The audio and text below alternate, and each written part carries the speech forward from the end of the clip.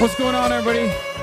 I hope everyone's having a fantastic evening, afternoon, pre-noon, no matter where you are in the world. I'm Hasan Piker, and this is the HasanAbi broadcast coming to you live from not so sunny, maybe a little sunny, California, Los Angeles. Folks, we're live at Alive, and I hope all the boys, girls, and MBs are having a fantastic one because today's a beautiful day.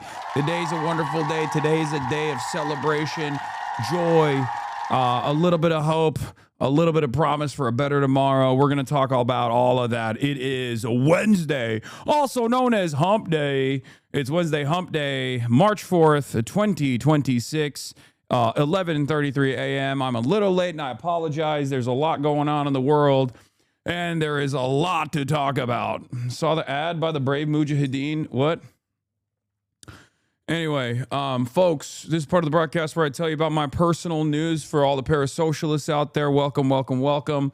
For all the parasocialists out there, we're live, we're alive, and it's think like a woke, act like a chud time. You know what I mean? Shouts out to Daniel Jedediah Crenshaw. Got absolutely cumstered and dumpstered. Didn't even know that was possible. Didn't even know that was in the fucking books, but I'll take it.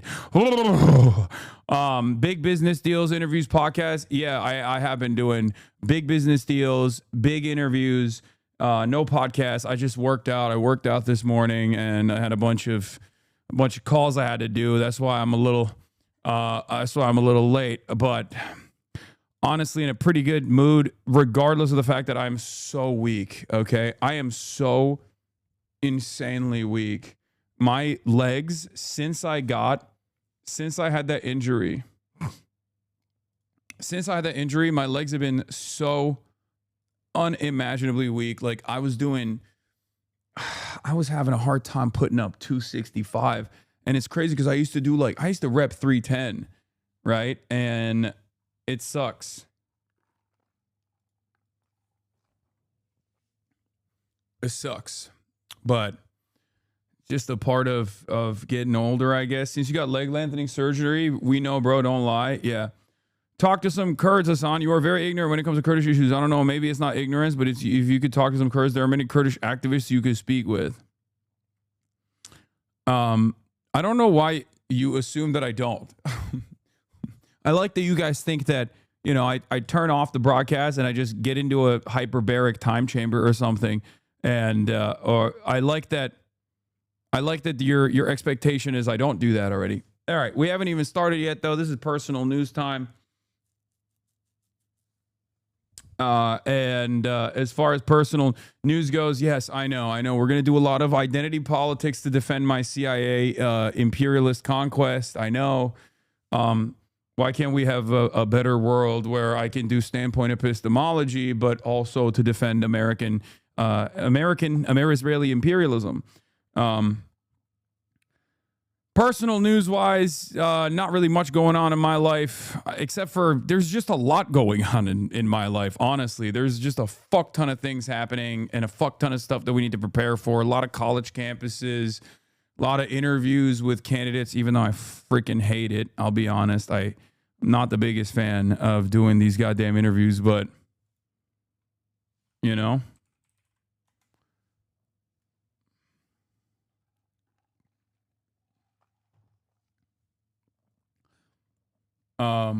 Yeah, there's a lot happening. GLAAD Awards? No. Careful at those college campuses, big dog. The fuck do you mean? Oh, you mean like Charlie Kirk? Why don't you like it? I don't want to get into it. Okay. It's just not my favorite. Okay. Let's just get started. Let's just blast off and let's go. There's a lot going on. We got a lot of news to cover, a lot of ground to cover. Amer-Israeli years of lead, baby. Iran/Amer-Israel, Epstein's fury continues. Iran Navy sunk in Sri Lanka, Talarico and Texas W. Saikat Chakrabarti on later. To talk about being a class traitor. Kasky on to talk West Bank. Get in now. You still have Talarico on, maybe more. Maybe you can radicalize him. Yeah, we're working on it. I mean, we're going to work with Talarico. Yes, it's going to happen. Of course. Anyway.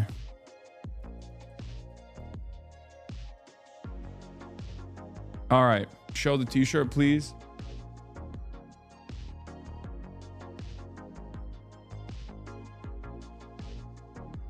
It's a blowback merch. It's blowback merch. Talarico took Adelson money via a pack. I know. That's why I like him. Okay. That's why I like him. That's why I like him. I do think that a lot of you guys in this community, when it comes to like elections, just hear something, like you hear something and you tune into it and you prime it up and that's it. You don't actually like move beyond it. You don't move beyond the talking point that you saw on the internet. It's pretty lame. I don't know. You just like, you behave like bots sometimes, and it's very, very frustrating. Like you want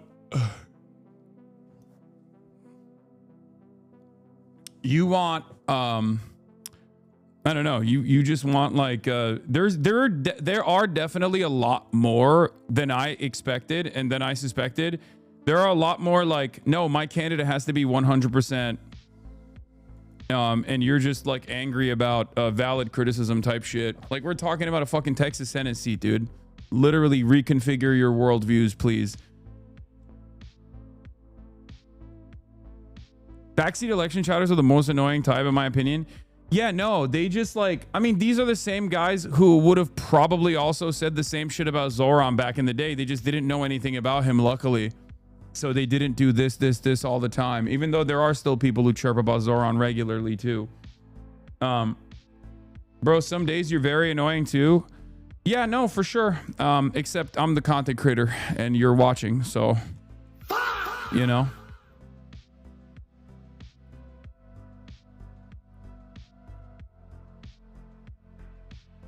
Also, the ones that bitch about the most about these candidates don't even vote.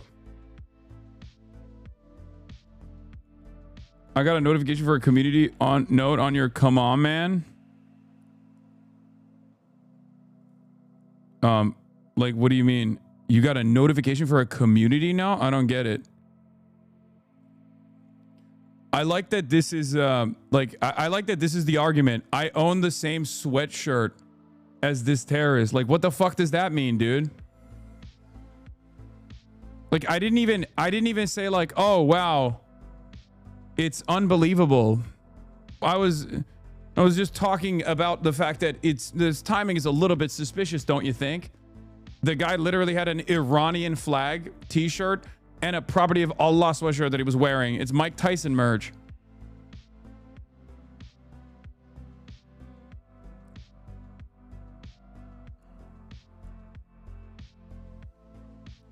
If we're going to claim this is an Israeli false flag because the shooter had the same shirt, then I guess Hasan is owned by Israel. Yeah. It's so funny that these like Tel Aviv posters like this, I'm glad that they're, you know, still working in the bomb shelters as the fucking Iranian cluster bombs, cluster munitions are peppering their fucking family homes. You know what I mean? I'm glad that they're still working extra hard in the shelter. They post like Nazi Jesus Christ. No, these are the most annoying type of like people who claim to be liberals, but they're not liberals at all. This is literally like, bro, even Reddit, NASDAQ, Omega Libs are saying this is a false flag. No, these are literally people from Israel, okay? This guy is spiritually Israeli. This guy is most likely physically Israeli. This is the most Israeli type of post. Many of them are out there, by the way. Many such cases of Israeli posting exist on the internet, and they like do this thing where they behave like liberals, and you think they're actually liberals, but then they're like always suspiciously Israel first across the board. These are the type of people that would literally kill themselves if they can't get $17 trillion from America every single fucking year for Israel. Like, these are the people who are like, if I don't If I don't get like the federal government to do my bidding for one day, I will kill myself. I have a gun in my mouth. I have a gun in my mouth right now. You need to arrest this tax-paying American citizen, CIA, FBI, someone. Tax dollars need to be spent in my direction right now, or I will fucking kill myself. You know? Same person, by the way. Hasan is such a genuine R-word. The war will be over within a week. Iran is powerless to stop the regime from being toppled, and the Persian people will be free once again. Brilliant. Spectacular. Keep tweeting, little buddy. That will bring your salary above the poverty line. This guy is followed by Harley Morenstein. Again, Israeli posters. They're all around, many of which are pedophiles, some of which present themselves as liberals and present themselves as you know, woke in some ways. Some of them post like groypers. And the point that they're making is that the point that they're making here is that, like, hey, don't look at this very obvious like false flag looking incident and question it at all, because if you do that, then I will call you anti-Semitic. Okay? Please let this false flag go through. Can we have one false flag in the most incompetent FBI CIA we've ever actually encountered? Can we let one false flag go through, please? What are you doing? Can we foment a little bit of hatred towards the Iranian population a little bit so we can justify our incredibly unpopular war that we're committed to because Israel really wanted us to do that? Hasan, you're being anti-Semitic. Yeah. No, it's exactly. If you look at a situation that just like smells exactly like a false flag and just say, "Come on, man," that's enough to like terror jacket you by being like, "Well, you also own the same shirt. I guess you're also a terrorist, or maybe you're also owned by Israel." It doesn't really matter.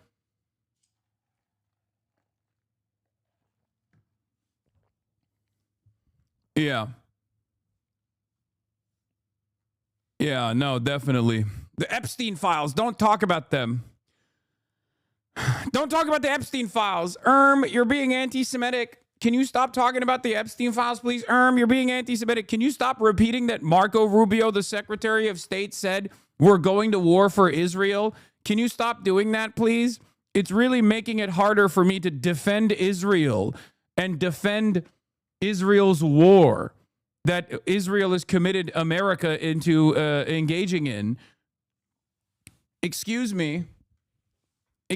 Can we just go back? Can we go back to like 2016 where I could just say anyone that even mentions the existence of Palestinian humans is anti-Semitic and the entire fucking media apparatus would come down on you? Can we go back to that, please?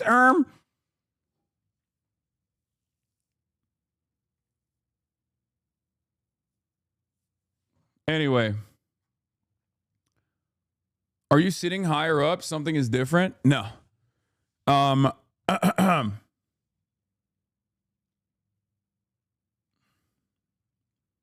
MAGA wants another 9/11 even? You youngsters, wait, what? You youngsters need a 9/11 to bring you back to reality. Iran has been a thorn in our side since the 70s.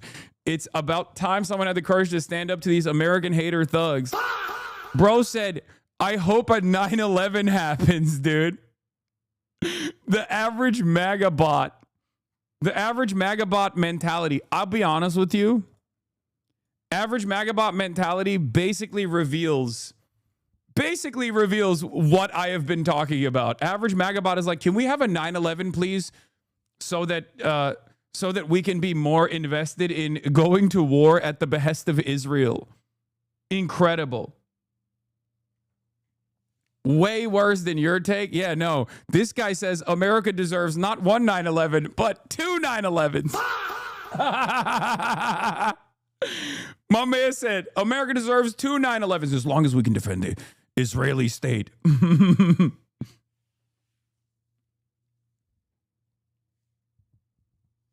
Yeah.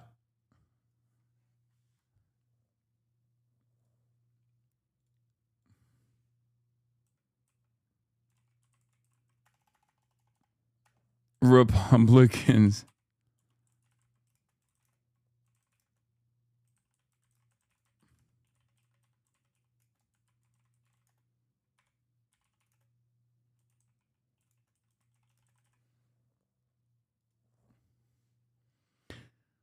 Anyway, no need for 9/11. Americans are killing each other more efficiently.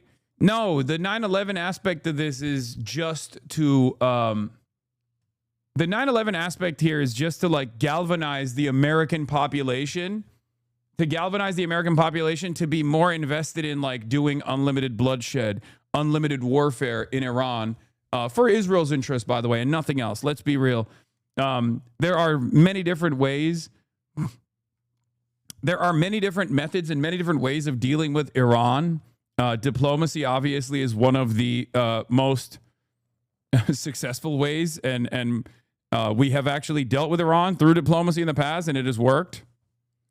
And yet, for some weird reason, we just ran out of diplomacy. We just ran out of diplomacy this time around, guys. Also, I-24 is reporting that the Iraqi Kurdish forces have invaded Iran, like I said. It's not necessarily just like an Iraqi Kurdish invasion. It's more so that they've already been arming some of the Kurdish militias inside of Iran, but not even like the entire Iranian Kurdish population is invested in this at all. They're not. But they're going to try to make it seem like there is like a ethnic war taking place, and America has no other option but to liberate the Kurds, because they're woke. They're doing imperialism woke style. But we'll get into that in a little bit, obviously. I talked about this for the past week or so, and a lot of people are finally getting their talking points from the State Department so they can come in here and talk to me about how this is actually... we can see more of the desk now, like the Kaya button. The Kaya button, this one. Yeah, you got to think about inflation, diplomacy, too expensive these days. Yeah. No, guys, you don't understand. It's time to hear standpoint theory twice in a row. They're going to say, why don't you listen to the Kurds, Hasan? Especially because I'm Turkish. This is like designed perfectly for me. A Rojava advocate, for the record, that was stripped away from the Kurds after all of their fucking loyalty in service of the American State Department, the role that they played combating ISIS, another fucking design of the American State Department. And what did they get for that? Nothing. They got nothing for that. They got Rojava stripped away. They could have had an autonomous Kurdish region in Syria. They literally took that away. And now there's another grouping here where they're like, nah, it'll be fine. This time it'll be different. Okay, dude.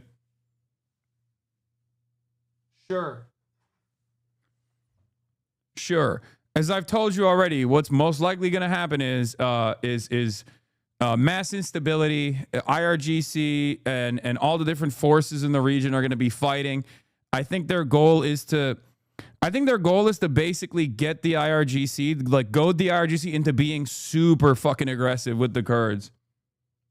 And then actually, I'm sorry, but the way you talk about the Kurds is racist, assuming they are dumb and incapable of making strategic decisions in critical times. No matter the ideology you are, the same it comes with the Kurds. Yes, I'm being an anti-Kurd racist. That's what it is. You're right. You got me. No, actually, I'm being an anti-Kurd racist if I don't let America and Israel deploy Kurds alongside special forces with air cover to a fucking sovereign country with the express purpose of destabilizing them and collapsing the fucking state to create a failed state. You're right. I don't give a fuck if you're Kurdish. Shut the fuck up. Every fucking day with these people. Holy shit. I talk about Cuba. Motherfuckers are like, well, I'm Cuban. Have you thought about communism? I'm Cuban. Bitch, shut the fuck up. Stop tuning in from Langley. I'm done. I'm speaking over diaspora voices, okay? I'm speaking over voices. There's no bodies in spaces happening. I'm speaking over your voice. Okay? If you came in here and you were like, actually, I'm Palestinian and I think, Hamas is the real problem, not Israel, I would go, shut the fuck up. And it's the same principle here. You said you're in a good mood. I am in a good mood, but I knew it was going to fucking turn into a bad mood, okay?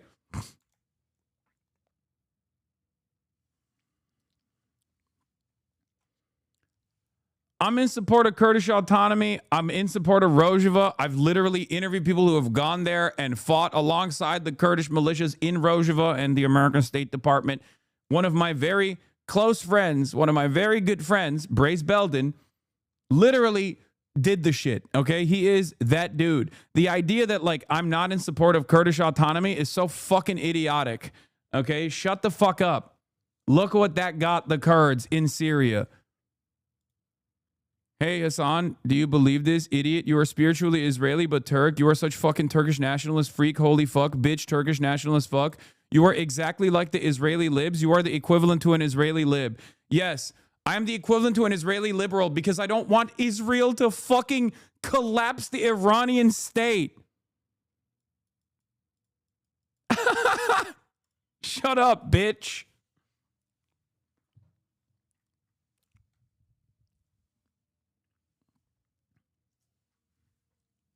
That's so crazy. You said, I'm like Israel. Bitch, the guys are literally being armed by Israel. The people you're defending are being armed by Israel and working at the behest of Israeli policy. What are you saying? You can't do that shit here.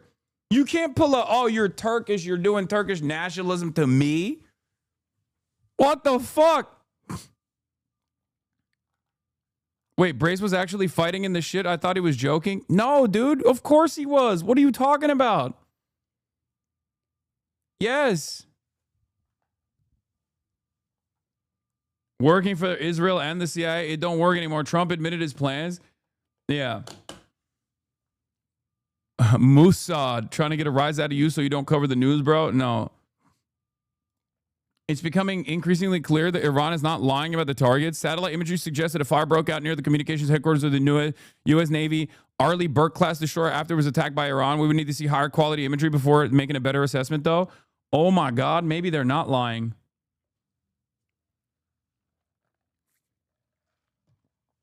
Yeah, by the way, once again, we got listen to Kurdish voices, except there's Kurdish voices that are saying, we're out of this one.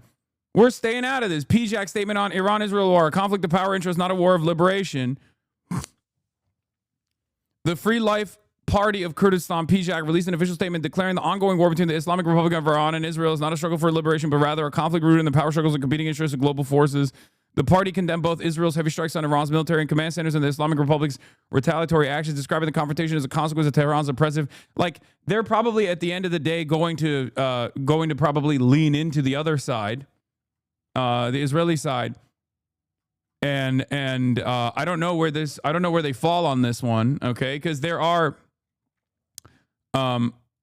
this was from last year's, I think it was like from 12-Day War, right? Or even before then. Slow the fuck down, speed reader, Jesus Christ. Anyway, I don't know why we're immediately going into the Kurdish conversation. The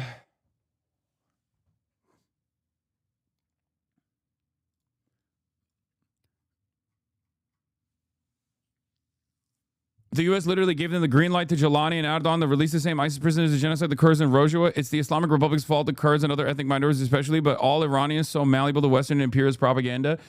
I mean, there are a lot of Iranians that are on that fucking timeline. There are a lot of Iranians who are even inside of Iran, still totally frustrated with the IRGC, frustrated with the Ayatollah, and think that like America is going to be their salvation. Okay. Having said that, if we're looking at a game of numbers, there's not a significant enough number of those Iranians to actually spark a real popular revolution. And the reason why, I mean, the proof is this.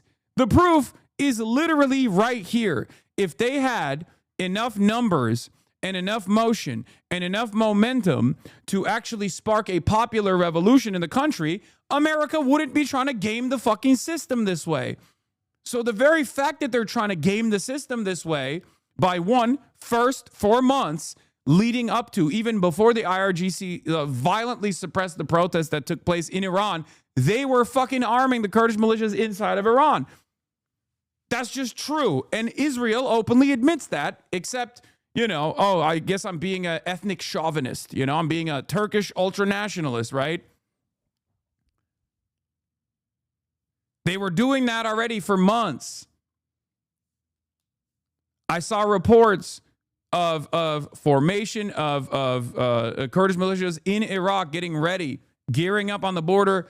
Even in the last 12-day war, Israel's been trying to do this since the last 12-day war. This has been their design. And the reason why they want to do it is because they don't have the real fucking popular base inside of the country. If they did, they wouldn't have to do this. They're going to bring in special forces alongside some, Kurdish brigades from Iraq, and they're going to try to fucking push your U.S. citizenship is at risk. Wait, why? What? No, it's not. I'm a American-born citizen, man. Shut the fuck up. Yeah, Kurdish language specialist with TSC, SCI clearance started going up last week across major defense contractors. I remember seeing reports of militias getting arms during the 12-day war as well. Then there was a drive-by assassination of the police chief by Kurdish militants during the mass uprisings that took place. Like, it's like, what more do you want to hear? Like, Israel is openly fucking saying it out loud, and you guys are still acting as though this is not the design here, you know? Kurdish forces in Iraq have launched a ground military offensive into Iran against the Islamic regime, an Iranian Kurdish official tells I-24 News. According to the official, thousands of Kurdish fighters began taking combat positions inside Iranian territory on Monday, March 2nd.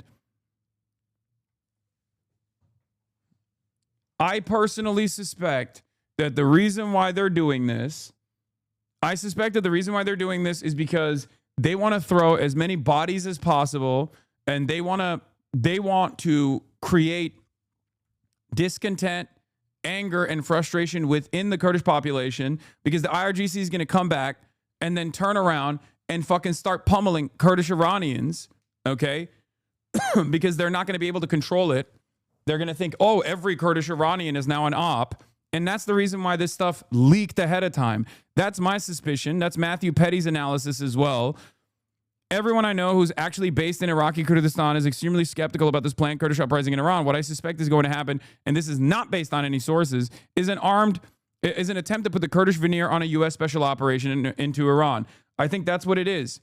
I think they're going to bring in special forces units quietly alongside the Iraqi Kurds, okay? While simultaneously, they're going to be like, see, the Kurds are rising up. The Kurds are rising up. The Kurds are rising up.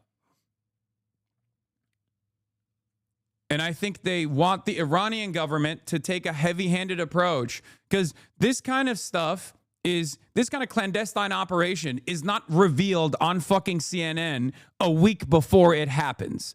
Okay? These guys don't do the Babe Ruth shit where they literally go, this is the way we're going to fuck up Iran, unless their goal is basically to frustrate and put the Iranian government and its military in a paranoid state where they take a heavy-handed approach to dealing with any sort of ethnic uprising amidst, like, ongoing bombing campaigns.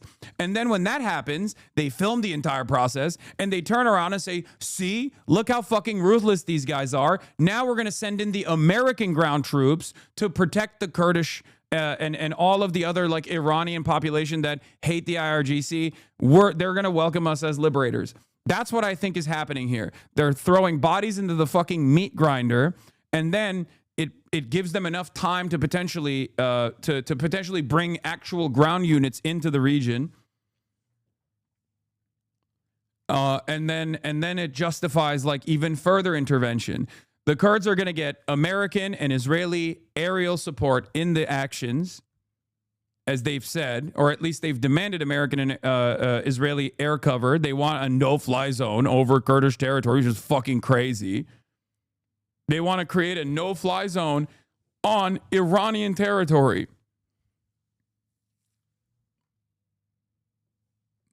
Sources now telling CNN the CIA is working to arm and assist Kurdish forces. The goal, we are told, is to fuel a popular uprising against the regime inside. Yeah, the Kurds will conquer Iran for America. We will have greater Kurdistan, and it will be a vibrant, pluralistic, cosmopolitan democracy, not a sectarian hellhole. Which, by the way, the closest achievement to that was Rojava. And look what happened to Rojava.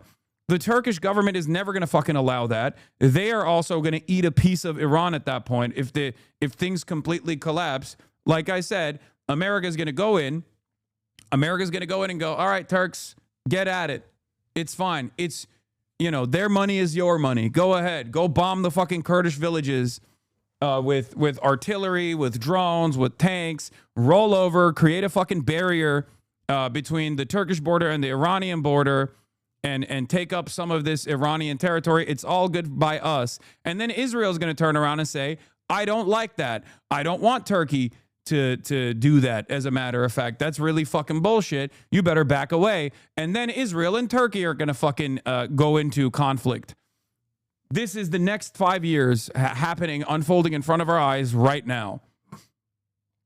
And then we'll see if you know, the Zog is a theory or actually a fundamental plank of American foreign policy making. Because at that point, you're, you know, going into direct battle. Israel's going into direct battle with a fucking active NATO country, the second largest standing military in NATO. They say America doesn't have 5-year plans. America does not have 5-year plans. You know who has 5-year plans? Israel. But all of those plans are just haphazardly put together, and it's all death and destruction and all destabilization all the time. Iran. CNN's chief international correspondent Clarissa Ward is joining us live from Erbil, Iraq right now. Clarissa, you've been in Iraq now for a few days. What can you tell us?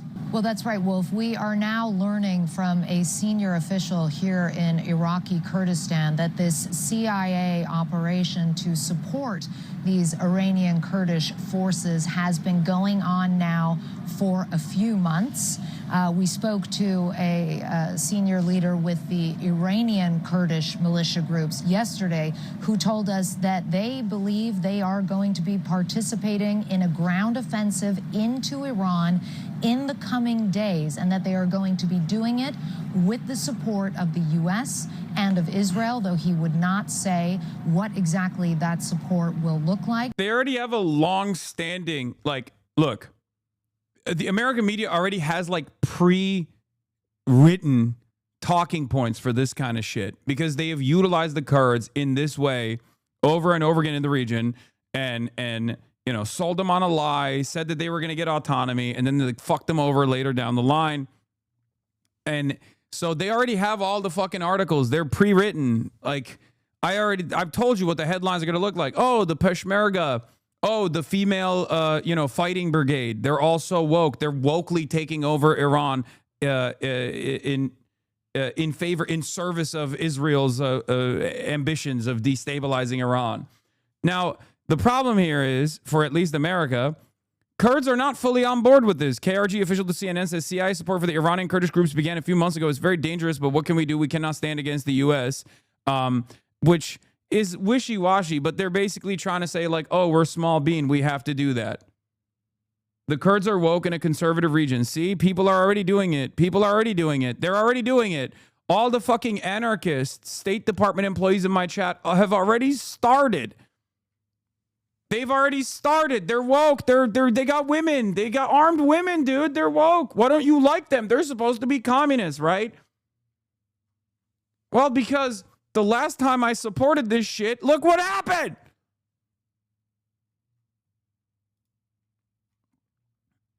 You're I'm giving you the pre-talking points ahead of time. Like, I'm pre-cogging the talking points ahead of time, and people are already falling for it ahead of time before the American government does the propaganda. It's awesome. I like that. We're in a fucking time chamber where we just like are forced to repeat the same shit over and over again until basically the entire fucking region is nuked by Israel. You know, that's it. That's just, only after that can we all be comfortable and never have to think about this ever again. Never have to talk about the same shit ever again. Yeah, are they gonna help Israel make the genocide woke? Yes.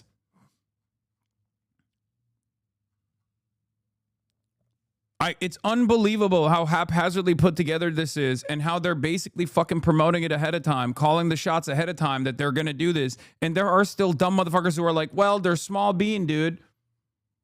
They're small bean. They have to get funded by Israel and America. Because they're small bean. He said that President Trump himself had actually called the leader of one of these Iranian Kurdish opposition groups.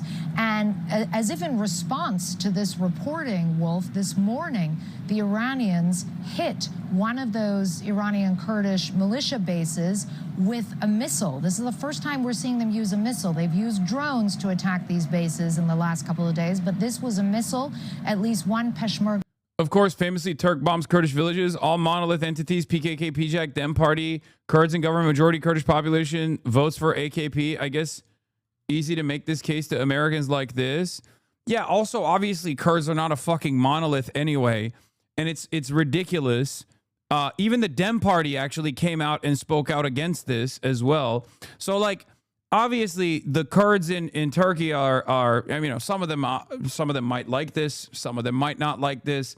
I think Erdogan even like got Abdullah Öcalan to Apo to release a fucking statement being like, don't do this shit, don't do this shit. But I don't think Kurds are all of the same mindset here.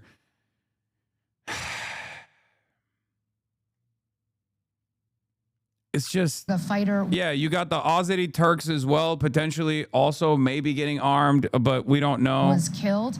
And there is now very real fear here in Iraqi Kurdistan with the leadership that Iran could launch massive retaliatory strikes if this ground offensive goes ahead. The leader here who I spoke to said that the Iranians had warned Iraqi Kurdistan just a few days ago that if a single Iranian Kurdish fighter crosses that border, there will be hell to pay. He also said that one of the issues they have here in Iraqi Kurdistan, even though they have a very good relationship with the U.S., even though they have very little love for their neighbors in Iran, is that they feel the U.S. policy or the strategic objective. I thought the Azeris are pretty thoroughly integrated into Iranian society. Well, Ali Khamenei is Azeri, is of Azeri descent. So yes, of course they're fucking pretty well integrated into Iranian society. Iranian Jews are pretty well integrated into Iranian society. Iranian Kurds are pretty well integrated into Iranian society by and large. The difference here, of course, is that you can still find elements within Iranian society that are invested in, you know, building an autonomous region or invested in fucking shit up. Pissed off at the IRGC because the IRGC maybe arrested one of their friends. You know what I mean? Khamenei Meşte dili değil mi ya? Ben Azeri zannediyordum ama belki de değildir. Azeri Türk olması lazım değil mi? Yoksa herkes Türk diyorum amına koyayım. Vallahi adamlar doğru. Panturanist olduk vallahi. Khamenei yarı Türk. Evet. Tamam işte. Türk'ü çığırırız. Yeah, there's a massive Azeri population. There's a big Azeri population, Turkish population in Iran as well.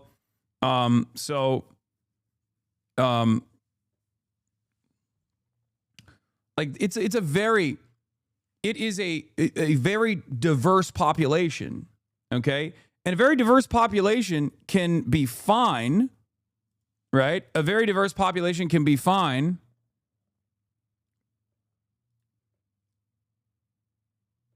This is a joke, chatters. Are you kidding me? I texted this to Ryan and Jeremy. Don't use this on. He said the USA would have just as bad as under Harris. Please be better. He also supports terrorists. Brother, you're talking to Drop Site News.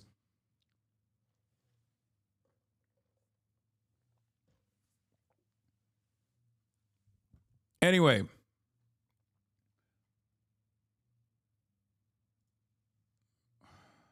Where the fuck were we? Let's continue. This war keeps changing. This source told me one day President Trump says it's regime change. One day he says something completely different.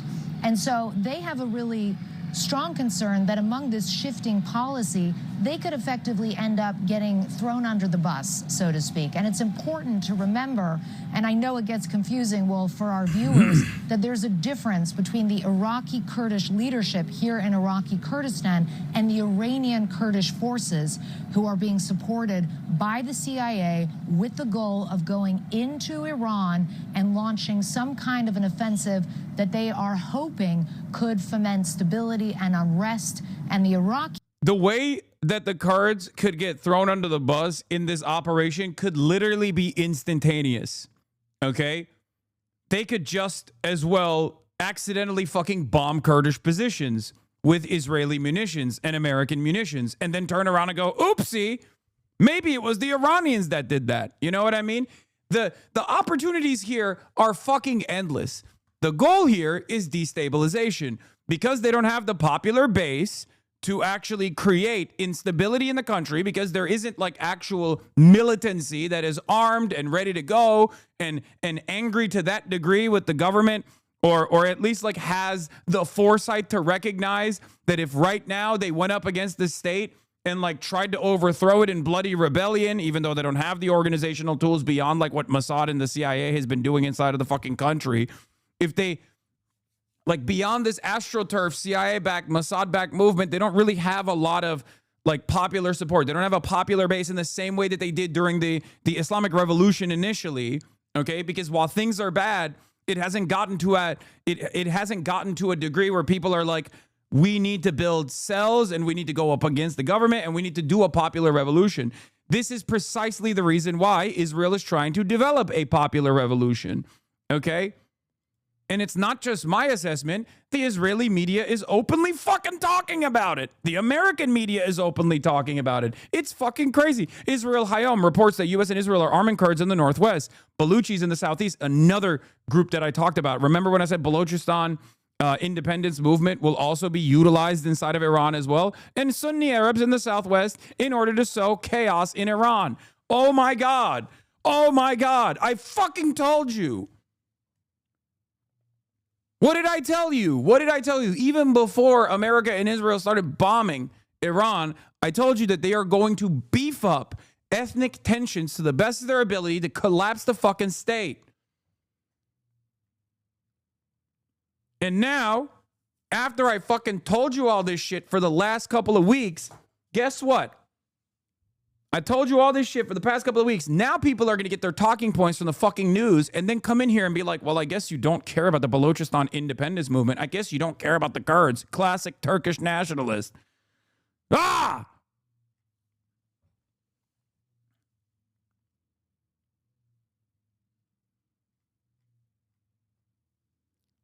As a part of these contacts, American officials have been holding talks with Kurdish leaders in northern Iran and Iraq, with Baluchi militia leaders in southeastern Iran, and with additional opposition groups. According to reports, the goal is to prepare all these factions for the decisive day when, following the degradation of regime forces, chiefly the IRGC, the desired change will take place. The U.S. and Israel are seeking a full replacement of the regime, with the various groups expected to join what is anticipated to be an internal armed confrontation. I'm telling you right now, this plan is going to fuck up the entire world, okay? It's going to fuck up the entire region, and it's going to fuck up the entire world. I am offering my full and unconditional support to the Iranian government, at least in the fucking interim, to make sure that they keep the country intact. Because if this Israeli plan actually is followed through on, if this Israeli plan it comes to fruition, which it clearly is going to, because America is not going to stop Israel at all, okay, it is going to create a refugee crisis that you have not even comprehended, okay? This is an unforeseeable destabilization initiative for a country with 93 million fucking people in it. What the fuck? You are going to see tens of millions of people try to escape Iran in the conflict, in the fucking war that takes place. They're going to present it as a civil war, real popular uprisings happening all over the place simultaneously.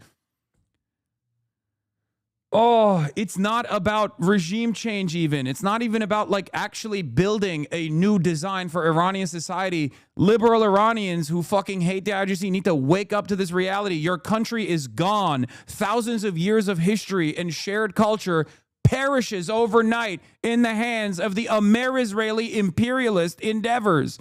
How do you not see it? I can't believe that this has happened so many fucking times and people still go, oh, it'll be better. This time it'll be different.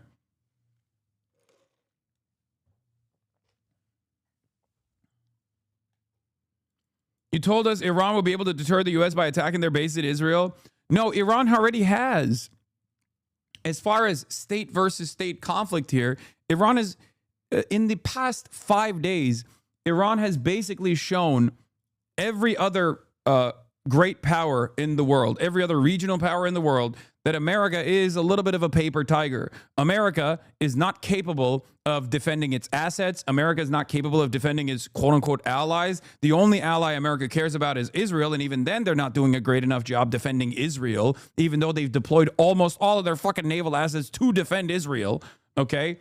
And all they can show for it is, oh, we struck down a couple fucking, a couple autonomous launchers, a couple drone strikes on fucking targets that were painted onto the goddamn ground, like helicopters painted onto the ground that the drones think are actual real helicopters. And they sunk like 3 naval assets of the Iranian Navy on the coastline of Sri Lanka, as though that's somehow accomplishing the fucking goals. What they want to do is stop the missiles from pummeling the Gulf region and pummeling Israel.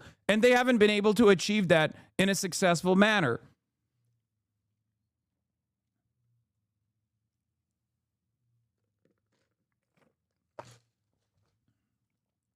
From conversations with people in Tehran, I sense that the patience with the strikes is wearing thin. There was initial excitement after Khamenei was killed and hope that the regime will fall quickly. Now people have not been able to sleep for several nights, and the fatigue of war is setting in. They're also shocked by the scale of the destruction. Most government buildings are in ruin. They also fear about the unknown future. One person told me that the courthouse where they had filed a personal lawsuit had been blown. Several people who had planned to stay are now considering leaving the city. Iran is such a fucking beautiful country, dude. It is unbearable to watch this much culture, this much history get fucking destroyed with vulgar American and Israeli weapons. We have no care or consideration for the world. We are such a malign, malignant, cancerous force on this fucking planet. God damn it, dude. It is disgusting. These are real human beings whose lives we're fucking destroying, so that Israel can feel safe doing the greater Israeli project without any sort of regional pushback whatsoever. It blows my fucking mind.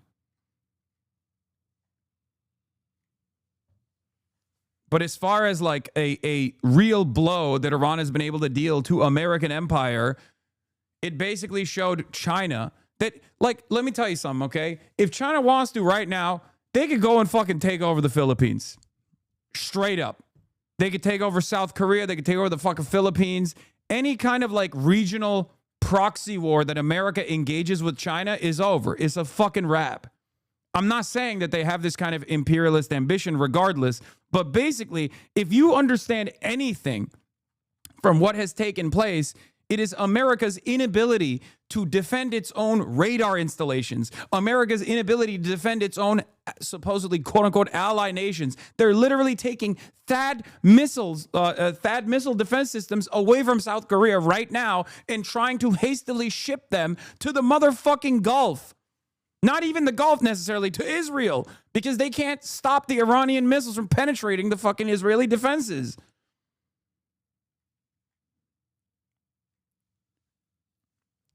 There's obviously an escalation ladder here where the last step of the equation is nukes. Either we de-escalate or they escalate it to the maximum degree. It's unbearable. All right, give me a fucking link for Trump Live. I'll tune into the disgusting pedophile president gleefully talking about destroying an entire fucking country. Get a big piece of that, and will also make life wonderful for the people of Venezuela who have been very, very badly hit. So that's a lot said in a short period of time, but you can witness it for yourself. And now we'll get on to something that I'm very proud of, because it was sort of my idea, like very much so. Build your own power plant. And everybody thought I was kidding. They said, really, you can do that? How would you do that? I said, we'll get you fast permits, and you'll build your own plants, but we're going to discuss it in great detail with the biggest people in the industry and some of our great leaders and senators. And congratulations on the Medal of Honor for your 100-year soldier. 100 years old, 101 to be exact. And Daryl's been fighting that he get the Congressional Medal of Honor for many years, Daryl, right? Mr. President, I give you all the credit for overcoming We're ruled by pedophilic the monsters. lawyers in the Department of the Navy in a way that I thought was amazing. Yeah. And Well, we nobody didn't could have done too it but long to you. go. Maybe it'll be a long. We had to get it to him a little bit quickly, but he looks like he's in good shape. He's got some years left, right? He's planning to come back here for your next Medal of Honor ceremony. And, He'll be he's also going to be the star at Tailhook this Right. summer if you want to come to Reno. Well, I congratulate you for that success. That was amazing. He didn't stop. I've known him a long time. He never stops. So congratulations. It's very nice. We're here this afternoon for a historic signing that will help keep down utility bills very, very substantially, and electricity prices for millions of Americans, and in many cases for a lot of people that don't really understand why they're going up, but they're not going to be going up. They're going to be actually going down. Today, we follow through on an announcement I made in my State of the Union address last week as America's largest tech companies officially signed the Ratepayer Protection Pledge. It's a big deal. It's going to have a tremendous impact on electricity costs. We're bringing down all of the costs. We have this little interlude to do what we have to do because we had it going, but these interludes are very important, especially this one. But the economy has never been like this. We broke 50,000 on the Dow. People thought we wouldn't do that within the first 4 years. We did it in the first year. And we brought 7 on the S&P, 7,000 on the S&P. They said that's even less likely to happen.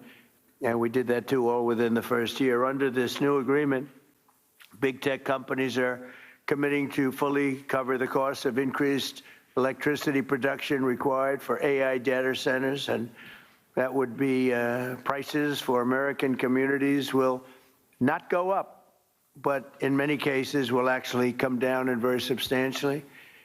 Because, you know, the data centers, and you people are so big, you're the biggest in the world, but they've developed a little bit of a bad public, they need some PR help, because people think that if a data center goes in, their electricity prices are going to go up, and that's not happening. The it's data not going to happen. centers, And people don't like for the them. areas where it did happen, it won't happen anymore because they never had this alternative.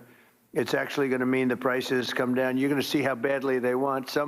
Some centers were rejected by communities for that, and now I think it's going to be just the opposite. This means that the tech companies and the data centers will be able to get the electricity they need, all without driving up electricity costs for consumers. This is a historic win for countless American families, and will also make our electricity grid stronger and more resilient than ever before. So that's part of it. It's going to be strengthened up, and they're going to be getting a lot of excess electricity from the data centers where they build their own plants. They're going to be creating their own electricity. We're pleased to be joined today by Speaker Mike Johnson, who's got a difficult job, but he does it as easy as anybody I've ever seen do that job. It's never easy when you have a majority of 2, or sometimes less. Yeah, I was going to say, sometimes less, but he's amazing. And Energy Secretary Chris Wright, who's worked so hard, and Senators Katie Britt, Bernie Moreno. Do you think Peter John Thiel's behind this to Husted. create his country everybody. practices? Because he's Really behind a lot great. of terrible Thanks, Katie. things. Hella connection to Trump. Representative No, this Darrell is Ison, Israel's design, Derek dude. There is Van no. Orden. Thank you both, and Derek, thank you. Nice to see you. This is what the fuck is this? OSTP Director Michael Kratzios. Why are you sending this to me? AI and crypto czar This is what he David said in the Sachs. beginning. Here, let's see what he fucking said in the beginning. President Trump just now on Iran. If we didn't hit it within 2 weeks, they would have had a nuclear weapon. Oh my God. No one even believes it. Not only does no one believe it, but also their heart's not even in it. Their heart's not even fucking in it. They just don't care. They don't care.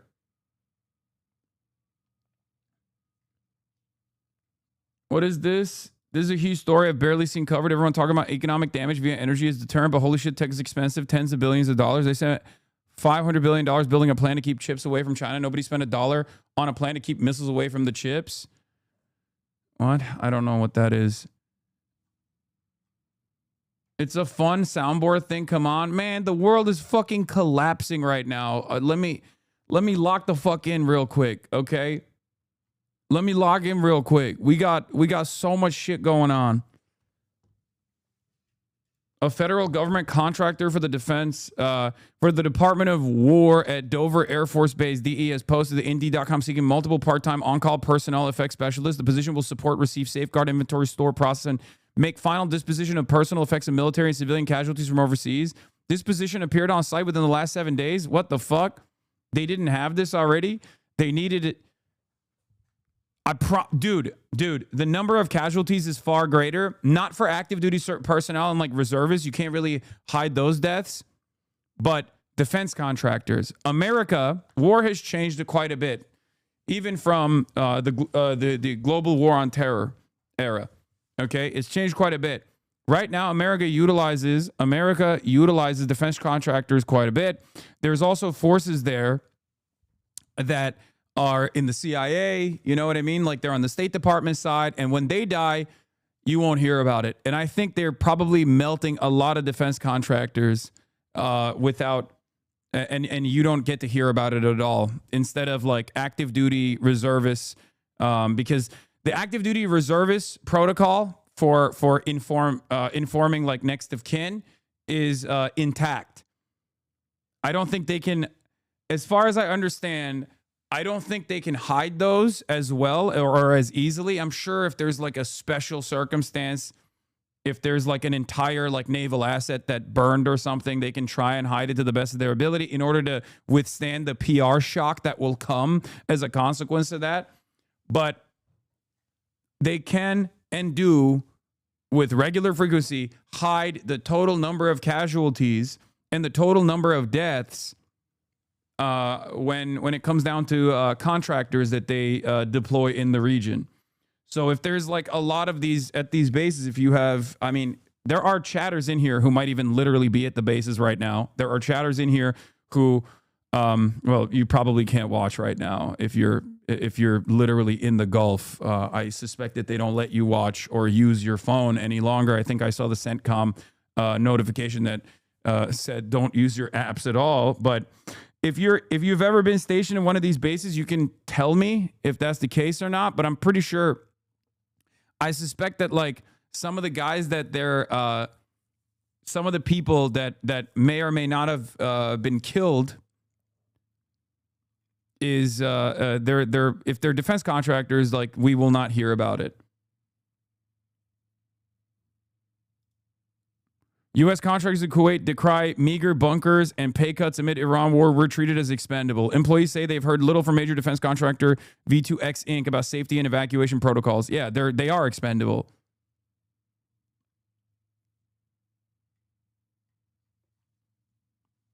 Why doesn't China use this to crack down on Taiwan out of American influence? I don't want to get into China right now. All humanity.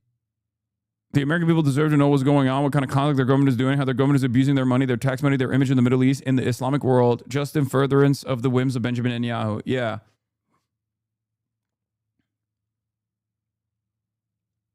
I don't think these guys understand. I can watch it from Saudi Arabia, but I live and work here, not military.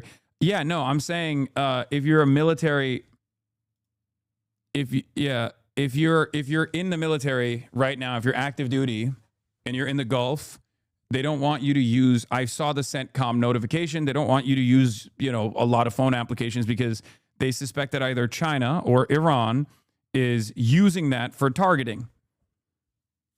And that's the reason why they have these drone strikes that take place on civilian properties like hotels and apartment complexes where like, why the fuck are they hitting these hotels? Why the fuck are they hitting these apartment complexes?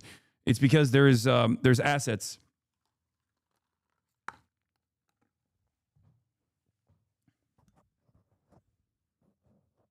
And CENTCOM thinks that the way that they're finding the strike targets is the phone applications that people are using. Yeah, it's the same as don't smoke at night back in the day. Yeah, pretty much.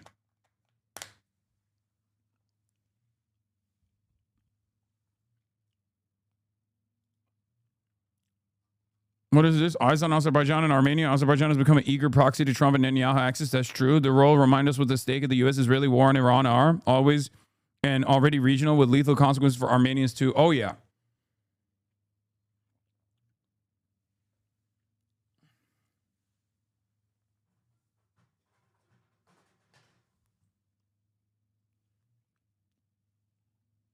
I got a buddy who works as a defense contractor who was offered $170K to go to Cyprus by the end of the month, not including per diem.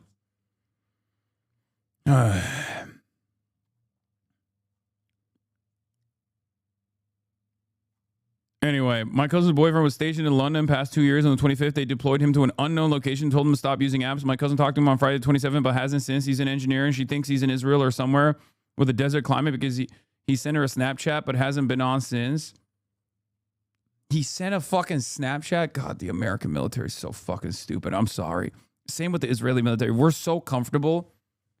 We, here in the Western world, in the heart of empire, are so used to our fucking treats. We have no OPSEC. We have no OPSEC whatsoever. That's why all the fucking Israeli occupational forces, the neo-Nazis, were like filming themselves doing war crimes over and over again because they were like, oh, this is great. This will look so good on my social media. Yes, I love Israel. I love doing war crimes against Hamas. No fucking OPSEC whatsoever. Anyway, I'm all over the place right now. I talked about my suspicions of like defense contractors possibly getting smoked with some of these drone strikes. I assume that is like a real point of concern. But yeah, I think the numbers are probably a lot higher when you calculate the total number of casualties. When you look at the actual defense contractors have probably also been killed. It's not. And here's the other thing. You'll have your approvals within 2, 3, or 4. Yeah, this motherfucker's still talking about all this other shit like energy deals and whatnot. But we are going to get back to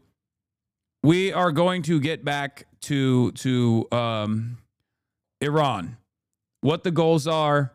What the ambition is, who we're doing this for, and what the clandestine operations are on the ground.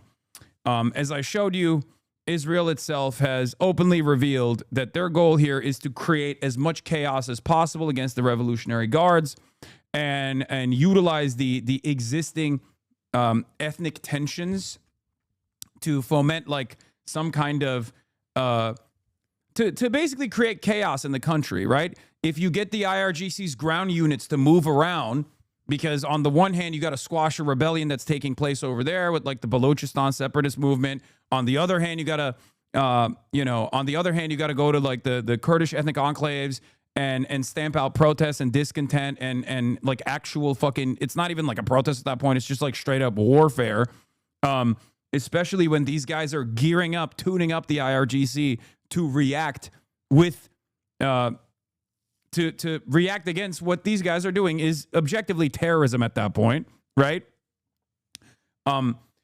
In that predicament, you have the military's existing units spread out to the best of your ability, and it makes it, I guess, easier for American troops to eventually come in if they were to do like a landing operation, which again, very limited options as far as where they could invade Iran from, with where they can create like a supply line, because Iran, as I've shown you before, if you look at a fucking topographical map, is surrounded basically 3 parts by mountains.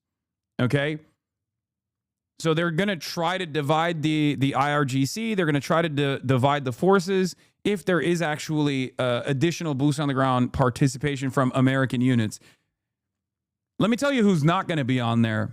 Let me tell you what boots are not going to touch Iranian soil. Israeli boots. Just so we're clear. It will be American boots. It'll be your neighbors that go and fight and die in the Iranian mountainside for Israel. It will not be Israeli boots that touch the soil. Make no fucking mistake. Okay, Israel, small country. Israel, too small. Israel, tiny nation, size of New Jersey. No politic here. No politic, I say. You know, a coalition of the willing.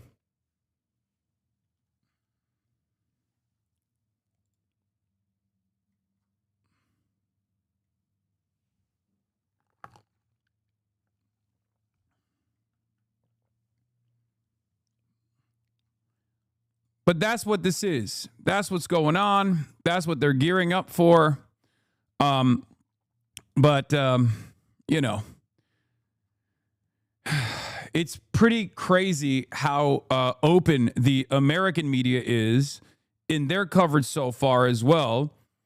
Like, hey, Kurds, sorry, we just handed you over to the Syrian government after years of successful cooperation. Would you like to repeat the same thing in Iran, but faster? One person familiar with the discussion, this is on CNN. One person familiar with the discussion said that the idea would be for Kurdish armed forces to take on Iranian security forces and pin them down to make it easier for unarmed Iranians in major cities to turn out without getting massacred again as they were during the unrest in January. Another U.S. official said the Kurds could help sow chaos in the region and stretch the Iranian regime's military resources thin. When I say it, people go, Hasan, you're an ethnic supremacist. You're a Turk. Of course you hate the Kurds. But CNN is literally writing verbatim what the design is here. Okay? It's very clear. And to the Iranians that are, you know, to the Iranians in the diaspora who want to make sense of this, or maybe they want to hear from an opposing perspective, and they're getting really mad at me, and they think, Hasan, you don't understand. Like, we love Israeli bombs or whatever. I want my grandparents to die because as long as, like, we can have a free and liberal Iran. I need you to understand, you are not going to have a free and liberal Iran. You are just not going to have an Iran at all, okay? You are not different, okay? You are not different than the Iraqis. You are not different than the Libyans. You are not different than the Afghan population. I know you think you are. It's a very well-educated populace, okay? I know you think that you can overcome this. You can't. Because at the end of the day, when a fucking American bomb is flying overhead, it's going to destroy your home. It's going to kill you. It's going to kill your children. It's going to kill your neighbors. Okay? It doesn't matter how big-brained you are. It doesn't matter how invested in liberalism you are. America and Israel's designs for your country is not that. Okay? So if you have any suspicion in your heart that America and Israel actually want to liberalize Iran and create a liberal secular democracy in Iran, drop it now, okay? They are not invested in this at all. And I know it feels crazy for a guy living in the imperial core, living in the United States of America. Oh, classic commie. He just loves the IRGC. I don't give a fuck about the IRGC, okay? I don't give a fuck about the Ayatollah. I don't give a fuck about the IRGC. I mean, I think that they have put on a strong opposition against Israel in the region, and that's great, but that's totally separate from their domestic repression, okay? But I need you to understand, this is not about that. Your last opportunity to maintain a sovereign Iranian state is now in the hands of people that you have opposed, people that have jailed your family members, people that have tortured your family members. Your last shot at maintaining a sovereign state is now in the hands of the very same people that you fucking despise. Okay? That's it. I know it sounds insane. I know it sounds crazy, and you might think, oh, you're saying all of this because like you're fucking, pro-Ayatollah or whatever. This is your best worst case scenario, okay? There are only bad options here, bad ranging from catastrophic, like thermonuclear warfare options, which would be the maximum worst option, okay? We go up the escalation ladder to the nuclear, like a tactical nuke being deployed. You know, that's obviously the worst option because it will destroy the entire planet. But the least bad out of all the catastrophic options you have out of all the realistic ones at least, is that the Iranian government maintains its integrity, stays intact for a long enough time that the attrition kicks in. It becomes too costly for America, and Donald Trump cuts out the Israelis from the negotiation, and he tries to do like a Maduro thing with whoever the fuck is in charge still, okay? He tries to do a Delcy Rodriguez with like Ali Larjani or someone like that, and they're like, okay, we're pulling out.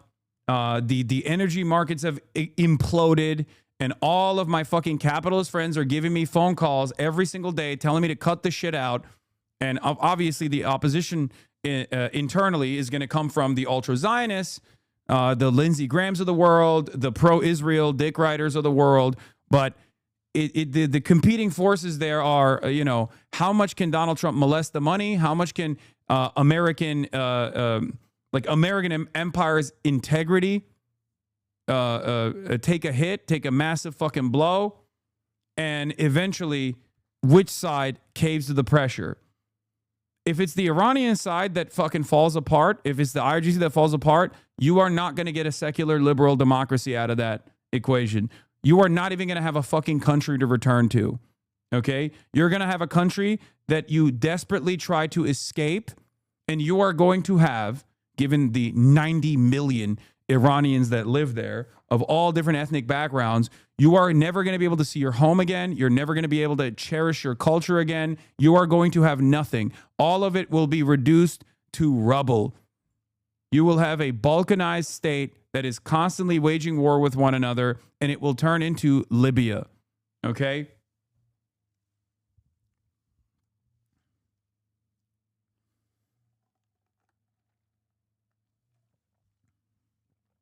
It's so crazy because we have seen it happen over and over again. And yet people still think this time it'll be fucking different. Technically not true of Mossad's boots. No, Mossad is not going to have boots on the ground. They'll have people that are Iranian that they work with. They'll have their assets, but they're not going to fucking send. They're not going to send Israeli sons and daughters into Iran, okay? Get the fuck out of here. They never have. Why the fuck would they do it this time?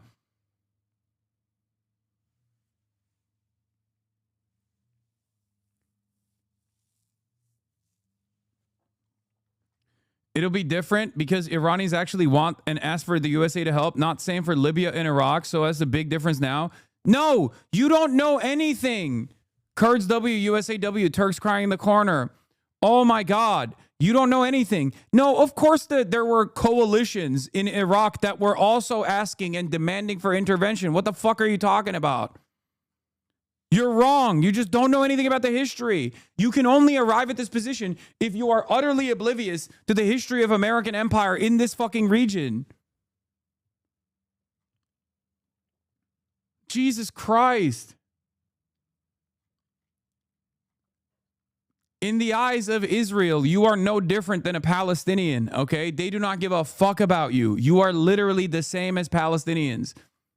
The same as the Lebanese population living in southern Lebanon that has to fucking now move again because, Israel has decided we're going to go in and we're going to take more Lebanese territory. I don't know why you can't understand this.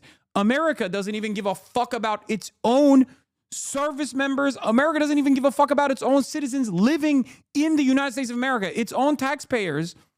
And you're over here thinking, oh, but they give a fuck about me. You're stupid.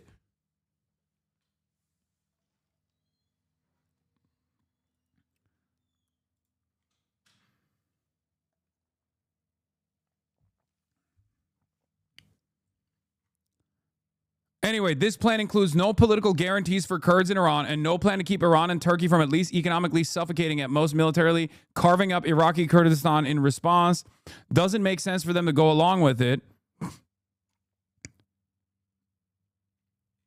But seemingly there's enough movement that they can claim that the Kurds are totally on board with this to once again make it seem like there is enough movement here.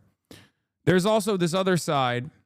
Israel Hayom, another ethnic group waging sustained insurgencies, the Baluchis, a Sunni minority straddling the territories of Iran, Pakistan, and Afghanistan, who seek self-determination and autonomy. The IRGC has in recent years conducted an unprecedented crackdown on the Baluchi minority. The central active organization on the Iranian side is Jaish al-Adl, which in December 2025 merged with the additional groups into the Popular Fighters Front and declared a broad struggle against the regime. The third ethnic minority in Iran with a history of armed resistance to the government is Arabs of the southern Khuzestan province, predominantly Shia Arabs whose population numbers more than 1.5 million. In 2022, large protests against Tehran's rule took place in the province, and clashes between Arab separatists and regime forces resulted in several deaths. Dilawar Karwan says U.S. ground strategy is to foment Kurdish rebellion fielded by SDF veterans displaced from Syria and likely led by American commandos, all covered by U.S.-Israeli air power. Very worrying. IRGC would have to respond very hard to totally crush the rebellion. Straight out of the Iraq playbook, the formation of a no-fly zone over Kurdistan and Iraq was a key piece in the overthrow of the Ba'athist government. The Iranian Kurdish coalition, this is Ambed Zaman, who writes for Al Monitor and The Economist. The Iranian Kurdish coalition is asking the United States to establish a no-fly zone over the Kurdish areas to provide air cover for potential future operations and, above all, to prove its commitment. And America will gladly offer that, by the way. Okay, Hasan, you absolutely have to stop ignoring the populations that speak from their perspectives. You have to listen. Yeah, you have to listen to idiot voices in idiot spaces. We have to give them space to spew bullshit. That's what equality is all about. Yeah, you have to listen to MAGA voices. Excuse me, why are you not centering MAGA voices in this conversation? Excuse me, why are you not centering Israeli voices in this conversation? I don't know, because I don't give a shit. Because I'm looking at action and reaction. I'm looking at the results. I'm looking at what the intention is. And I know what the intention is. It's complete death and destruction for possibly hundreds of thousands of Iranians and tens of millions of Iranians displaced, never to be able to return to a place that they call home. That's what has happened over and over again, and that's what will inevitably happen here. How the fuck do we not see the same exact story, the same exact song and dance, sometimes the same exact fucking actors, and there are still people going, I don't know, maybe this time it's different. No, the fuck it's not.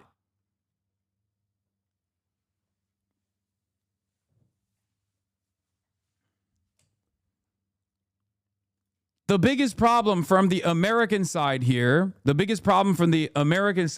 is straight up the fact that they just don't have an ISIS equivalent inside of Iran, because Iran has been very successful in eviscerating ISIS. Okay? If they had an ISIS equivalent inside of Iran, it would be over. It'd be over in a fucking heartbeat. But they will. There will be an ISIS equivalent inside of Iran eventually. Sometime, maybe literally ISIS. You never know. ISIS-I, they might call it.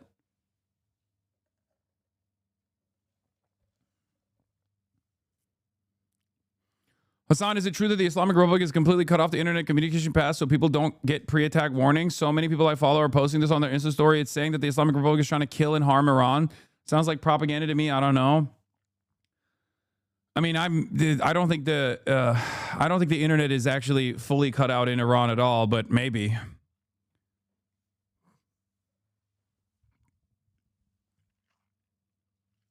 Yeah, the I in ISIS actually doesn't stand for Islamic State, Israeli State.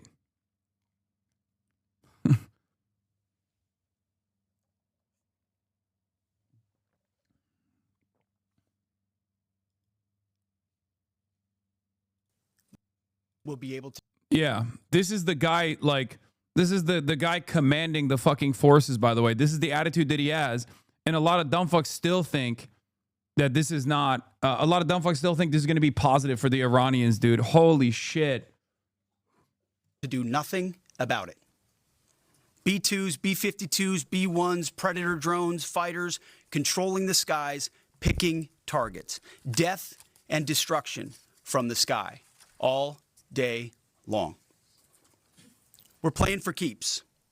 Our warfighters. It's like epic Fortnite Chungus is what they're doing, while simultaneously they're like, it's anti-woke. We're actually invading Iran anti-woke style. It turns out the Ayatollah was woke and we're destroying it. We're doing war, but this time we're war fighting in an anti-woke manner. All the previous reasons why we failed, quote unquote failed, obviously it was for, our capitalists didn't fail. It was fantastic for them, but we technically failed our objectives of like regime change or creating a stable, liberalized region, a secular republic or whatever the fuck. They've always failed over and over again because that wasn't the real ambition at all. But this time it's different. This time we're casting aside all of the woke neocon liberalization attitudes. We're playing for keeps. We're going to fucking destroy the country. Heck yeah. Have maximum authorities granted personally by the president and yours. I'm going to give you. The fuck is this? Hegze's presser makes clear he thinks Trump will win this simply by being anti-woke and prosecuting the war. They really believe in the magical power of anti-woke. Yeah. Yeah, our real war fighters, their dicks are hard. Our war fighters with their hard dicks are going to come in with their cocks locked and loaded, and they're going to fuck the ground. They're going to do it. Hell yeah. We're going to rape and pillage. Hoorah. Real war fighters are in charge, everybody. Let's fucking go. Anti-woke style. Anyway, as far as the talks or what's going on, there's also some suspicion that Trump might not be listening to Daddy all too much because he's obviously looking for a fucking exit ramp. CNN openly abides by Israeli military censorship. Oh my God, CNN accidentally confessed live on TV that a massive censorship Israel's doing damage in optics control. We're not showing you that because the Israeli government doesn't allow us to show where that may have come from. We're not showing you that because we're not going to show, the Israeli government does not allow us or want us to show where that may have come up, that interceptor. But I'm not going to go up there. Yeah. It's because their interceptors are fucking in civilian areas, obviously. That's the reason. But yeah, of course CNN abides by Israeli censors. What are you talking about? Anyone that covers news inside of Israel literally is telling you what the Israeli government is allowing you to see. I hope you understand that. These countries have complete these countries try to have complete narrative control in a heavily populated and densely populated area to the best of their fucking ability. And they do this all the time. In the first couple of days, if you recall, I showed you some of the impact sites. They had Israeli reporters on the ground doing English coverage because in the first couple of days, they wanted to garner sympathy. When they realized that they couldn't garner any sympathy whatsoever because everyone was like, we know you're a genocidal nation that's bloodthirsty and is trying to do the same thing you did to Gaza, to Iran this time, says you. They went, okay, we shouldn't be showing the impact sites at all. We should actually hide it because it only makes it seem like Iran is actually reaching its targets, and it only shows the Iranian side that they're actually successfully striking the heart of fucking Tel Aviv or the heart of Jerusalem.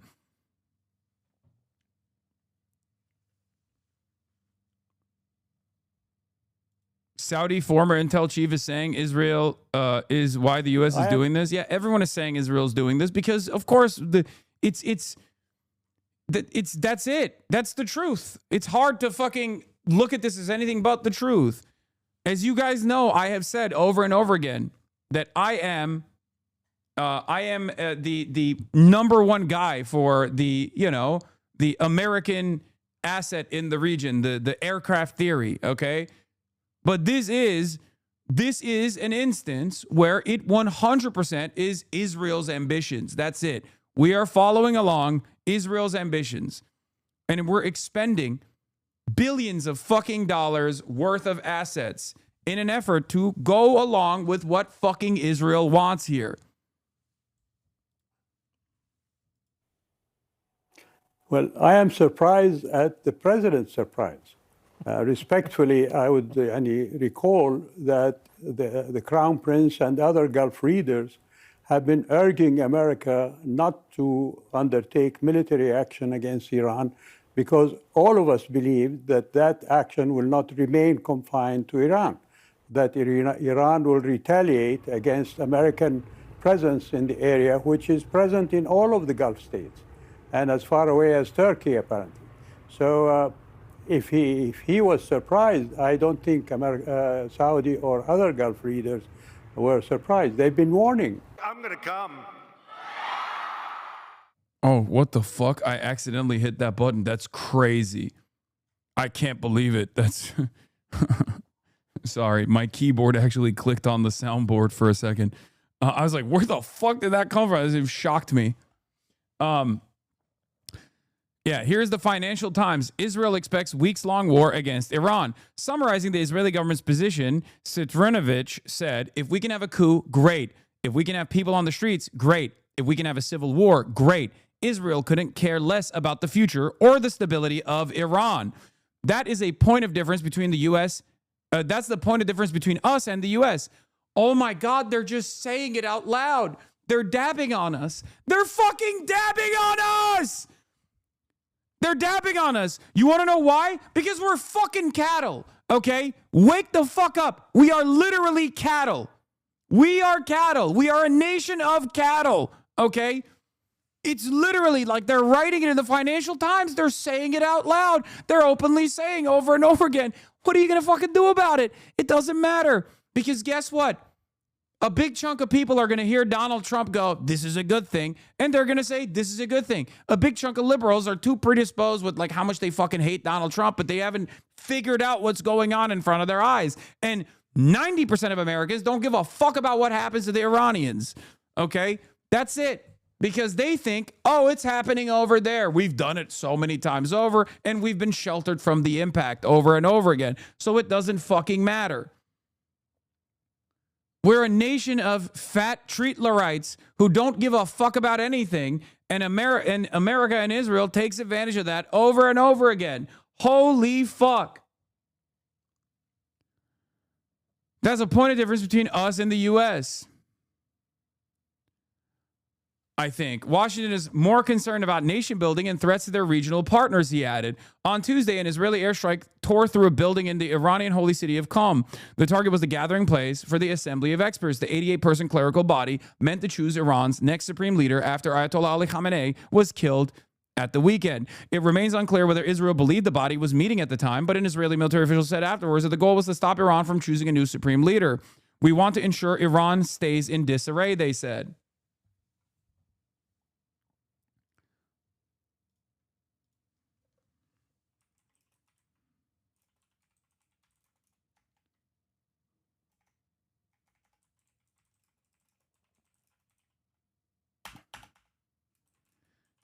It's mind-melting how clear the divergence of Israeli interests and everyone else's interests are here. And they have no reason to hide.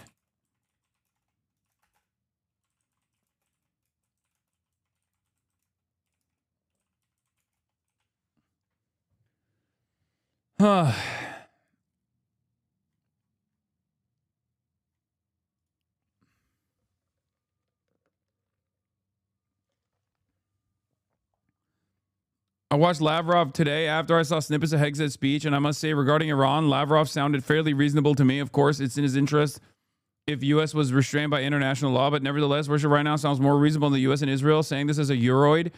Yeah, that doesn't mean anything because, again, we're cattle, and you're also cucked cattle because your leadership, just like our leadership, do not give a fuck. They will allow Israel to do whatever the fuck they want, and they'll sit there, and they'll try to sell it to you. And maybe some will believe it. Okay, maybe some will believe it. Some will go, you know, it sounds good to me. It sounds reasonable to me. You know, Kurdish autonomy. I care about that. They're woke, I think. Right?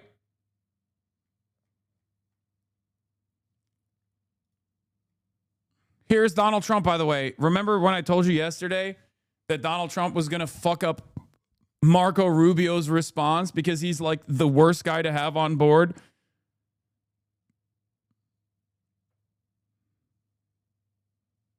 Years they've been killing our people and killing people from all over the world, and I think we have great support, and I think if we didn't do it first, they would have done it to Israel and give us a shot if that was possible. Years they've been killing our people and killing. Ruined it. Marco Rubio comes out yesterday and he's like, no. I just like, I was wrong when I said it was Israel's war that we're fighting for Israel. I was just like, oh, that's not correct.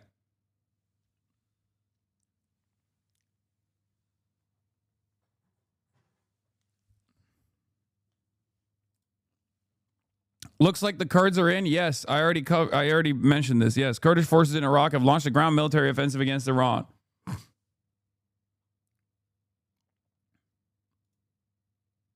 Last month, Israel Hayom reported that the IDF is too scared and morale too low to fight Iran. U.S. casualties is obviously preferred. Israel Hayom, the existential threat beyond Iran, the IDF's growing career officer crisis, severe burnout prompting waves of resignations among majors and lieutenant colonels, a dramatic drop in the number of candidates competing for each senior command position. It has become a direct and acute threat to the national security of the state of Israel. The shortage stems from a mass departure trend that began even before the war and has since intensified. We need anyone, dude. Like, please, someone needs to fucking put a stop to this. It's insane. It's insane. Like, these guys are killing and slaughtering babies at such an alarming rate that they are experiencing fatigue from the baby slaughter, so much so that they're like, I'm done. I can't do this anymore. I can't do this anymore. But there's always more room in the region for a new group of individuals to take up arms at the behest of Israel and at the behest of American empire. It blows my fucking mind. How can no one just like turn around and try to stop this? It's fucking insane. Well, I guess there's one group that was actually trying to stop it. And for the last 2.5 years, America and Israel have melted every single person involved in said group and is now going to cut the head of the fucking snake.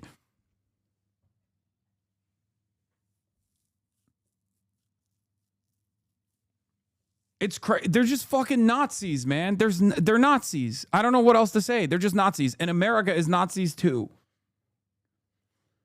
Oh. There has been a disproportionate number of casualties among commanders who led from the front shouting, "Follow me," as they charged at the head of their troops, many of them no longer fit for duty, further deepening the manpower gap. Well, it's great. There's already a fucking, a million strong, ready to fucking mobilize units. From Iowa, from Ohio, from Wisconsin, you know?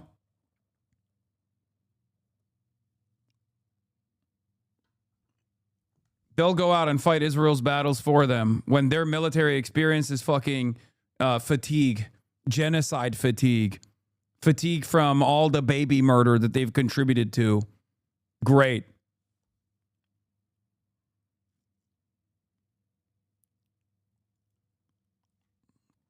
Yeah, it's great that we launched a regional war based on a feeling, which is also bullshit. It's not even real. This is just like they're not even doing a good enough job of selling this shit. That's what's so fucking frustrating too.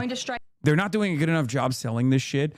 Their messaging is so inconsistent, and it is becoming increasingly clear to me that it doesn't even matter. They don't even need messaging discipline here, and the American Cattle Brigade will come into my fucking chat and justify it regardless because a bad guy died.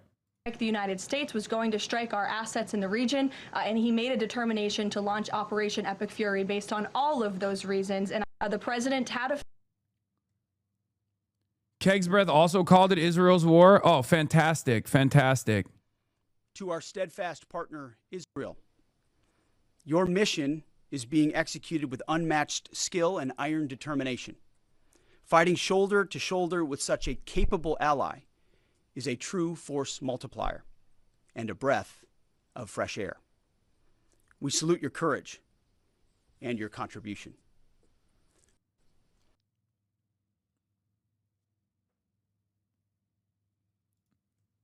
Also, I don't love this new way of posting, like coming from CENTCOM. More fake news from the Iranian regime. Like they have a soy phalenial handling the fucking comms for the U.S. Central Command. Actually, the regime claims U.S. forces are withdrawing. They sank a U.S. destroyer. IRGC claims to have taken down a U.S. fighter aircraft. The regime says they killed 100 U.S. Marines. All lies. Reality check. U.S. forces are expanding strikes deeper into Iranian airspace by the hour. U.S. forces sank 20-plus Iranian regime vessels while overwhelming firepower from air, land, and sea. Over a 4-day period, U.S. forces have reduced Iranian regime drone launches by 73% and ballistic missile launches by 86%. U.S. military power projection capability is unmatched. All facts. Now that the U.S. CENTCOM has come out with this statement, let me explain what is actually going on. America and Israel have basically unlimited power when it comes to their offensive capability and certainly a finite amount of resources when it comes to their defensive capability. Okay?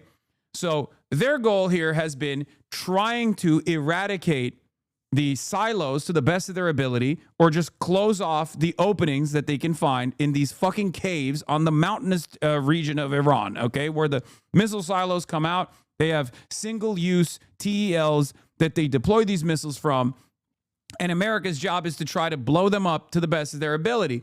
Problem is, even if you have air superiority, it doesn't matter. They're very clearly not capable of completely destroying Iran's missile launching capabilities. Okay? It's objectively untrue to say that they have been able to successfully destroy Iran's or completely diminish Iran's drone striking and drone targeting capabilities or their missile launching capabilities. This is before we even talk about people being able to dig out of these openings and then bring out their fucking missiles once more and use more single-use launchers. Okay? And if they were capable of doing this, one, we would see less strikes in general. Okay? You would see like a total a diminishing number of strikes successfully targeting the Gulf region. They have actually reduced the number of strikes. This is true. But they would not be talking about how they're sinking Iranian vessels off the coast of fucking Sri Lanka as a major W. Okay? Iranian assets parked off the coastline of Sri Lanka are not presenting an immediate threat to American naval assets at all. If you're sending submarines to the coastline of Sri Lanka to go and blow up Iranian boats over there or blow up boats that are parked on the fucking coastline, that we're not going to be... Hasan is, I just mad. The left is losing everywhere in the world and showing how stupid they are. Lamau? What?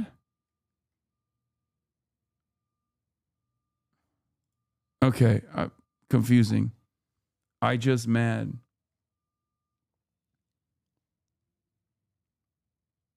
Okay, chatter, don't be mad. Anyway, let's continue.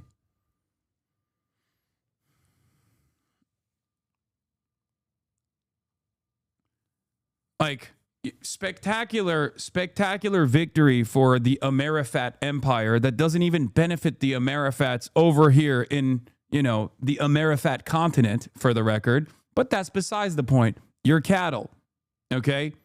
You're cattle. So it doesn't matter. You will never understand how these designs in the region are not beneficial for you at all, okay? But that's a totally separate point that I'm not even going to get into. But as far as like American power projection here, this last week has diminished American force projection capabilities in ways that I never would have foreseen. America had to withdraw from all of its Gulf assets. They took a fucking beating from Shahed drones and ballistic missiles in every single Gulf country where there are U.S. military bases. Okay? That's a spectacular failure. America is the mightiest empire that has ever existed. And this is the clearest indication we have ever gotten that we, Americans, the American empire, is spread far too thin. Okay? It's too vast, and we do not have the procurement strategies and the missile creation strategies. We don't have the industrial output to be able to keep up with even a fucking country like Iran. There's too much contractor bloat in the defense side. We are very clearly on the back foot. Okay? It's very clear to anyone who can just like pull themselves out of the immediate like, oh, we're fucking destroying Iran, dude. Shut the fuck up. We're deploying Moabs on Tehran. We're carpet bombing Tehran. Okay, yes, of course America has the capability of carpet bombing Tehran. They could also literally fucking nuke Tehran as well. That doesn't mean that there is a victory there, okay? Even from a force projection perspective. What this has shown every other great power in the world, every other regional power in the world, is that America doesn't actually have the capabilities of defending its assets. American security cooperation just basically turns you into a fucking missile sponge. And on top of that, America can't even protect its own fucking troops. If Russia showed that it was a fucking paper tiger in Ukraine, America has shown that it's a paper tiger against a nation as ascetic and as poor as fucking Iran. It's crazy.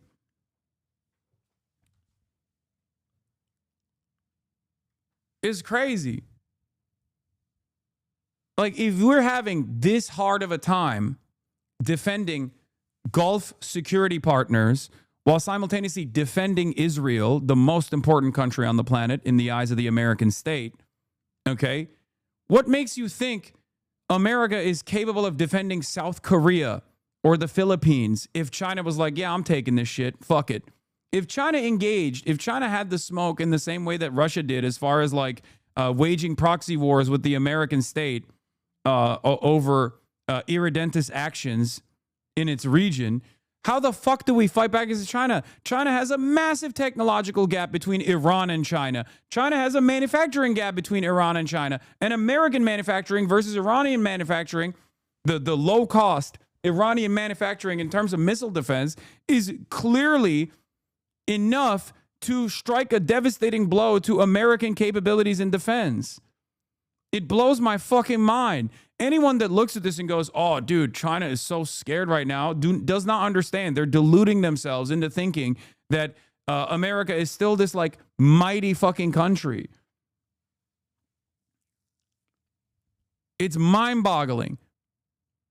This is fantastic for Russia. It's fantastic for China. If you have any interest in national security, and if you genuinely think that these countries would like destroy us and destroy the United States of America, and don't want to just simply be regional powers, okay, that can have a better cooperative future with the United States of America. But if they like truly had the ambition to destroy America, why is China could just fucking take the Philippines right now? They could just be like, we're arming the Philippine Maoists, and the Philippine government is actually killing the Maoists. We have to protect the beautiful Filipino population, and we're gonna do that by fucking taking over the Philippines, you know, American style.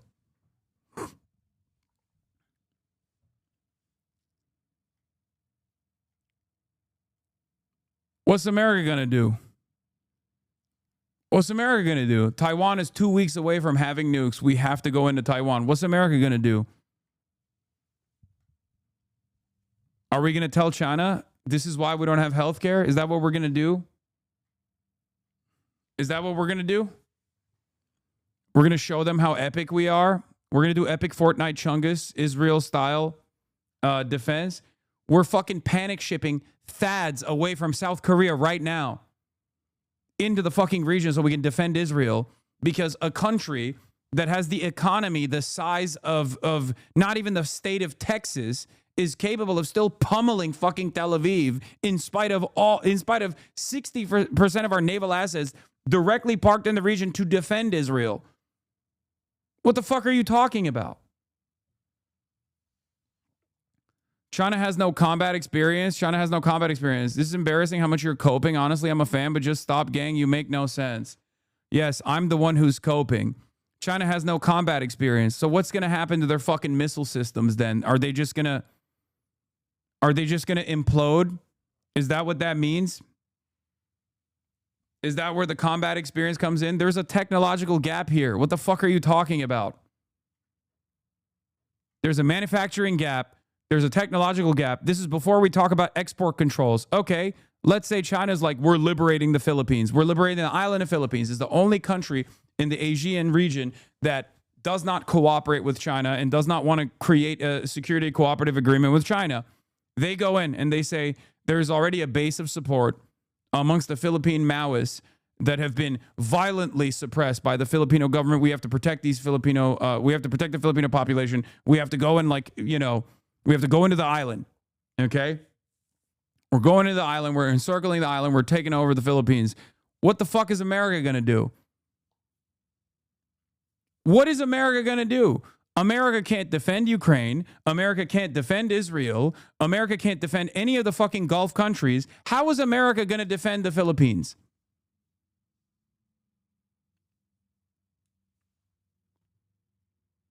China knows it can't face the U.S. on the battlefield because the second Taiwan Strait crisis. Do your research, Hasan. I'm not even talking about Taiwan. I'm talking about fucking the Philippines, okay? China is liberating the Philippines in this hypothetical scenario. What does America do? I'm not even talking about Taiwan. Okay, how about Taiwan?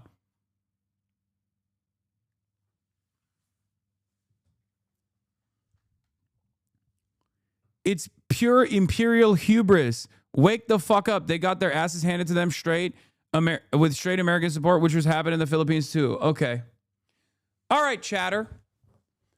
America's munitions stockpile has diminished. Okay?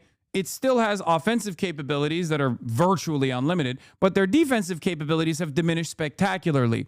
Now, let me ask you this question. What happens when China says, oh, well, sorry, we are running out of supplies because we have our own ambitions here, and we have to do tight export controls on magnets and rare earth minerals that are necessary for American national security defense. Where do you go? How do you build the missiles? Are you going to make it in your fucking backyard? How are you going to build the missiles then? Now that the stockpile is diminished, how are you going to build the missiles? Where do you go? Do you go to Australia? Shut the fuck up. Are you going to just build them in your backyard? Are you going to materialize a refinement strategy overnight? It took 30 years with central planning for China to get to this level of monopoly control over every single key item necessary for American national security and American defense. And you're over here talking about a country that can barely build 12 fucking THAAD launchers a year. And you're like, or 12 missiles a year, talking about how they're going to be able to do this while China does tight export controls. Yeah, I'm the one who's coping. We have contingency plans. Are you serious, gang? What are the contingency plans? What are the contingency plans? Explain to me what the contingency plans are.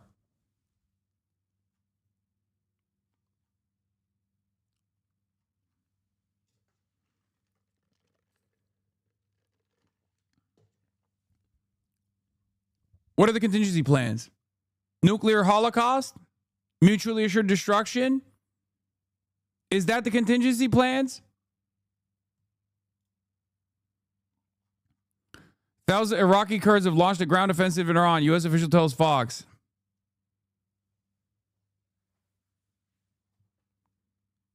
Yeah, they're going to launch Godzilla. We already have...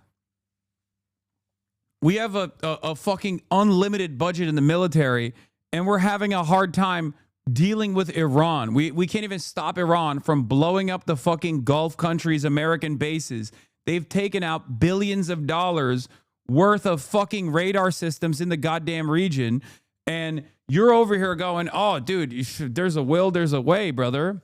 What are you relying on? I'm showing you what's happening right now. You said we have contingency plans. Are you serious, gang? You think America, which has been preparing for a war with China, doesn't have backup plans? That doesn't make sense, gang. What are the plans? I already know what the actual limited options are. That's why I already referenced them. You don't even know which country America could go to. That's why I said, are they going to make Australia refine all the fucking rare earth minerals necessary to make up for literally our over-reliance on China in the event of a tight export controls? You think I'm in the war rooms No, dumbass, you haven't even done the readily available reading. That's the problem, because you're coping. Like, you literally said, oh, bro, America is America. That's your argument. Your counter argument is America's America. You think they don't have a plan? I don't know, man. Does it seem like we have a really good plan here? Sometimes Benjamin Netanyahu and a legion of fucking pedophiles can just come in and be like, hey, we're going to do this thing and you're coming along for the journey. And our dumbass president goes, oh, that seems great. I would love to be glorious. Accuses you of coping and starts coping. Yeah, I'm not the one who's coping. Is low-key fucking you up inside with Iran that the U.S. is accomplishing what it want? I can tell. Oh, my God. Oh, my God. I will never be able to get this across. You're, again, cattle. It's fucking you up, dude. Yeah, it's fucking me up. It's fucking me up so hard. You're right. You're coping. You don't even have a single fucking contingency plan in mind. You're just assuming that it's going to be good. It's going to be good somehow when things are actually not as good as American media is trying to present it. As a matter of fact, even the American media is not even trying to present it as like as a overall positive. Both sides are coping right now, to be fair. I'm not fucking coping at all. I don't think there's anything positive coming out of this for the Iranian population. I'm already talking about like the escalation ladder that we are going to go up. Okay? The only positive solution here, or the least bad option here, is if America receives enough pressure that they back away and try to lean into Trump's interests of like building Trump Tower in Tehran or something. And then they're like, okay, we'll just keep the Iranian government intact. We'll cut Israel out. If you don't cut Israel out, it's over. Okay? As long as Israel runs the American government like a fucking flesh puppet and runs our foreign policy in whichever way they see fit, it's just death and destruction. It's mass instability. It's mass chaos. Hello. No. Watch out. Kaya. Get out of there. Kaya. Get out of there.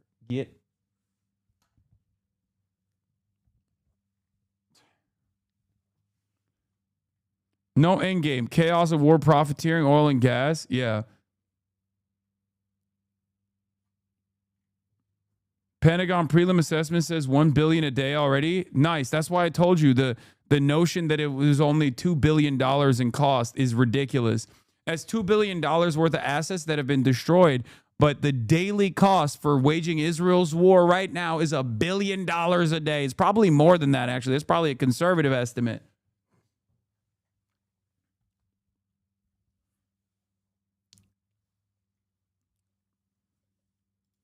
They're already blaming Ukraine for the stockpile issues. Oh, nice. Oh, there it is. Here we go. Hey, is it good that the White House is already trying to pre-blame Ukraine for the outcome of a 5-day-old war? That's probably good, right? This isn't cope. This is just reading the fucking tea leaves. However, the president... It's not even reading the tea leaves. It's just listening to what they're saying. They're pretty fucking transparent about it.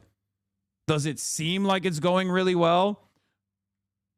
That post was pointing out that, unfortunately, we had a very stupid and incompetent leader in this White House for 4 years who gave away many of our best weapons for nothing, for free, to another... That's not even true, by the way. We did not give our best weapons to Ukraine. It's fucking ridiculous. ...country very far away by the name of Ukraine. So the president was pointing... Here's the contingency plan for that chatter. It's called blaming Ukraine. Blaming Ukraine for being invaded. What an incredible contingency plan. Pointing out how that was an unwise decision, but nevertheless, don't doubt the strength and the might of the American military. However, the president in that post was pointing out that, unfortunately, we had a very stupid and incompetent leader in this White House for 4 years who gave away many of our best weapons for nothing, for free, to another country very far away by the name of Ukraine. So the president was... Unlimited support for Israel. And any support that we've given to Ukraine, which, by the way, again, was a proxy anyway for our ambitions to push back against Russia. And we bit off more than we could chew because they're fucking insane enough. Because they're fucking insane enough to throw bodies into the goddamn meat grinder to take up like 8 inches of fucking Ukrainian territory every goddamn week. And even then, it's like, yeah, fuck the Ukrainians. How desperate they are, how hungry they are for our best weapons. Fucking bullshit. We didn't give them our best weapons. Get the fuck out of here.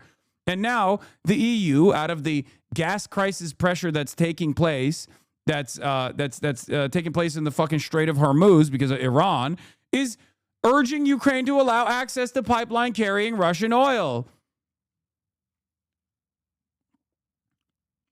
Fantastic.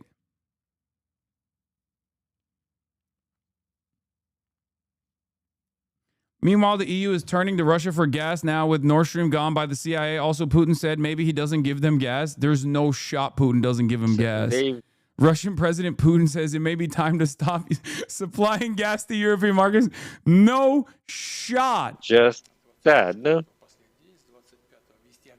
starting the 25th, they want to restrict Russian gas purchases, and then in 2027 they want to further restrict gas supplies from Russia. Now there are new markets that are opening up. Maybe it would make sense for us to stop our supply to the European markets right.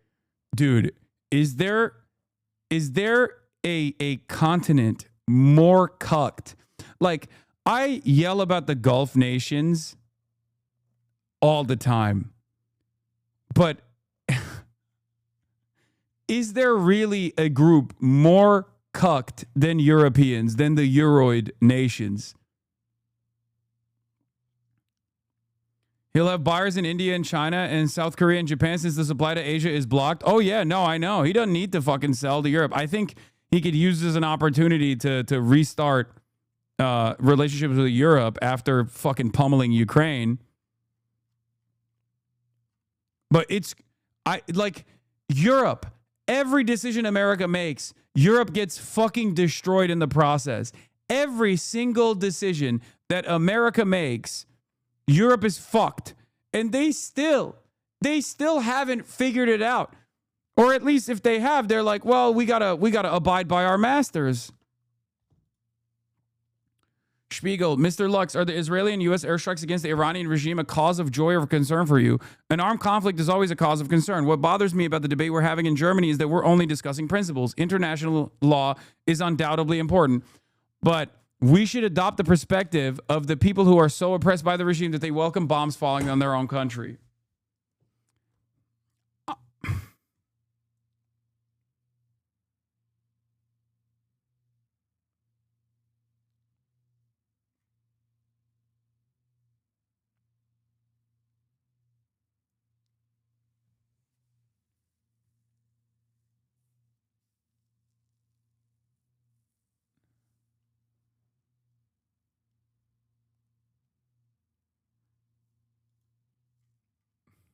Now to turn to the markets that are emerging and to consolidate our standing on these markets. This is not about politics, but if in a month or in 2 months they'll stop buying our gas, maybe we should preemptively turn to other markets in order to consolidate our standing there. This is not a solution.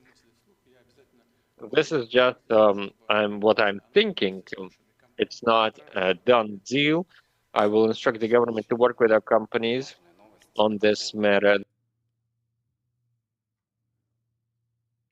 Incredible stuff, man. You usually have to go to Reddit to see pictures of people being cucked, but the Germans are just posting on Maine. Oh no, Germany as Germany as a nation state, which is like literally the fucking economic engine that drives the European Union, is so servile, so reduced. This is what happens when you don't denazify Nazi Germany, by the way. Yeah, Ecuador kicks out Cuba because of U.S. strikes. I know, I saw that. We're going to talk about that too. There's events being put in motion there too. What do you expect to come if the Kurds offensive, if anything? I think it's not about reaching a serious, sincere military objective for the Kurds. I think it's about just like destabilization while they continue pummeling Tehran and mass chaos. What?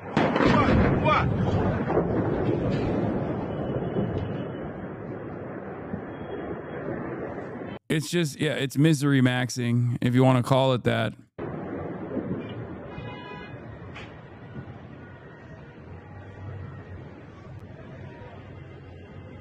از اینجا میاد اینجا.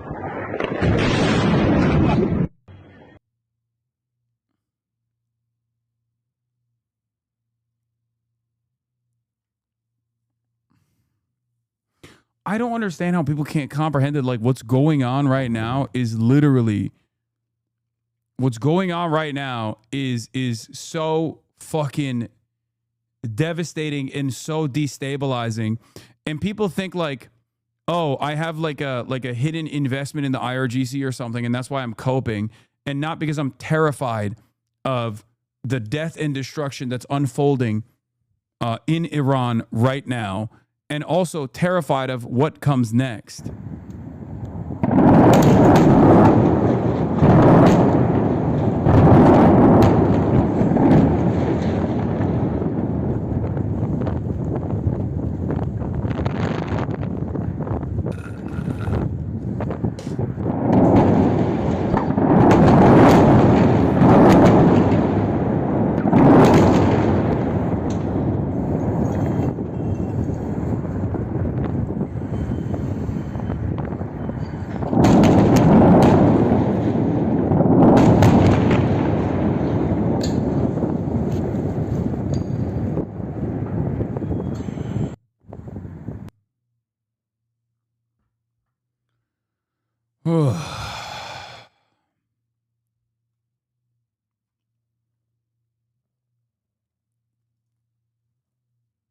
Remember after 9/11, they took almost 2 years convincing the American people that Iraq was responsible for 9/11 and was creating weapons to do something worse. Now it's just like, I felt like it. Yeah.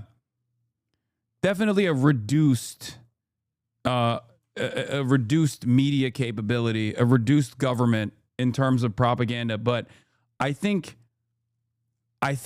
it doesn't matter, right? I think it just doesn't, like, there are people that still come into this chat that go, oh, keep coping. You know what I mean?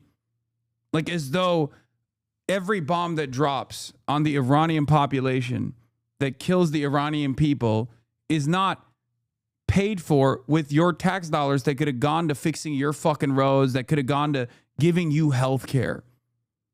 And the bombs that we're dropping this time around is being dropped directly for Israel's ambition in destroying a country with 93 million people. It's so crazy that people are desperate.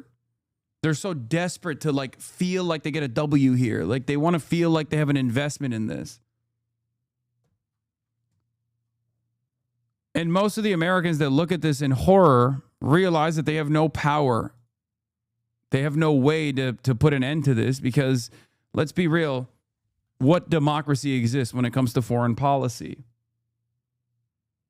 Never seen a covert CIA separatist military operation so heavily advertised as is happening, as wildly and as loudly as they can PR it. You'd almost think the CIA was running a deception operation here to stoke IRI paranoia to get them to massacre local Kurds. I think that's...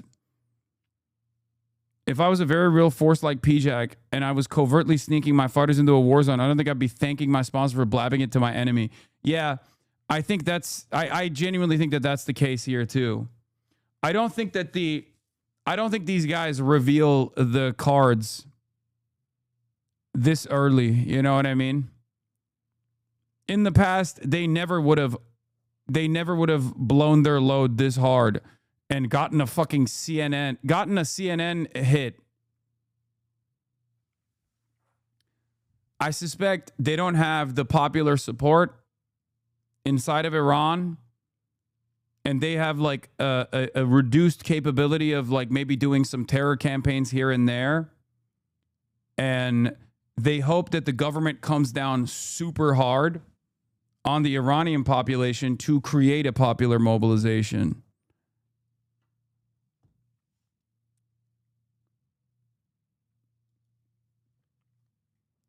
So Kurdish leaders come out and say they don't want to get involved in supporting U.S. Israel, and then suddenly there's an electricity blackout, and Israel announces that Kurds are mobilizing on their behalf where there's no internet, when leaders already said no, right? I'm sure. Yeah, I mean, you don't hear from every single person anyway. Oil hits $100 a barrel. It's going to go 150 is when, I mean, this is a Shanghai International Exchange. Oil has hit $100 a barrel. We're cooking the Asian markets. Anti-war protesters. What is this? Senator Sheehy joined Capitol Police in lifting up and ejecting anti-war protester Brian McGinnis from the SASC subcommittee hearing. McGinnis is a Green Party candidate running for Senate in North Carolina. An anti-war activist filmed in the video below. Out! No one wants to fight for Israel! His hand! Oh! Oh, they broke it. I think he broke his... Let go of your hand. Let go of the door. Let go of the door. They broke his arm? Fuck. Oh, you heard the crack, dude. That's crazy. That's pretty cool. Holy shit. I mean, like what he was doing is pretty cool. Great optics of doing this to a dude in a Marine dress blues. Yeah, he was a Navy SEAL apparently. Hasan, the government had computers 15 years before general public did. Do you think they have AGI and have been lying and all this news is fake? I would love to hear your thoughts on this. Dude, what the fuck are you saying? What the freaking frick are you saying right now, man? Death and destruction from the sky all along. I'm telling you, these people are genocidal fanatics. And no, this did not begin with the Trump administration. They want to do to Iran what previous U.S. administrations did to Vietnam, Laos, Korea, Iraq, Libya. The evil is 100% bipartisan. Yes.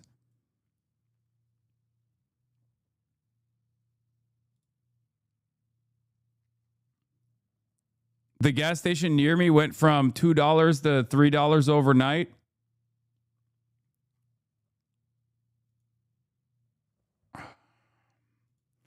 It's going to get fucking worse. In a few days, in under a week, the two most powerful air forces in the world will have complete control of Iranian skies, uncontested airspace. I hope all the folks watching understand what uncontested airspace and complete control means. It means we will fly all day, all night, day and night, finding, fixing, and finishing the Cringe, dude. Oh my God. Stop sending me fucking AI videos from like the pro-Iranian OSINT accounts, dude. Please. It's just AI slop all around. It's unbelievable how much fucking AI slop people post. Missiles and defense industrial base of the Iranian military, finding and fixing their leaders and their military leaders, flying over Tehran, flying over Iran, flying over their capital, flying over the IRGC, Iranian leaders looking up and seeing only U.S. and Israeli air power every minute of every day. This goes hard for every dumb fuck, by the way. Like, you know, like every European tuning into the Asmongold channel is like, oh, yes, this is so good, yeah. Oh, I love this. It feels like I'm coming. It feels like I'm doing it, yeah. Oh, are we killing the people? Oh, it's so good. Meanwhile, enjoy not having fucking gas in the upcoming weeks, dumbass. Oh, you're based! Your base is so based. I love the Americanish genocide. I love it. It's like I'm doing the genocide myself. Meanwhile, I have no autonomy, no sovereignty. Yeah, it's fine. I love being the servile dog of the Americanish state. Oh, please. Until we decide it's over. And Iran will be able to do nothing about it. B-2s, B-52s, B-1s, Predator drones, fighters, controlling the skies, picking targets. Death and destruction from the sky all day long. We're playing for keeps. Our warfighters have maximum authorities granted personally by the president and yours. Oh my God.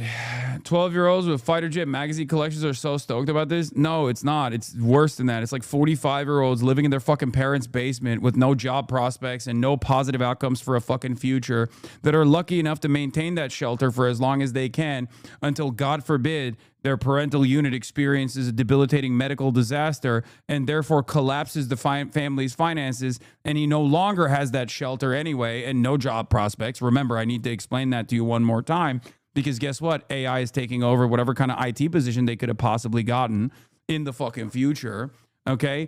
And they sit around, 45 years old, no bitches whatsoever, okay? No job whatsoever, no money whatsoever, and sit in their crusty fucking boxers in between watching the Bungulator or whatever the fuck is called, the burnt peanut stream and the Asmongold stream, flipping in and out, thinking, well, America has a mighty military and they're killing a bunch of brown people overseas, and that makes me feel fucking powerful. Okay? That's it. Hey, maybe you can join ICE, the fascist, the fattest Hitler brigade anyone has ever seen. Maybe you can join that.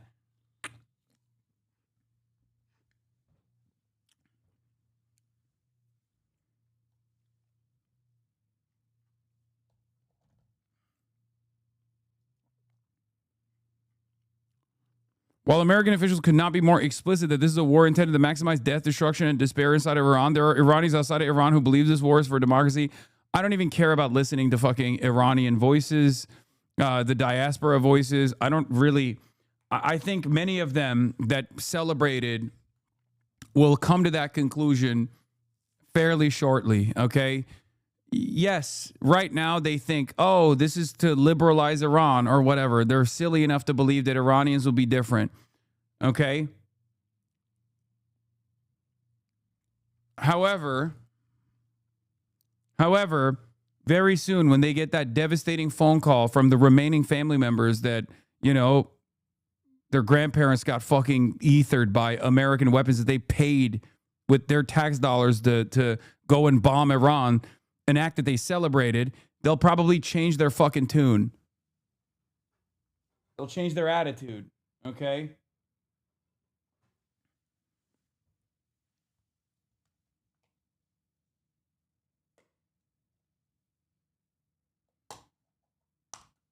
Kurdish Soviet, please listen to Kurdish voices. Shut the fuck up.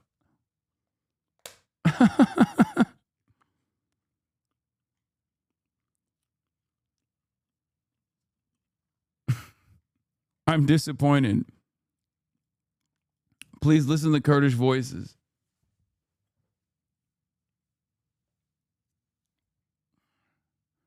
Have you centered Kurdish voices like Brace Belden? Yeah, I have not.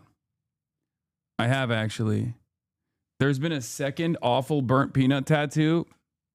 I think these are all AI, by the way. I don't believe that any single human being would do that. In 2003, it fell to popular commentators like Thomas Friedman to articulate the real reasons for war. Suck on this. Now Trump officials just shout the vulgar psychology out loud, while crucially, most Americans don't feel or understand it. And the ones that do hear it, though, no, this is going to the intended audience. I think at this point, they've realized that there is no need for popular support for stuff like this, right? There is no need for popular support, and they don't even have it, quite frankly. And basically, Kurdish sources deny reports that a ground offensive has begun.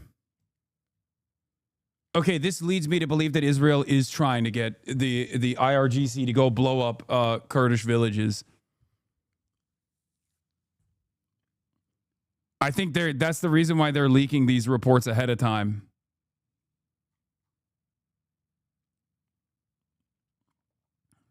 That's what it feels like. They're trying to they're trying to be like, "Oh yeah, no, the Kurds are definitely coming. The Kurds are definitely coming." When they're not coming.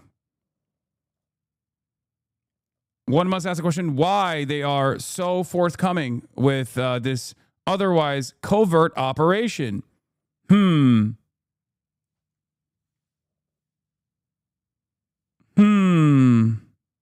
not come. I'm going to come. Do not come.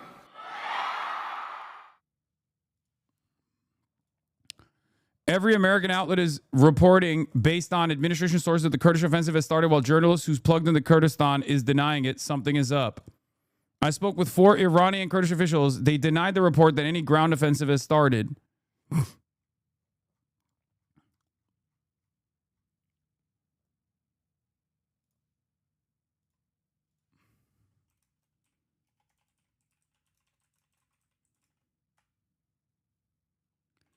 There has been an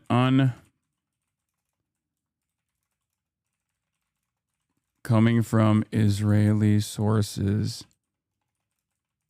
about utilizing Kurdish militias in Iran ahead of what would normally be a covert operation. It's reminding me of Pompeo and Israel admitting Mossad involvement. It's reminding me of Pompeo and Israel admitting Mossad involvement ahead of the mass unrest in Iran.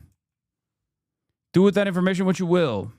If you recall at the time, I said it is unique to have American and Israeli organs of propaganda come out and actively say Mossad is actually a part of these protests.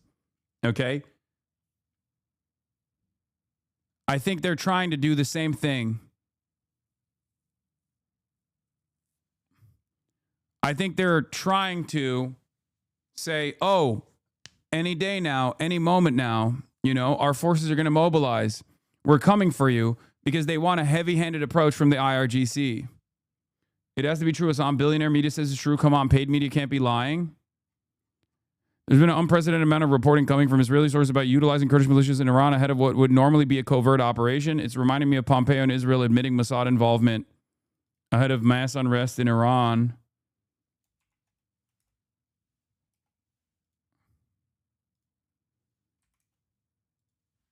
To invoke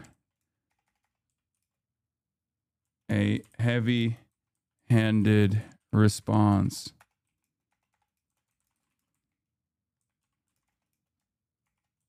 Which they did. Random lurker here just saw a news article with female Kurdish soldiers. You called the woke Kurdish articles. Iran's Noor news agency, citing knowledgeable sources, reported that Yemen has conveyed messages to Arab countries urging them not to consider any direct action against Iran, warning that any miscalculation would prompt a response from Yemen. Thousands of Iraqi Kurds have launched a ground offensive in Iran, U.S. official tells Fox. Either CIA stuff can't keep a secret for shit, or they're roping in people mafia style by being complicit. No, I think there is a little bit of truth.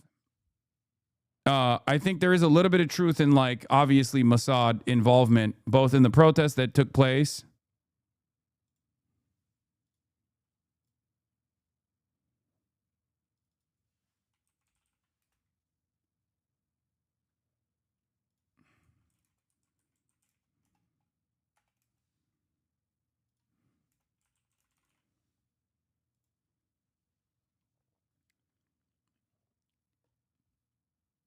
Probably someone got on their signal chat again. No, they're just trying. Dude, what is unique? What is unique about this is not trying to create a popular uprising with different ethnic groups inside of Iran. That has always been the goal. What's unique about it is that they're calling it ahead of time. They're openly revealing their hand. Normally, you don't do that. Here, I'll give you an example. CNN did not report last time, leading up to the 12-day war, that the American government and the Israeli officials were arming Kurdish militias. And they've been doing it for months. They revealed that only now. Why did they reveal that only now? Because now they're actually either they armed some of the groups and they didn't get the response that they wanted. And the IRGC was very heavy-handed last time around when the mass mobilization and the uprising took place in Iran. okay, and what amounted to a slaughter pretty much. And they were able to squash this, they were able to squash like all the military intervention with tremendous force, right? So this time they're trying to kick up the hornet's nest to the best of their ability, but they probably don't have enough. They probably don't have enough manpower and people who are willing and able to go out and do it. So in order to truly create an uprising, truly create a rebellion among the Kurdish groups, they're claiming that they're going to fight. They're claiming that they're going to do terrorism with the hopes that the forces will go there and just blow up fucking villages or some shit. And then you will actually have a popular uprising.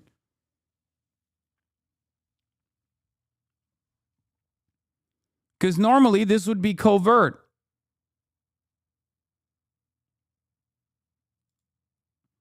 Majority of U.S. Senate blocks effort to force Trump to end Iran strikes without congressional approval.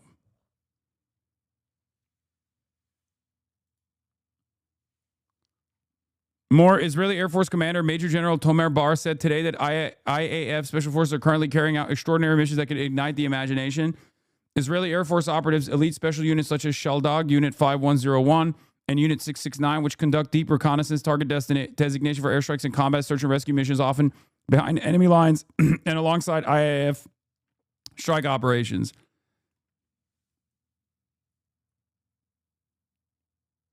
Interesting.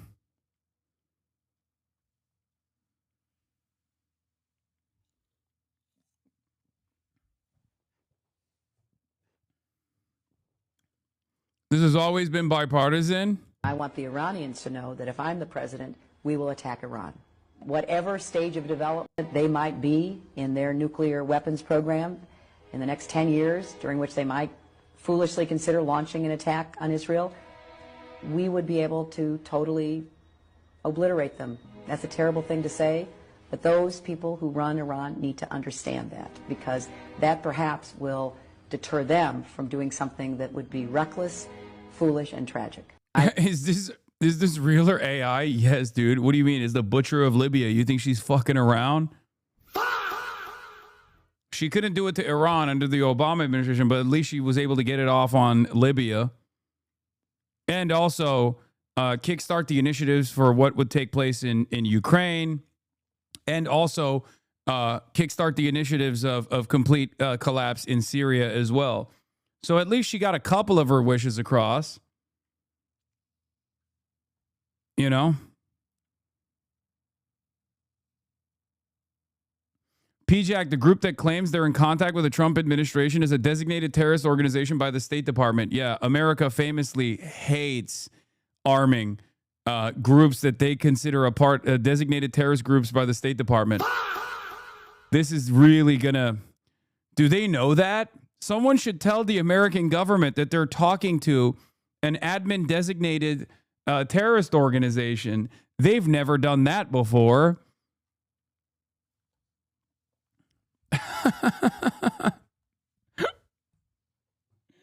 Oh, yeah. No, it's a big news to me that they would do such a thing. What?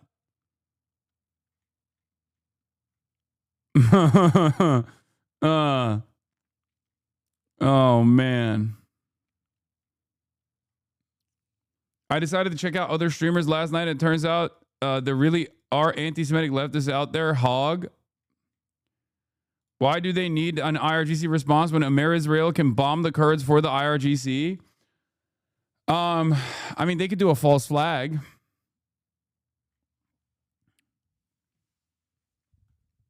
Who's to say they won't?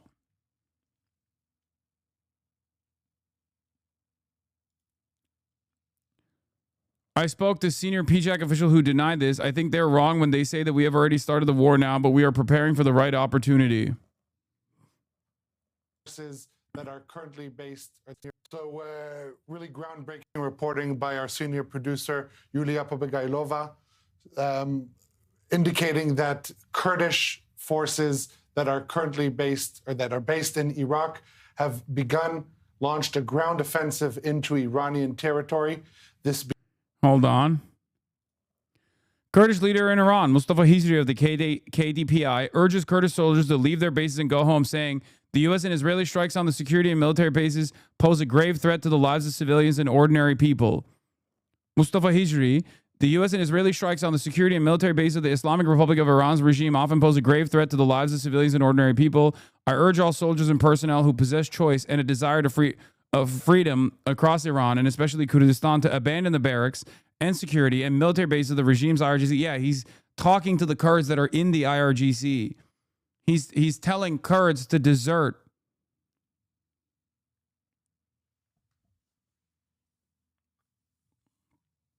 That's what he's doing. This is, I mean, they're in line with, they're trying to also work alongside.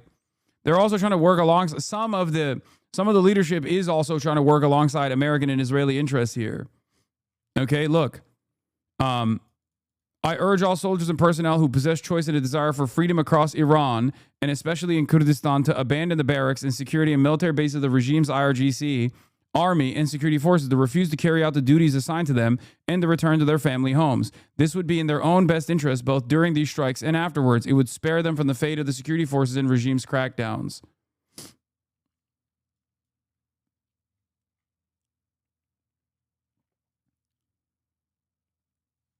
That's good, right? No, what the fuck are you talking about? No. He's signaling to the Kurds, who are, again, majority anti-Israel and integrated into Iranian society, the ones that are literally a part of the Iranian society's regular security apparatus, whether it be civilian security or whether it be the IRGC or even the Iranian national military, which is separate from the IRGC, to literally engage in an act of mutiny, to do treason. He is also playing a role in fomenting instability in regular Iranian society.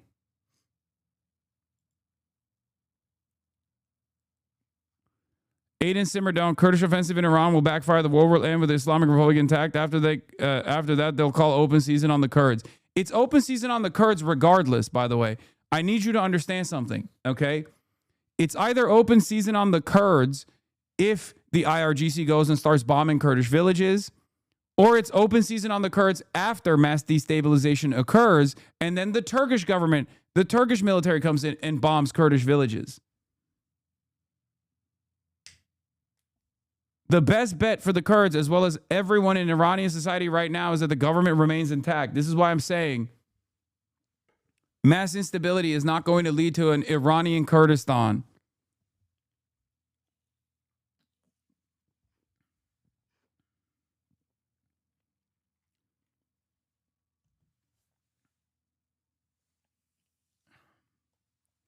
Is this war going to keep escalating? Yes.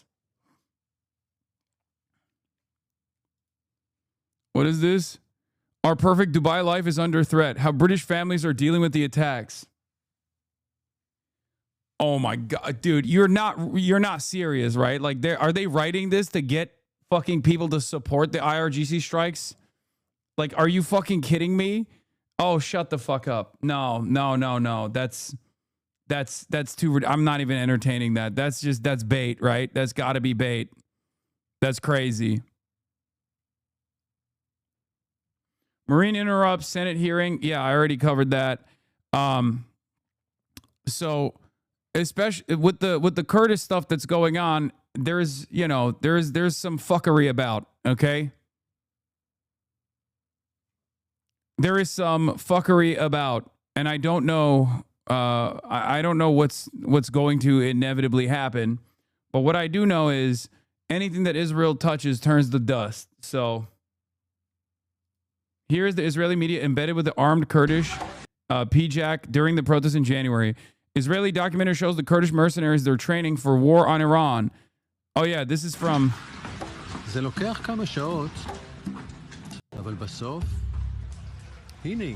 But finally, here she is. Pejman, the commander of PJAK. Kurdish woman who dreams and works to overthrow woke the regime in Tehran.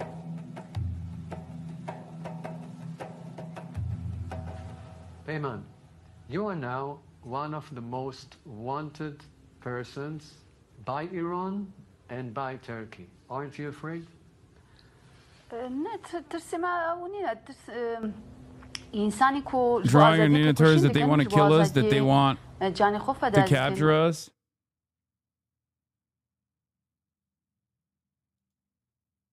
Here's the Yulia tweet. Oh yeah, I mean, yeah, I know. The Kurdish force in Iraq, and it's a female fighter, of course. To resist, not afraid.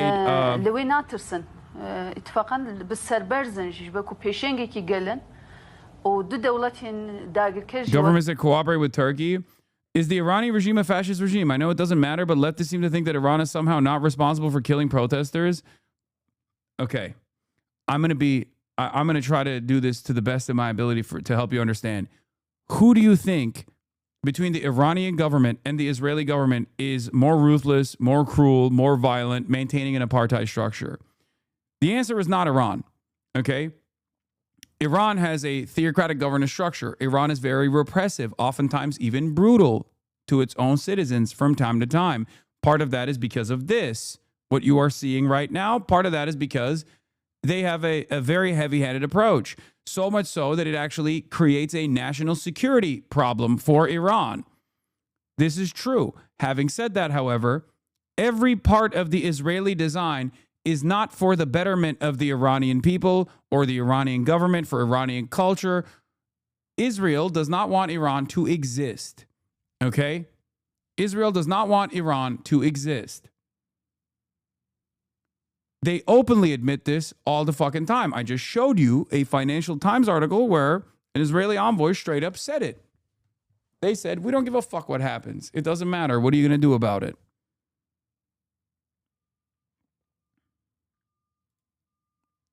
تركيا وإيران لهمبري أو رژیم دستلات. פיימן, היום בת 36, גדלה ברחובות האלה. ברחובות שהיום היא מסייעת להבעיר בדרך למהפכה. Like when you see stuff like this, does that help you understand a little bit more? Does that help you come to terms? This is the Israeli government.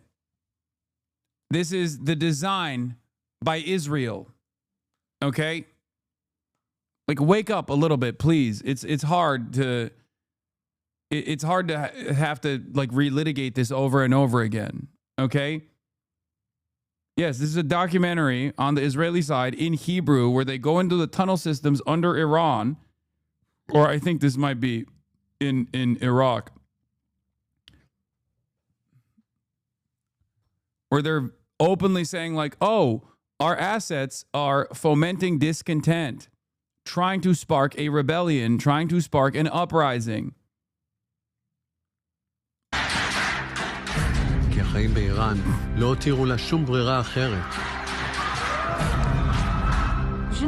Because the Iranian system gives women no life, meaning very little opportunity. Every woman is forbidden. This is also an abject lie. Okay, before people yell at me over this, yes, there are a lot of repressive components in Iranian governance and the way that they deal with women. Abso-fucking-lutely. It's idiotic. It's backwards. I hate it.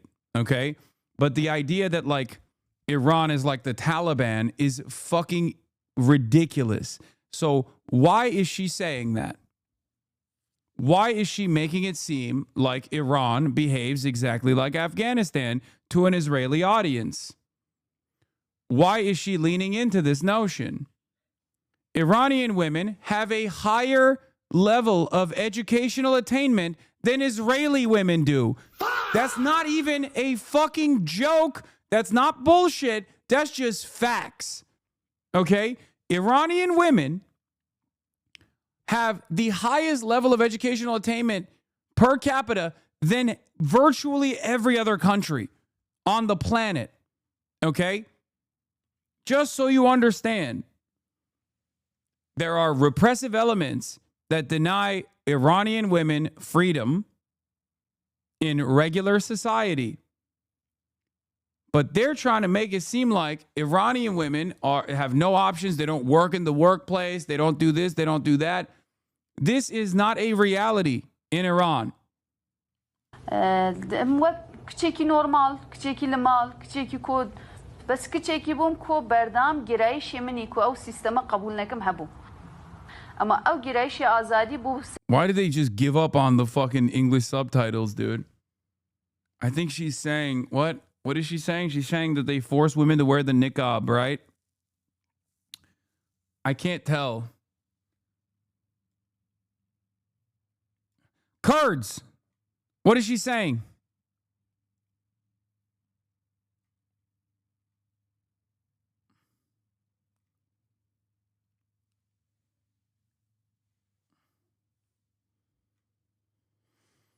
Is she saying that they're making... I can translate if you want. Okay, translate. کچێکی بووم کۆ بەردام گرایشی منی کۆ ئەو سیستەمە قبول نەکەم هەبوو.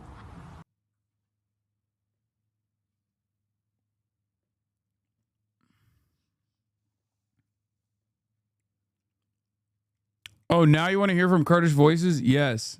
Typical Ottoman ordering the Kurds in the chat. I am joking. What does she say? ئەمە ئەو گرایشی ئازادی بوو سەرسەبەبی کوک و ناس. Our stance is Marxists should be against all fascism everywhere, Israeli, American, and Iranian. It still doesn't mean some fascists should be allowed to bomb the shit out of others. Yeah, I don't know if you understand this, but like, she is an asset for Israel and America, okay? Like, I don't know how else to explain this to you.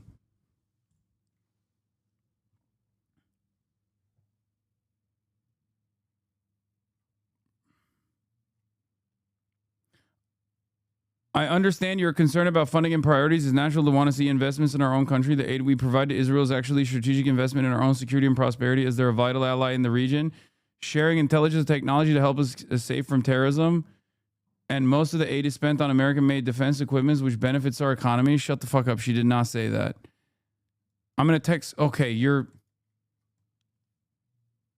she said something about that's a text message from what she was saying. That chatter was like totally okay. There's not a single fucking Kurdish person in the chat. Jesus Christ. Iranian women don't study and don't have any saying in society. Proceeds to attack all-girl school is so fucking stupid. Yeah, okay, so I was right. She's talking about regime suppression for women in niqab being forced upon them and shit. Okay, so I was. She says, I'm a Kurdish woman who does not agree with this system.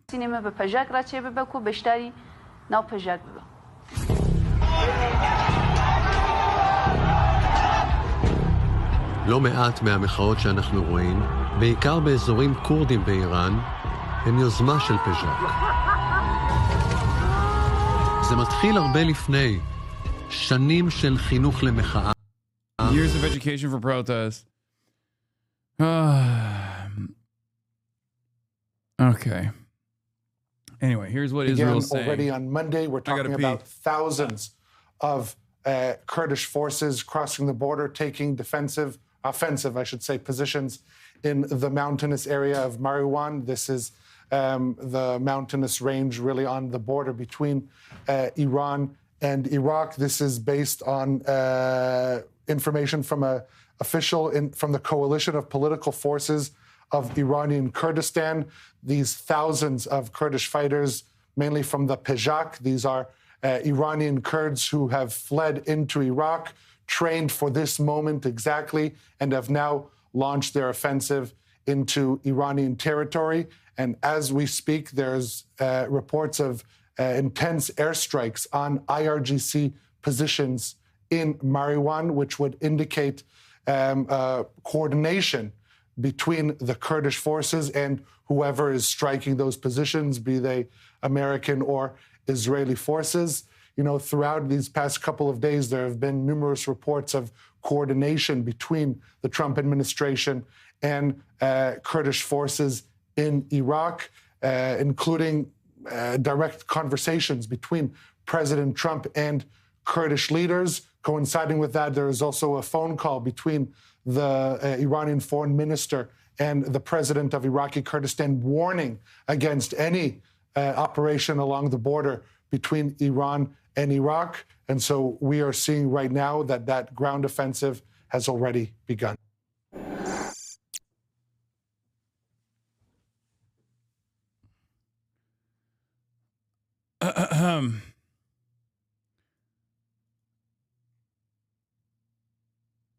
Wait, I didn't know Iranian women are allowed to gallivant. Yes, there are a lot of liberalized areas in Tehran. It's true. The government literally fucking, like, Iranian people fought for this, okay? They died for this. They got arrested for this. Just so you understand. Like, that's not... Iranian women are literally pushing for progress themselves. I was visiting there in the winter, left January 8th. Pure coincidence, by the way. So many of my friends and family don't wear hijab anymore. Tehran especially has progressed so much. This war and foreign interventions is going to set everything back. I know. There was a bit in Democracy Now! Where they talked about this, where there was like a dissident who straight up was like, this is going to destroy Iran. I don't get it. They're going to get destroyed. Iran still has like 500K army personnel on the ground and will also send drones on them. I know. The thing is, Iran has had, the Iranian government has always been incredibly fucking heavy-handed, and have, but the Mahsa Amini protests were pretty effective. And again, like, for Iranians to achieve this level of liberty in their social lives and in their existence, especially in major cities, okay, they died for it. Like, they straight up died for it. Okay. The Iranian government does not fuck around. Whenever there's any sort of uprising, when you're a foreign adversary to the United States of America and to Israel, they do not play around with any sort of uprising. They just go as heavy-handed as you possibly can get. Okay. Which creates even more instability, which frustrates people even further.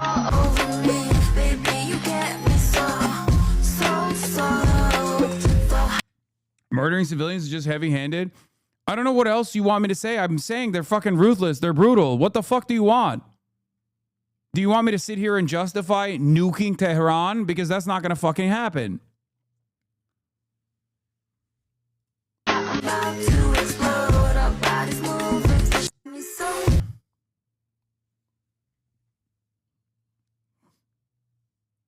There's going to be regime change. Unfortunately, the U.S. is not going to stop until it happens in Iran and Venezuela. It's inevitable.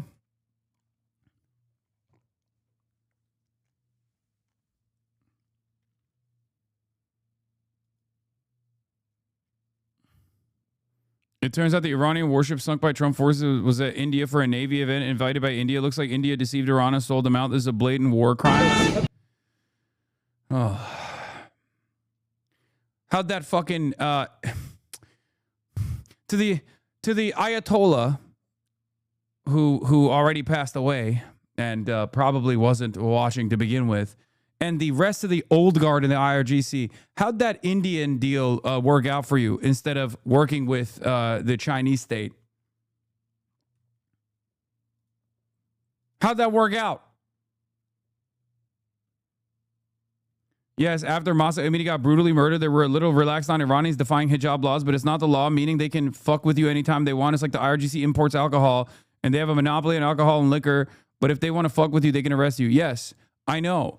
I know that it's a revolution is necessary. It's just not going to happen in the hands of the American state. Hello.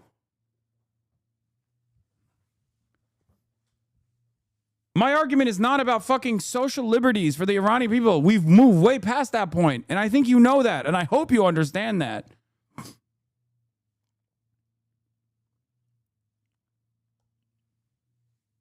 I got shot with rubber bullets during the Mahsa Amini protests.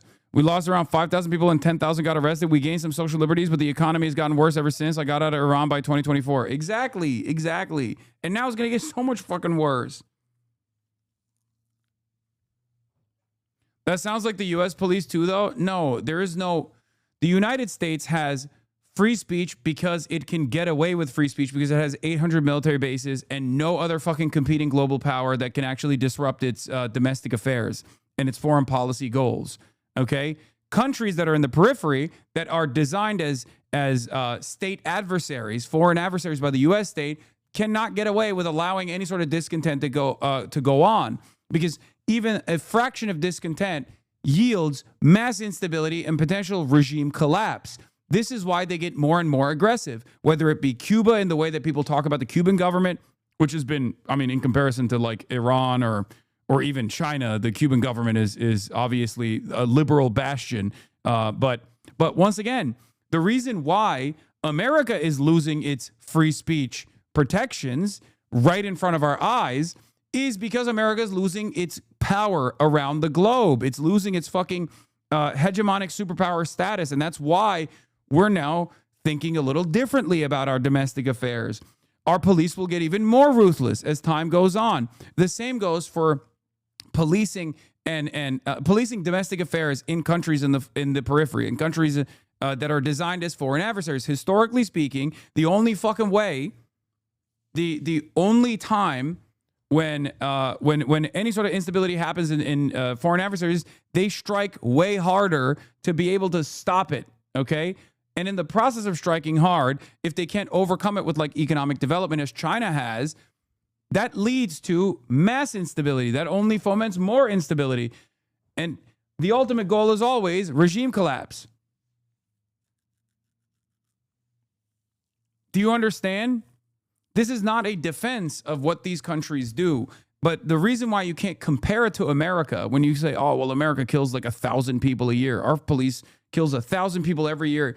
It's not a comparison, okay? You've never experienced anything like this. You've never even experienced anything like this like you see in Turkey, which is far better off than, as a NATO ally, far better off than Iran ever is. Don't mistake what I'm saying here.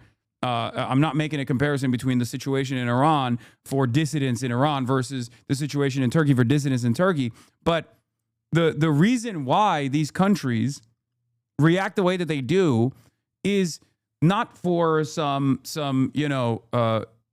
like, I mean, I guess it's different for different countries, but like the reason why they strike down as aggressively as possible towards any kind of discontent is because they are understandably fearful of what that discontent yields, which is complete collapse of the system. They don't want to turn into fucking Libya. They don't want to turn into, the Kurds are not mobilizing. It's fake news. I have family there, one of whom is a known journalist. Yeah. I think that I was talking about this already. I think it's because they want to make it seem like the Kurds are attacking Iran so that Iran takes a heavy-handed approach and like strikes Kurdish positions aggressively. Although internally in Iran, there are some Kurdish leaders that are demanding mutiny.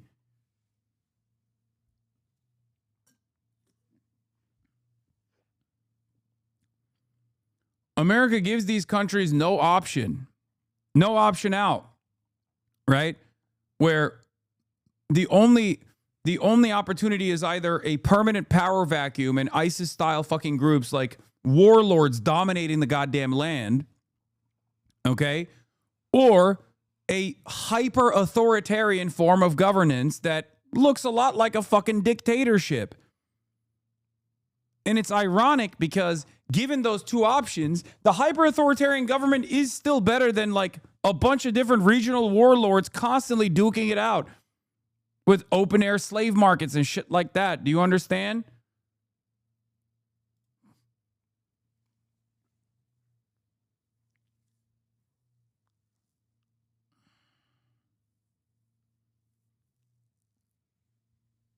There is no perfect liberal vision in the aftermath of American instability actually getting the results that it wants. Okay? And sometimes it takes 25 years and then they fuck off and then they give control back to the same exact fucking group again.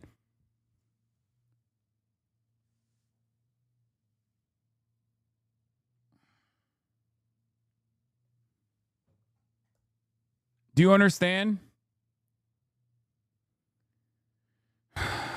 As far as like Iranian governance goes, they've made a lot of fucking major mistakes. They've been incredibly brutal. They've been incredibly ruthless in their crackdowns. They've been incredibly bloody. But their biggest mistake, aside from not engaging in nuclear proliferation as soon as they possibly could, okay, was not aligning themselves with China. Because Iran is one of those countries that culturally always wants to remain sovereign. They have, ironically enough, an ideology that's not dissimilar to Jusha, but one that is also still very much looking at the West as potential partners in the future. It's idiotic. The West has only yielded death and destruction for Iran, and yet every single fucking time, down to the civilian governance that has been elected as reformist or whatever the fuck, or conservative civilian governance, and the Ayatollah has always thought one day the Westerners are going to actually deal with us as partners. That's it. That's it. They've always been like, oh yeah, they'll come to us eventually. They'll come to us eventually. Well, it turns out that's not happening. This is the only thing that the West wants out of Iran, is to destroy it. Jusha and Iran aren't comparable. Man, I'm using an example, okay? I'm using a fucking example. Obviously, Jusha and Iran are not comparable because Jusha succeeded in maintaining sovereignty. Iran did not. Iran is getting fucking destroyed right now. It's not like the DPRK is in a fucking good neighborhood. I mean, I guess they technically are because they're slammed in the ass cheeks of China for their own desires, for their own autonomy. But ultimately, you got so many American troops surrounding the country, both in South Korea and Japan, and yet they were able to, develop a nuclear program, develop, just like Iran has the ballistic missiles, North Korea has artillery. Okay? You might think, why do they have so much artillery? Well, that's because they wanted to have some kind of threat, some kind of military deterrence to make it super costly if America ever came back and tried to bomb North Korea back into the Stone Ages again. First, they build the artillery directed at South Korea, okay? Peppered along the demilitarized zone. The Iranian version of that was the ballistic missiles program, okay? Then, at Seoul, directly at Seoul. Then, after that, they build a nuclear program. Then they build the ICBMs so they can deliver the nukes if they want to. That's how they achieved nuclear sovereignty. And now, with partnerships with Russia and partnerships with China, they can work to develop the country for the civilian population and slowly but surely improve the material conditions of its people. I wouldn't be surprised if the current administration attempted regime change at DPRK at this point. Yeah, I think it's going to be a lot more difficult to do that because they're shut off from the rest of the world for that reason.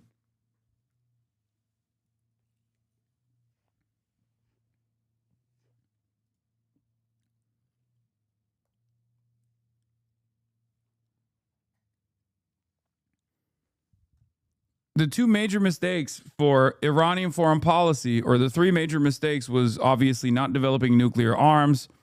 I mean, there were tremendous setbacks in general from Israel straight up assassinating their fucking top academics anyway, over and over again on Iranian soil, by the way. And then, not dealing with China earlier. Because they've always been very Western facing and also very invested in sovereignty and not really looking for help from any other global power, whether it be the USSR at the time or whether it be China in the recent times. They've been very suspicious about dealing with foreign major powers.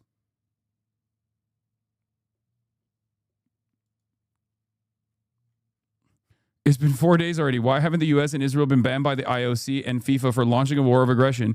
Quite sure that was the exact amount of time it took to decide on banning Russia. Well, yeah, it's not going to happen. No material analysis? What?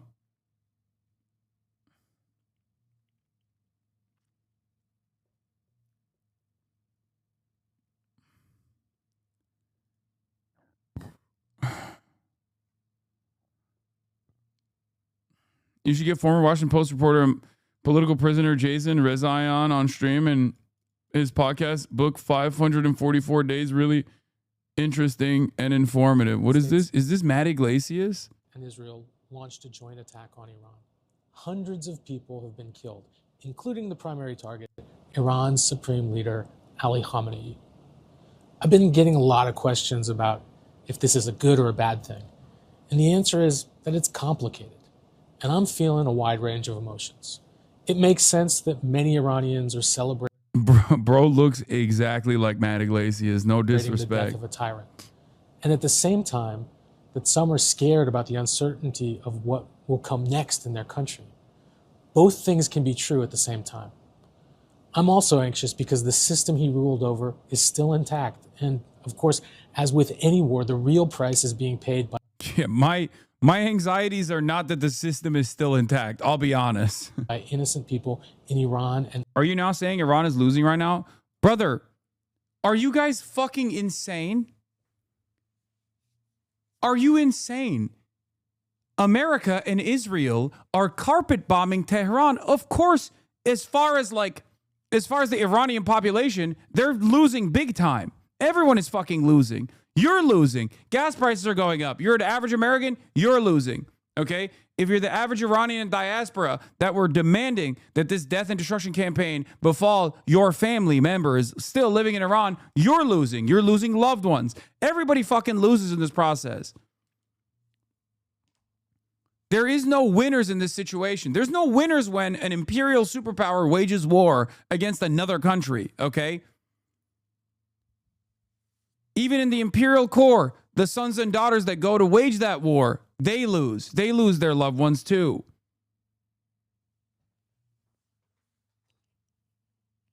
I don't understand what the fuck this argument is. Like, Afghanistan was lost, technically, by the American side when the American withdrawal took place and the Taliban took control over the country.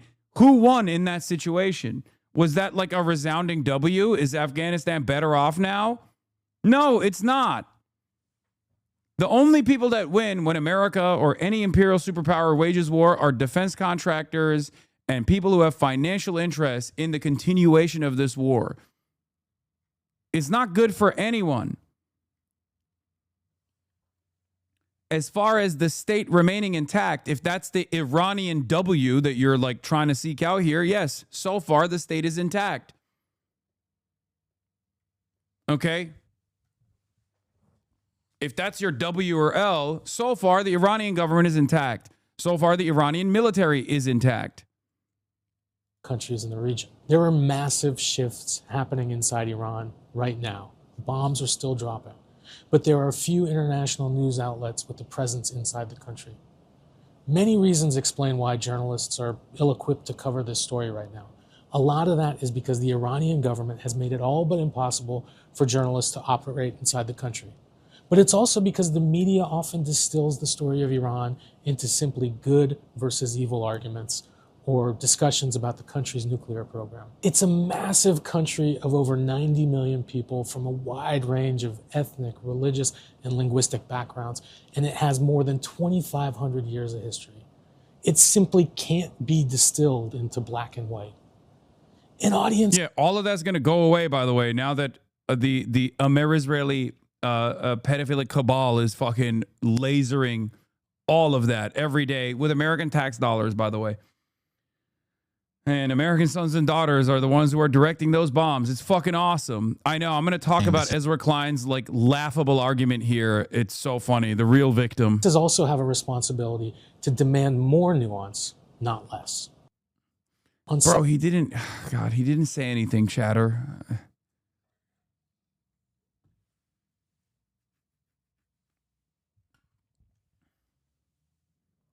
That's not Matt Iglesias. That's an Iranian journalist.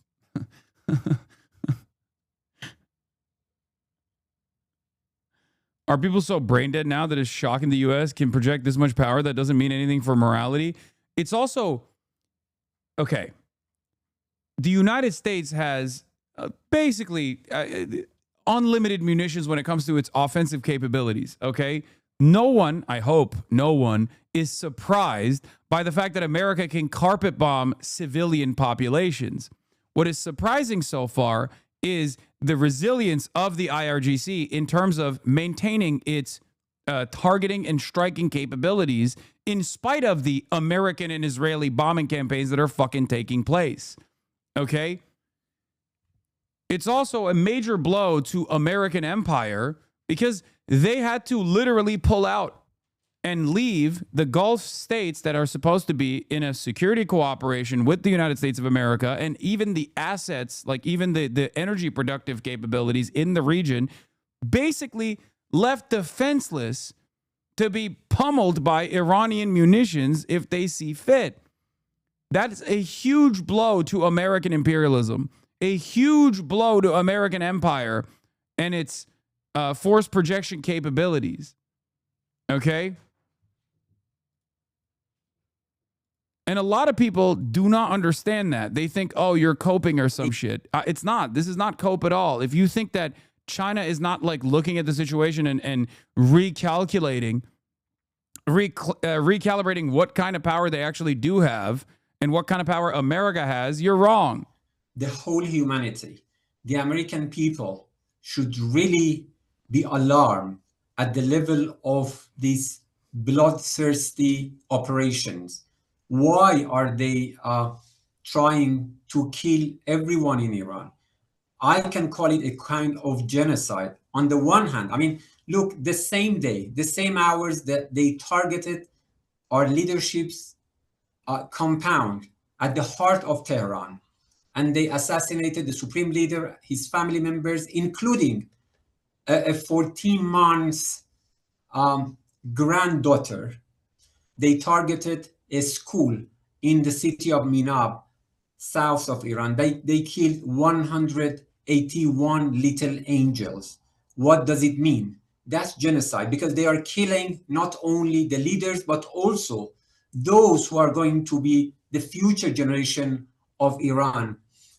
Are they really the imminent threat? Barack 8200 Ravid kept spamming Israeli cables about Kurdish incursions and now has deleted it all, saying the Kurds deny it. Oh my God. He deleted all the tweets. He deleted all the tweets. It doesn't exist anymore. Never mind, guys.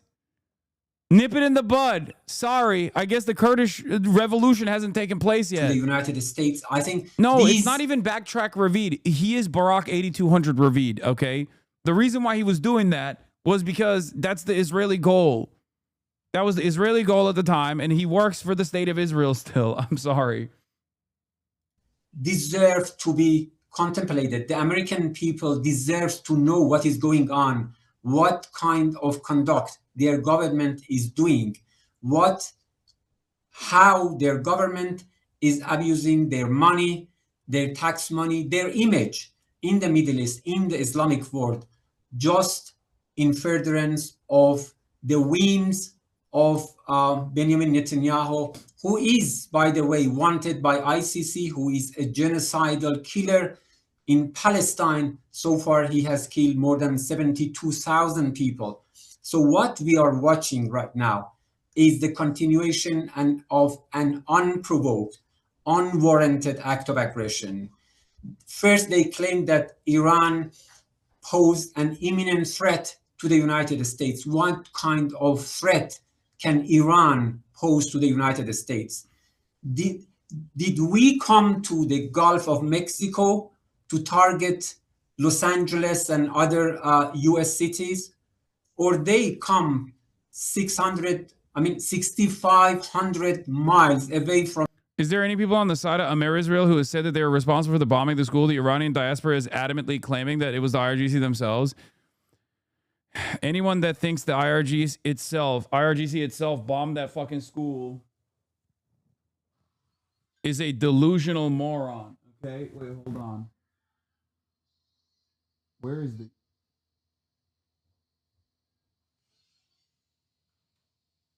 Hello? Doors open.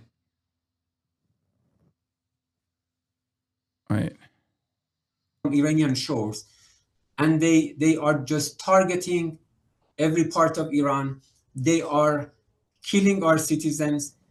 Municipalities, schools, hospitals, medical centers, sports clubs, everywhere is being bombarded and targeted by missiles by Israeli and American war.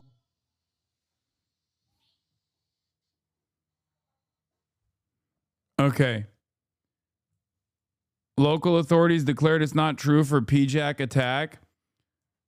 An American official stated to Fox News that thousands of Iraqi Kurds have launched a ground operation in Iran. Local sources have denied media reports claiming that militants affiliated with PJAC have launched a ground operation in western Iran.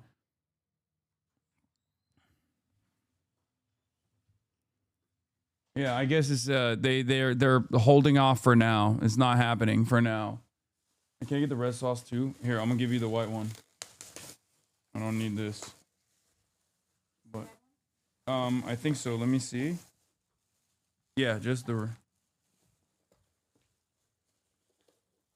the fuck you doing? I'm getting food. I'm eating food.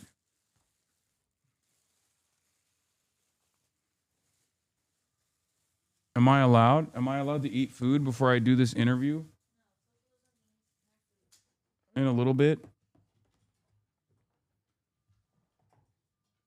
No one believes this but liberals. I don't even think liberals are asleep at the wheel, man. I don't think liberals even fucking believe. His latest tweet. Update. There is conflicting reports regarding what is currently happening in the northwest Iran with the border of Iraq.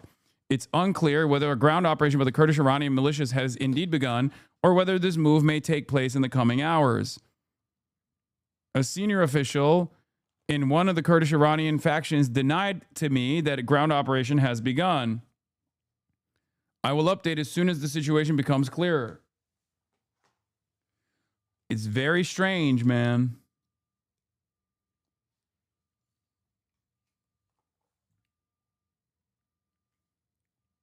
Very strange stuff.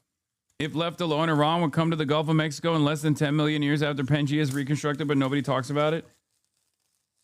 Yeah, the idea that like Iran presents any kind of threat to America is fucking laughable. The idea that Iran would present any sort of threat to America or even Israel for that matter, if Israel was just a normal country in the fucking region, is also laughable. It's stupid.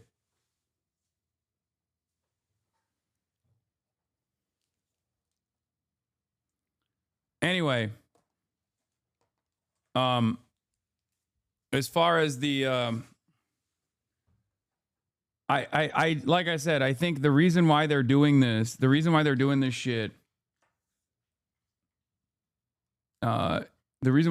shit is because they want to create instability and goad the Iranian government to take like super fucking brutal actions against the Kurdish population to create actual uprisings.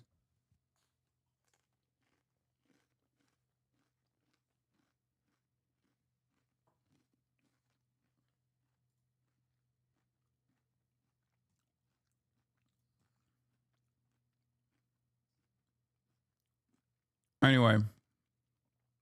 Telling Fox thousands of Iraqi Kurds have launched a ground offensive in Iran. Decimated, destroyed, defeated. All words the Pentagon used to describe Iran's various military forces on day 5 of Operation Epic Fury. Moments ago, President Trump touting in It's Big, a U.S. official telling Fox thousands of Iraqi Kurds have launched a ground offensive in Iran. Decimated, destroyed, defeated. All words the Pentagon used to describe Iran's various military forces.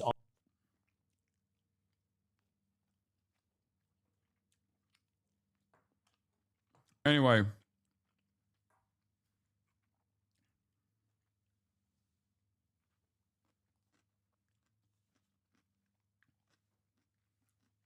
Let's get to, oh, there was also a really funny thing about who struck the school. Eylon Levy is such a fucking asshole. He came out and said, where is it? Hold on. Israelis are now blaming Americans for the Minab school bombing in Iran, which killed over 160 plus children and staff. America First folks need to see this. Eylon Levy, former Israeli spokesperson, Says the Minop school incident is an extremely tragic story. It seems to be the result of faulty intelligence because the school was on a site that used to be a part of an adjacent IRGC base that was bombed. In any case, Israeli forces weren't active in the area and CENTCOM is investigating, so you don't dare try to pin this on us. He literally was like, everyone knows Israel's appetite for killing schoolgirls at schools, but don't you dare. This is American.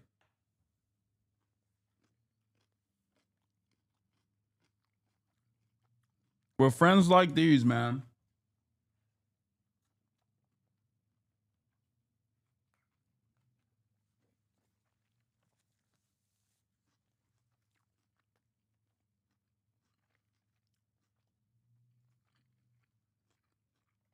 Also, Hegseth's bombing strike map literally shows that Americans most likely bombed it.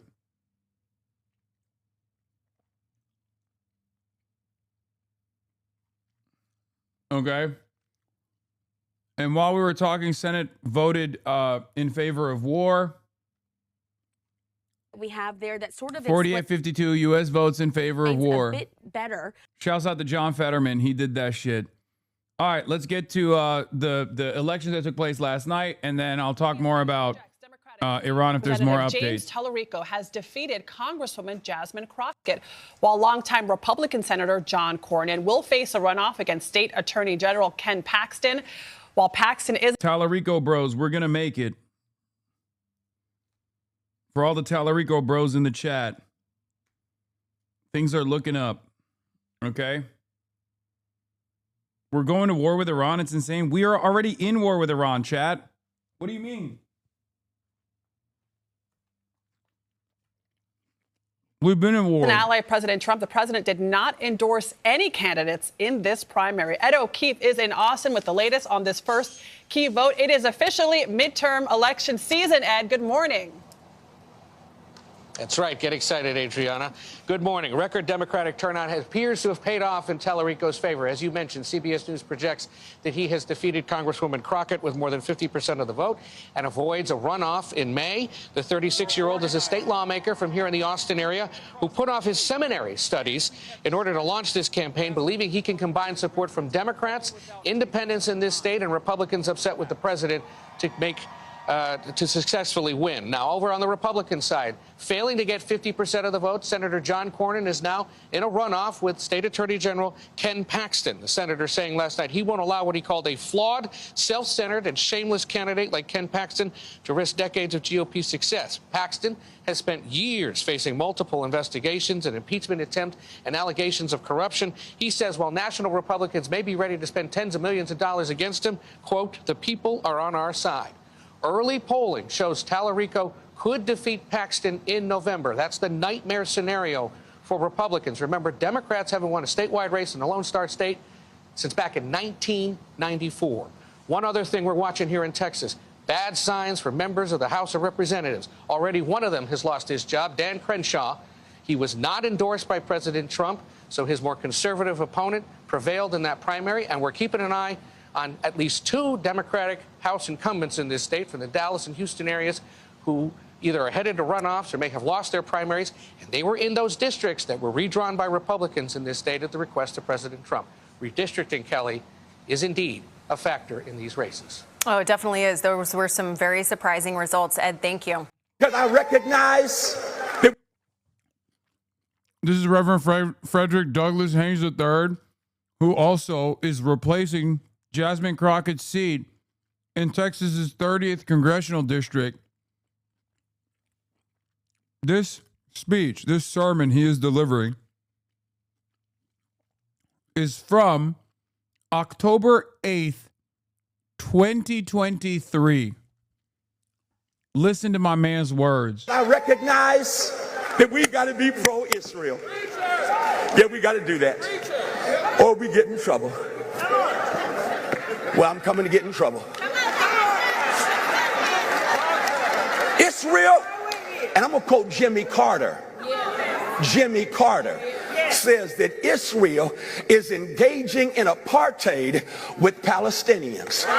And so the Palestinians who don't have the weaponry of Israel, the Palestinians don't have the financial backing from the United States that Israel has. And so they throw their rocks and shoot their arrows, and Israel is able to bomb them and kill them. Watch in the news the disparity between Palestinians being killed and Israelis being killed. It is totally unfair, but this country is going to stand on the side of apartheid because that's its track record. It stood by apartheid in South Africa because it created apartheid in this country. Because the sad thing is, we live in a nation where twisted, toxic theology is poisoning the politics of this nation. Have you thought about the fact that this week in Utah, a white woke preachers rise the fuck up! Christian got killed by a white Christian. And then the next day, HBCUs were under threat. Now, how did we get in it?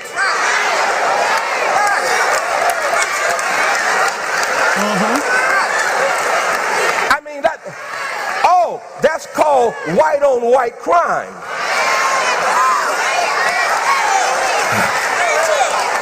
You came the wrong Sunday if you thought I'm sorry, I see y'all are real sophisticated and you look really good.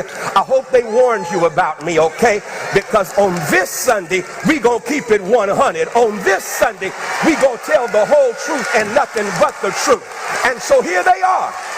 Here they are. In Utah.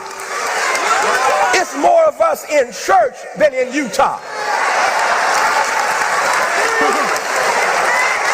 We ain't got nothing to do with what they just did. A white Christian gets killed, murdered, not assassinated. We're going to tell the whole truth today. Martin King got assassinated. Malcolm X got assassinated. Medgar X got assassinated. Don't compare Kirk to King. Ain't no such comparison now. Bro, he said this right after Kirk got assassinated. This is the murdered. Sorry, not assassinated. This is the closest I've ever felt in terms of timing and intensity of messaging and messaging discipline and consistency with anyone that's ever run for office. Like, literally, this is obviously, like with Zoran, I felt represented in many ways that I never thought I would be represented in. Okay. But as far as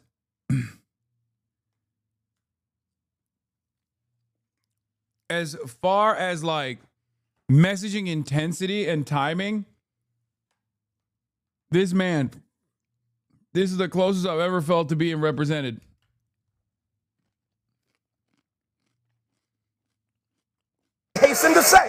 Let me hasten to say, I'm anti-political violence. Kirk should still be alive. I don't agree with with anything Kirk said. What Kirk said was dangerous. What Kirk said was racist, rooted in white supremacy, nasty, and hate-filled. But he still should be alive. He still should be playing with his kids. He still should be experiencing the love with his wife. He still should be experiencing life as he saw it. I don't want anybody, please hear me well, anybody to be victimized by political violence when I'm going to keep it a buck. Because one of the things that gets me, and we got some politicians in here, I'm going to tell y'all, I'm going to come for you if you ever say this. If you ever say, America, we better than this. You lying. You lying. We ain't better than this. America was born in political violence. America committed political violence during the slave trade. America committed political violence when black bodies hung as strange fruit on southern trees. America committed political violence against the Irish, against the Italians before they became white. America committed political violence when America passed Jim and Jane Crow laws. What do you think political violence was? Political violence when they bombed and massacred Black Wall Street, when they massacred Rosewood, when they massacred whites and blacks in Wilmington, North Carolina. Well, what do you think political violence is? Martin being killed, that's political violence. John Kennedy being killed, political violence. Robert Kennedy being killed, political violence. And you gonna say we better than this? No, you can't fix what you won't face until you look in the mirror and say this is a violent country that has done violence to too many people. We will never get our act together. It's time to repent, because if my people called by my name humble themselves and pray, turn from their wicked ways, then will I hear from heaven, forgive their sin, and heal the land. Come on, we better than this. No, we ain't. A lot of us don't realize this, but Martin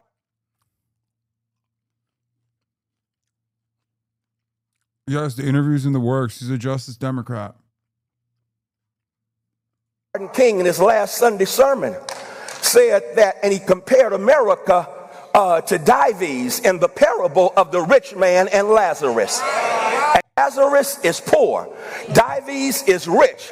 Dives is Elon Musk rich. And when justice showed up, Lazarus goes to heaven. The question is, why did Dives go to hell? Dives went to hell, Dr. King said, because he majored in minors and minored in majors. Dives went to hell because he didn't recognize that your wealth ain't about you. It's what you can do for others around you.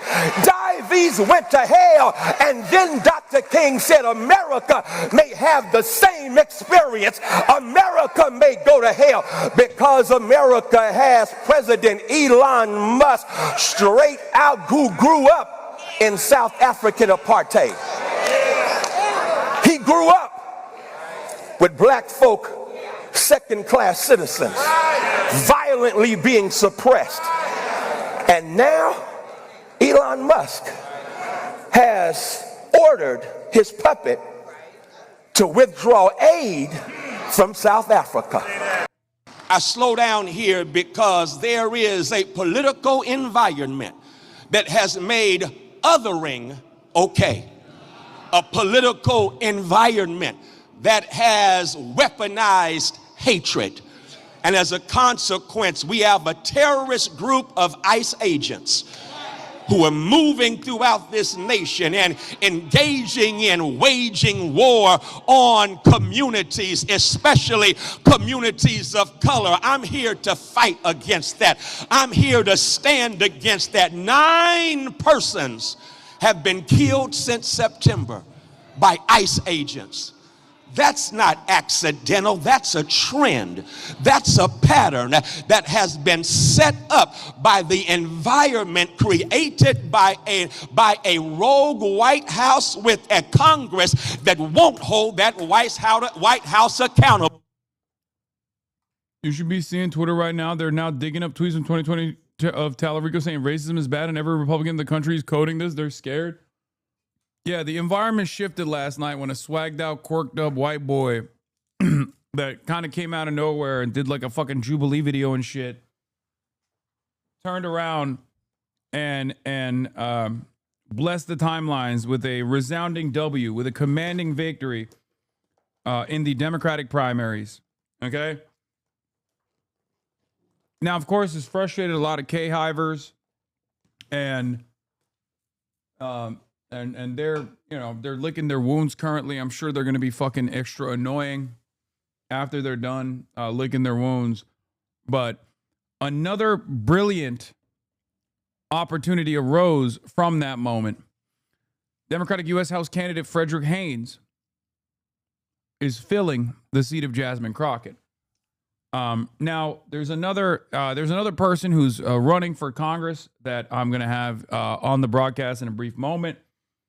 Hold on, I gotta throw this stuff around. It's Saikat, right? Am I saying it right? Saikat Chakrabarti in the building, ladies and gentlemen. He's running for Nancy Pelosi's seat. I am very familiar with. Yeah, you can pull that. I've known all about Saikat for many, many years. All right, you got it. Dolce & Gabbana. Yeah, it's a Dolce & Gabbana razor collab. You are way more brolic than I thought you were going to be. Let's just start there, you know? Hold on. Okay. Saikat, nice to meet you in person. Very nice to meet you, Hasan. I've been a fan of your work for a while, but there are also moments where I've been a little bit confused about like some of the things that you've done. You're running for Nancy Pelosi's seat that's being vacated, which is strange because she's so young. She's so young, probably one of the youngest communist voices we have in Congress, and it's really devastating for the left flank movement, the socialist movement in this country to lose such a reliable and valuable spokesperson for our cause, and yet you are selfishly running to fill the role of Nancy Pelosi, the shoes, fill in Nancy Pelosi's shoes. I've heard that so many times. in one of the bluest places in I was gonna say in one of the bluest places by the population might be very blue, but I think like the moneyed interest is not. Yeah. And speaking of moneyed interest, you are technically moneyed interest. You're very moneyed up. Yeah. So let's start there. You've called yourself a class trader. Mm-hmm. What does that mean for you? Why do you say you're a class trader? How rich are you? And will you give me $1 million? If you're doing good work, Hasan. I mean, yeah, I worked in the tech industry when I first came out to San Francisco, but I didn't grow up rich. I grew up middle class. Went to public schools in Texas, and my parents grew up frankly poor in India. I was the son of immigrants from India, right? And especially my dad. My dad was a refugee because of partition. And you're really well read on history, so you actually know what partition is probably. Mm-hmm. But for people who don't know, partition was this terrible event where the British cut up India across religious lines, and my dad's family was one of the 15 million displaced families during that. And so he was born in what's now Bangladesh, back then was East Pakistan, came over to Calcutta, and they ended up squatting in this abandoned Muslim dentist's office or a house. He probably had to go the other way. And, he grew up struggling. He had a family of 12 in this tiny 1-bedroom apartment, often had no idea where his next meal would be coming from. And those stories really shaped a lot of my childhood. My grandfather was a teacher. He started the public school in that refugee community. And even now, when I go back to visit Calcutta with my dad, there's people on the streets. This is this massive neighborhood with millions of people that live there. They will call out my dad and be like, "Your dad saved my life," right? That was the value of that service. And so my dad came here with literally $8 in his pocket. I used to say he came here with $20 in his pocket, and he actually fact-checked me on that over Thanksgiving. He was like, "No, it was 8." Okay, we're first call out. Yeah. You've been lying about how much money your father had. This is the attack ads that are coming in. Yeah, exactly, right? So I'm sorry, Dad, if you're watching Hasan for some reason. But why say some reason? Oh, I mean, I don't know. Actually, I don't know what my dad watches these days. I am the number one outlet for unks, especially unks from developing nations, from Bangladesh to all around, really. No, I believe that. So yeah, Dad might be in the chat right now. Yeah, low key, they watch me with their hands clasped behind their backs, like they're watching Al Jazeera. They're like, "What's going on? What's Israel up to now?" Is what they're saying, and they're watching me. Anyway, long story short, I didn't grow up political. I was saying all that to say, I didn't grow up political. I grew up with my dad's stories, and honestly, I didn't know. I speak Bengali, and I thought the word for politician in Bengali was the same word as crook until a few years ago. And so when I graduated college, I ended up coming out to San Francisco to work in the tech industry, and part of that was to make money, to put my family on financial stability. And part of it was like, I was a little naive. I thought I'd be using tech to solve some of these big problems in the world. Were you an effective altruist? No, that didn't exist back then. But you were inventing it from first principles. No, I wasn't even that much into it. I was just like a kid taking the first job he could. I don't even care about doing. I was just like, tech seems cool. Yeah, I'll go like try to make my mark. And I came out to SF and you work in the tech industry and you see all the problems all around you. Like the homelessness was going up literally while I was there. I came out in 2009, the cost of living was skyrocketing in that 2-year period. And I ended up, I joined this company Stripe as a second engineer. And, because I was in the right place at the right time, I ended up making a lot of money. And that was a profoundly What's your net worth right now? I call myself a centimillionaire. Okay, we go band for band. You got me. Wait, centimillionaire? What's that? The 100 million? In the hundreds of millions. Yeah. In the hundreds of millions? Yeah. God damn it. Subscribe. I can't even. I just got we went band for like a second. For 1 second. I showed my first money wad and he was like, sheesh, you're done. Okay, so you have multiples. Yeah. Well, okay, to be fair, the last guy that sat in that seat was Tom Steyer. So no, I don't got Tom Steyer money. I'll say that. But what the fuck am I doing? I'm like, I'm the most prominent socialist voice in North America, and I've had a centimillionaire and a billionaire. What is happening? I've sold out. Everyone was right. I'm a sheepdog for the Democratic Party, and also, propping up wealthy people. Moving up in the world, Hasan, is how you know, right? So you're. I mean, I got a little bit. I got a little something. It's fun. It's some light. Some light. That's why you're sitting on the Dolce & Gabbana Razor collab chair. So you're a centimillionaire. My last question was, before we get into the Clash Trader equation, my last question to you was, how many millions will you give me? Well, I try to figure out who needs it for what. So what do you need it for, Hasan? Arm the revolutionary vanguard. No, just kidding. All right. Well, we'll get to that in a second. So you're a Clash Trader. Yeah, you got a couple $100 million, not a big deal. But somewhere along the line, you realize like this is unsustainable. This isn't working because before you ran for office, before you started running for office, you were in politics. Yeah. I've been. I mean, so the whole long. And people might be surprised where you were in politics. Right. I mean, it's because I've had that whole story. I mean, like, it's crazy that you can just end up working at a place early on and just be in the right place at the right time, and you hit the startup lottery like I did, and you can have everything. And then I worked hard for a couple of years, but they're like. Teachers, nurses, the people actually run society, they work hard every day and they can't afford a home in San Francisco, right? So I didn't know, I mentioned I wasn't political, so I didn't know exactly what the problem is, but I knew this wasn't it. And so I quit tech. And at the time, the only person I heard talking about this stuff in any sort of a serious way was Bernie Sanders. And that's how I ended up joining the Bernie Sanders campaign in 2016. And I also got just really interested in this question of like, how have we gotten out of this mess before? How have other countries gotten out of this mess before? And I, read a lot. I had a whole, kind of new worldview that came up over the last 10 years.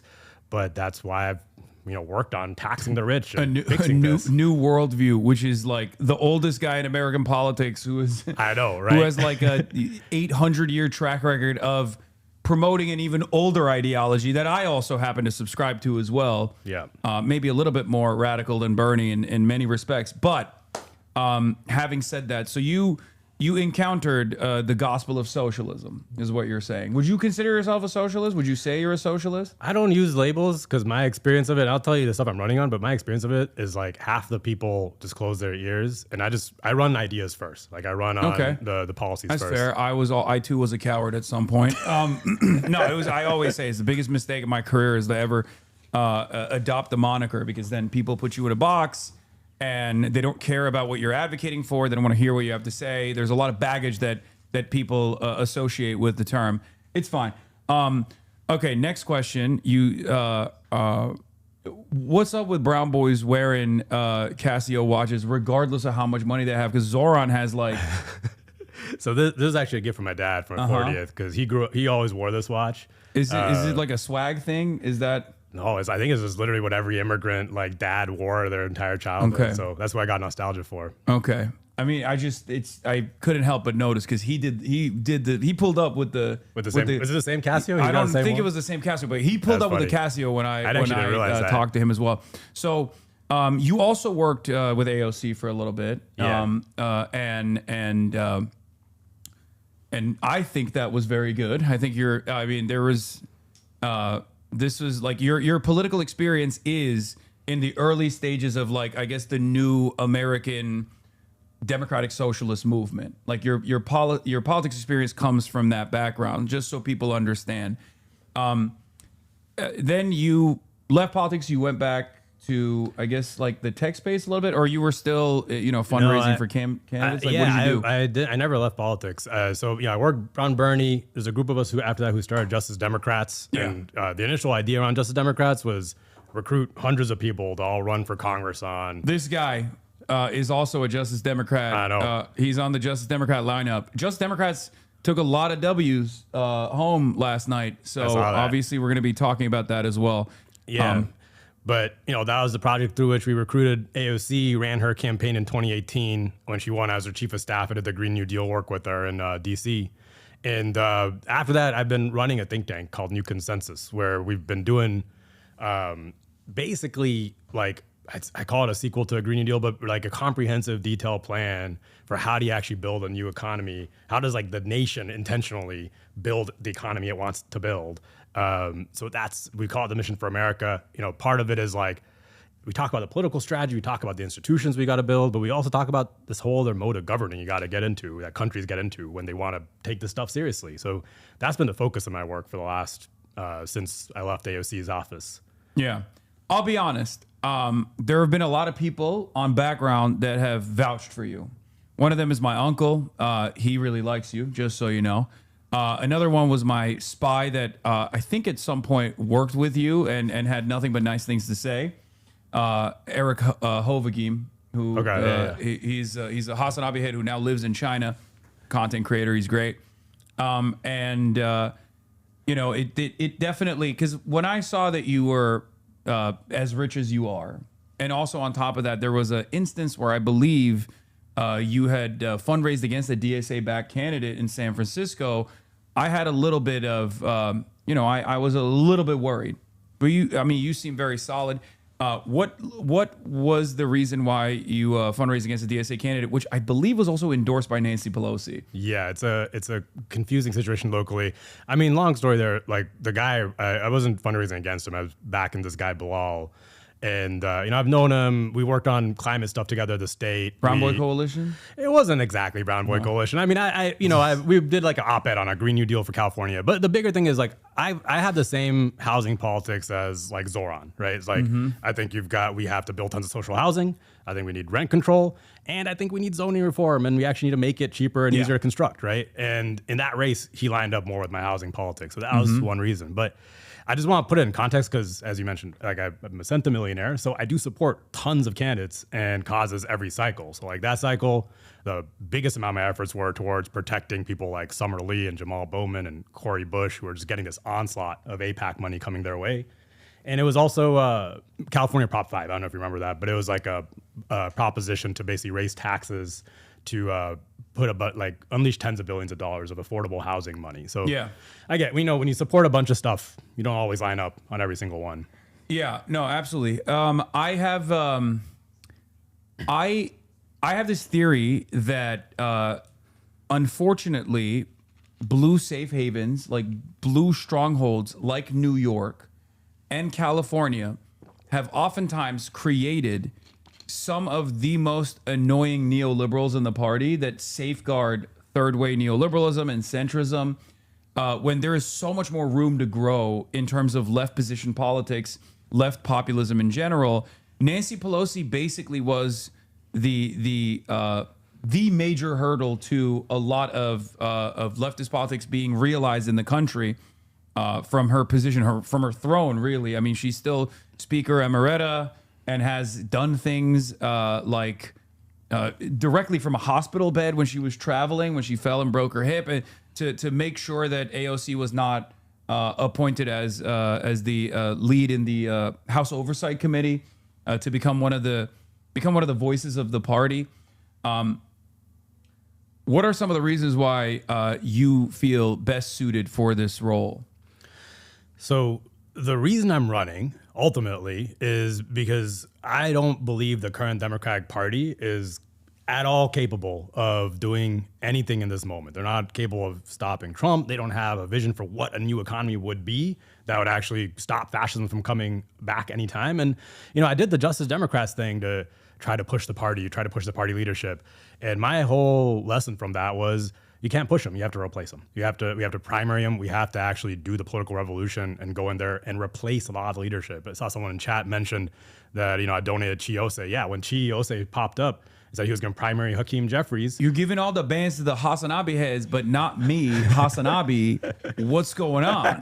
If you run for office, Hasan, I'm not. You know where to come ask it. But okay. Look, I was disappointed she didn't end up running. But yeah, I basically think we've got like a 2 to 4 year period where maybe we can completely change the party and actually build an economy that works for working people. And that's possible right now. And that's literally why I jumped in, and you're seeing it all across the country, right? There's candidates popping up all over the country, people like Reverend Haynes here and Nida Alam and others who want to challenge the establishment. And I've been reaching out to them. I'm trying to organize with them. I'm trying to talk to them because I think there could be a team of us that actually make it happen. I think so too. And that is what I'm trying to do. A bunch of other content creators are trying to do to the best of our ability with the limitations that we have, obviously. But I do think that there is an organic movement that's building, and not even because like, you know, tens of millions of Americans in the countryside or tens of millions of Americans living in like rural areas have tuned into my broadcast and become hypnotized with like the socialism beam or anything. They're just recognizing that the contradictions are worsening, and they're recognizing that like their material conditions are worsening, and the American trajectory is downward right now. Yeah. And when they see that, when they experience that, and then on top of that, they see state repression, whether it be unlimited tax dollars going to a foreign country like Israel to wage a genocide, to conduct a genocide with no accountability whatsoever, and then the domestic repression that comes along when you protest it, or whether it be all the money going to ICE to build a Gestapo force for Donald Trump that's unaccountable. When people realize that, when people start experiencing that, they get very frustrated, and they don't really have a really good outlet to communicate their desires and communicate a positive change for themselves. And I think it's important for people like yourself, people like myself, to do our very best to lead lead people in a better trajectory, in a more politically advantageous trajectory where they have some kind of autonomy, they have some kind of political power. And I just want to say, you know, like I've lived through a couple of these moments of change with like the Bernie campaign and with Justice Democrats, because that was in this moment where Trump had just won. People were pissed. People wanted to look for some vision for the future. And there was like this blip that allowed the squad to get elected, AOC to get elected. But it was still the case that when I was running those campaigns, the people showing up were like lefty activists, you know, progressives, and then a little bit of like new people. Right now, the people showing up to my campaign, the people I see stepping up to run for office, it's like everybody, you know, it's the mainstream Democrats are realizing that this current party is hosed, you know, and we have to completely change it and do something new. And so we have to jump on it. It's happening all over the world. I mean, it's usually right-wing movements that are coming to power, but not everywhere. You know, there's Morena in Mexico that, you know, came to power, made people's lives better, and now they're the most popular party in the world, right? Yeah. So, no, absolutely. A question I have for you is a question that I ask everyone that's running. I call it the Zoran method, but if you were to be defined by 5 policies, what would your top 5 policies be? All right. We'll say number 1 is we got to make the essentials affordable by just having the government provide them. So that means universal health care. Medicare for all is a great start, but that's not a healthcare system. It's a health insurance program. We got to expand beyond that to direct government provided healthcare. I think something like the Nordic country system or the NHS is really the gold standard here.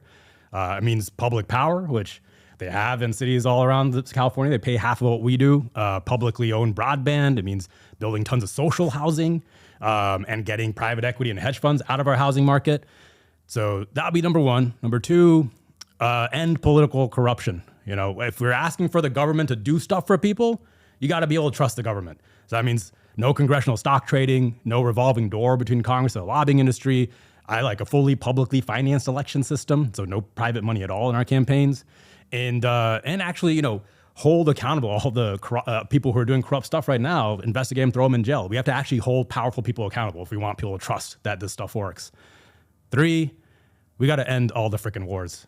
I mean, and get the power of declaring war back into the hands of Congress, slash the military budget, end U.S. interventionism all over the world. We've killed millions of people over decades of failed foreign policy. And that's been a bipartisan consensus, right? That's been Democrats and Republicans doing that. We have to completely break that because right now we've created a system where Trump is now basically dragging us into World War III. I know the way to put this is like, don't have World War III. None of this will matter if we have World War III, right? Number 4 is no one else really talks about this part, but I think we need to start planning for a publicly owned economy. And what I mean by that is, I know this is not like news to you, but what I mean by that is right now, you know, we've got AI and robots that might be replacing a whole lot of work.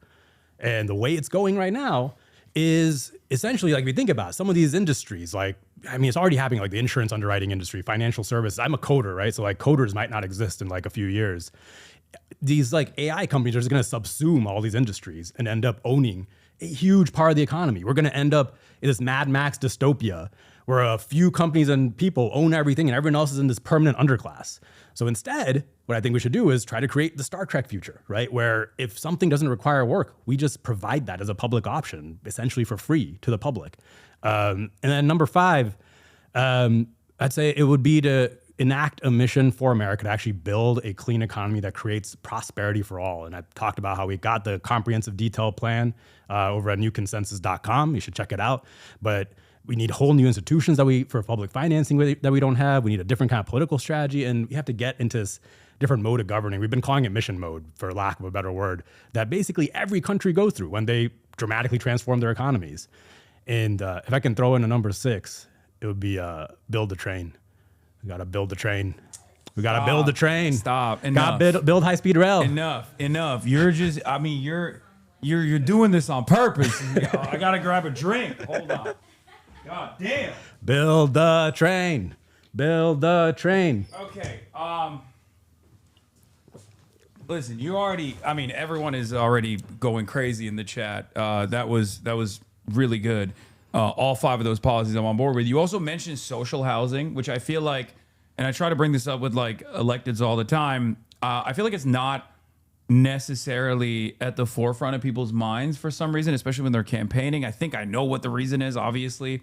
But how much of an emphasis do you have on trying to build policy initiatives, build policy papers? Because like you already have some structure of a think tank as well, so that like gives you a lot more opportunity, a lot more room to be an advocate for legislation, as opposed to a lot of congresspersons that just come in and even if they're like DSA backed or DSA endorsed or literally a part of the DSA unfortunately has limitations with respect to like policy papers that they can write and then like put in front of congressional representatives.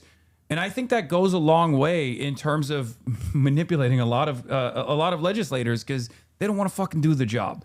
And to be fair, I also kind of understand because there's a lot going on. There's a lot of problems. Are there any initiatives specifically in terms of building social housing in this country? And what do you think some of the primary setbacks that will come up when focusing on building social housing? Yeah. So at the think tank I run, New Consensus, we do have really detailed policy papers. I'd say the one of the most detailed proposals we have is for bringing back something called the Reconstruction Finance Corporation. This is a state-owned corporation that existed during the New Deal and the World War II era. It was basically our engine of growth and development during that whole period. And it's kind of like a public bank. I think people know about public banks. Like it definitely, can do low interest loans and do all that kind of stuff. But it had a more proactive role in the market than that. Like it had this proactive role where it would go out and figure out what's missing, what can we not do, and why is it missing, and what do we need to spin off to do it. So I bring that up because I think we just don't have that organ in our government at all. So the RFC could do things like directly finance affordable housing and social housing, but it could also spin off a public developer if you can't find a nonprofit developer to do it, to build the social housing. You could do things like, and it did do this during World War II, stockpile building materials to control for inflation costs. It's just this whole thing. And the crazy thing is, it's not like, some new idea. Basically, every modern developed country has some form of public finance. And it really boils down to this idea that we should, as a nation, have national goals. This is why I think things like AI and where we're at are really forcing this conversation, but we should have goals. Like a 5-year plan. Yes. Maybe. Should. I agree with that. We should have goals, and we should use the economy to achieve those goals. Whereas right now what we have is an economy that's driven just by profit, and then the nation follows. It's the tail wagging the dog, right? But yeah, I mean, it is like the whole idea around mission mode that I was talking about is you make plans, not just passing. You don't just pass policies and take your hands off the steering wheel. That's how we did in World War II. It's how Europe rebuilt after the war. It's how all the Asian countries got rich. And you also have to have institutions that finance and coordinate those plans. That's what the RFC was for us. And we had a bunch of state banks back in the day too. But long story short, I think it's not just, because a lot of people talk about the Faircloth Amendment. We have something called the Faircloth Amendment that prevents building new public housing in the country. And we absolutely need to repeal that. But it's not enough to do that. We actually have to create agency as a nation to be able to then go do it. Yeah, that sounds great to me. What do you think about a federal jobs guarantee? I think we got to do it, especially in the age of AI. We talked a lot about it in 2018 when I was in there with AOC. We're trying to popularize the idea. My only thing is I think a federal jobs guarantee has to be combined with an actual program of the jobs you're building, right? So that's why I want to talk about like the Mission for America. I mean, I'd love to see a federal jobs guarantee as like the way we start retraining the workforce into some guaranteed job at the end, right? Mm-hmm. Okay.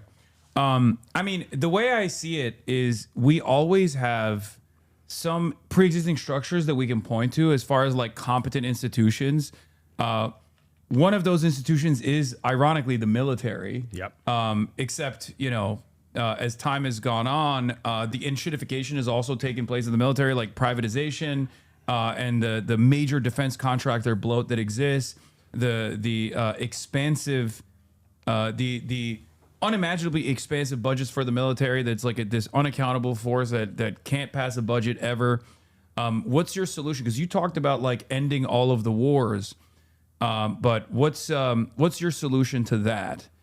Can the military be restructured to work in favor of the citizens, whether it be citizens overseas, but certainly citizens here in the United States? Because it's a massive jobs program in the hands of the federal government. And it's a very skilled workforce. So yeah, I absolutely do. We have some plans for doing this in the Mission for America, but we should repurpose a lot, like the Army Corps of Engineers, to be building infrastructure in the country, right? I mean, we did some of this during COVID, right? Where like we built these military hospitals. I mean, they didn't get used, but they got put up really fast. But also the way we did the manufacturing miracle for actually mass manufacturing the vaccine was like, there was this general, I forgot his name, but he got put in charge of the whole supply chain. And he was literally like flying around the country, figuring out what the bottlenecks are and getting people to work together and then just solving this problem. And that kind of massive logistical support is something the military is good at. It's literally the same thing we did during World War II, where like, we had the war, but we had to build this whole new economy at home to, create the arsenal of democracy.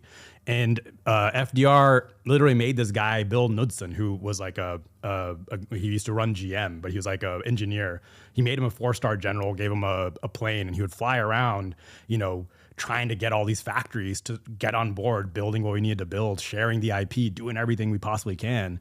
So yeah, we gotta reuse the military for good stuff, not just bombing countries. Mm-hmm. I agree.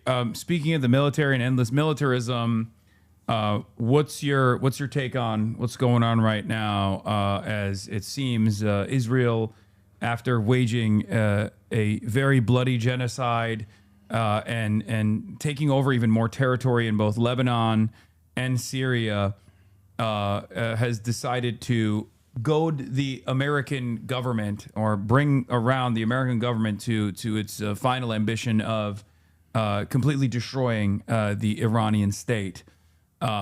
what's your attitude about that, and what's your attitude on Israel's genocide of the Palestinians as well? Because I think people will want to hear that as well, because I see it as a litmus test for the most part. Yeah, I mean, I've made it I'll talk about the Israel genocide in Gaza first. I've been pretty vocal about this from the start of my campaign.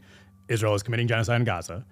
We should not be providing any funds to Israel because they're going to use that to commit genocide in Gaza. It's against our own laws. It's against international laws. And of course, it's just morally horrific. So you're also committed to know that you don't make a distinction between offensive and defensive Correct. weapons. Yeah. I mean, I don't think Israel makes a distinction between offensive and defensive. No, it doesn't. funds. It's fungible. And also any dollar that goes into Israel means it's a dollar that they use in building their offensive capabilities. It's ridiculous. Unless, I mean, if there were any other country, this wouldn't even be a discussion. Yeah, right? If there's any other country committing genocide, no one is being like, why don't we arm the Russian civilian population with Exactly. anti-aircraft munitions? Right. And like the thing is, there's also a real meaning to the word genocide. Like if you look at, when the word genocide got defined by the ICJ, we actually have a obligation to try to stop it. Right. So it's not just that we should stop funding the genocide. We should be using whatever pressure we have, just like we did in South Africa, to stop the genocide, right? That's incumbent on us. But yeah, what's going on with Iran? This is where you're supposed to say you're not suicidal. You have no fear. You don't own a weapon. You don't own a gun. This is probably the biggest stream I've been on, so I should say that. Yeah, Yes. I'm not suicidal. I have a great life. Yeah, same with me. Anyway, let's continue. Yeah, but I mean, with Iran, this is deja vu all over. I mean, I grew up, I wasn't political, but like the first political event I really experienced was the failed war in Iraq. I had no idea why we were going to war in Iraq.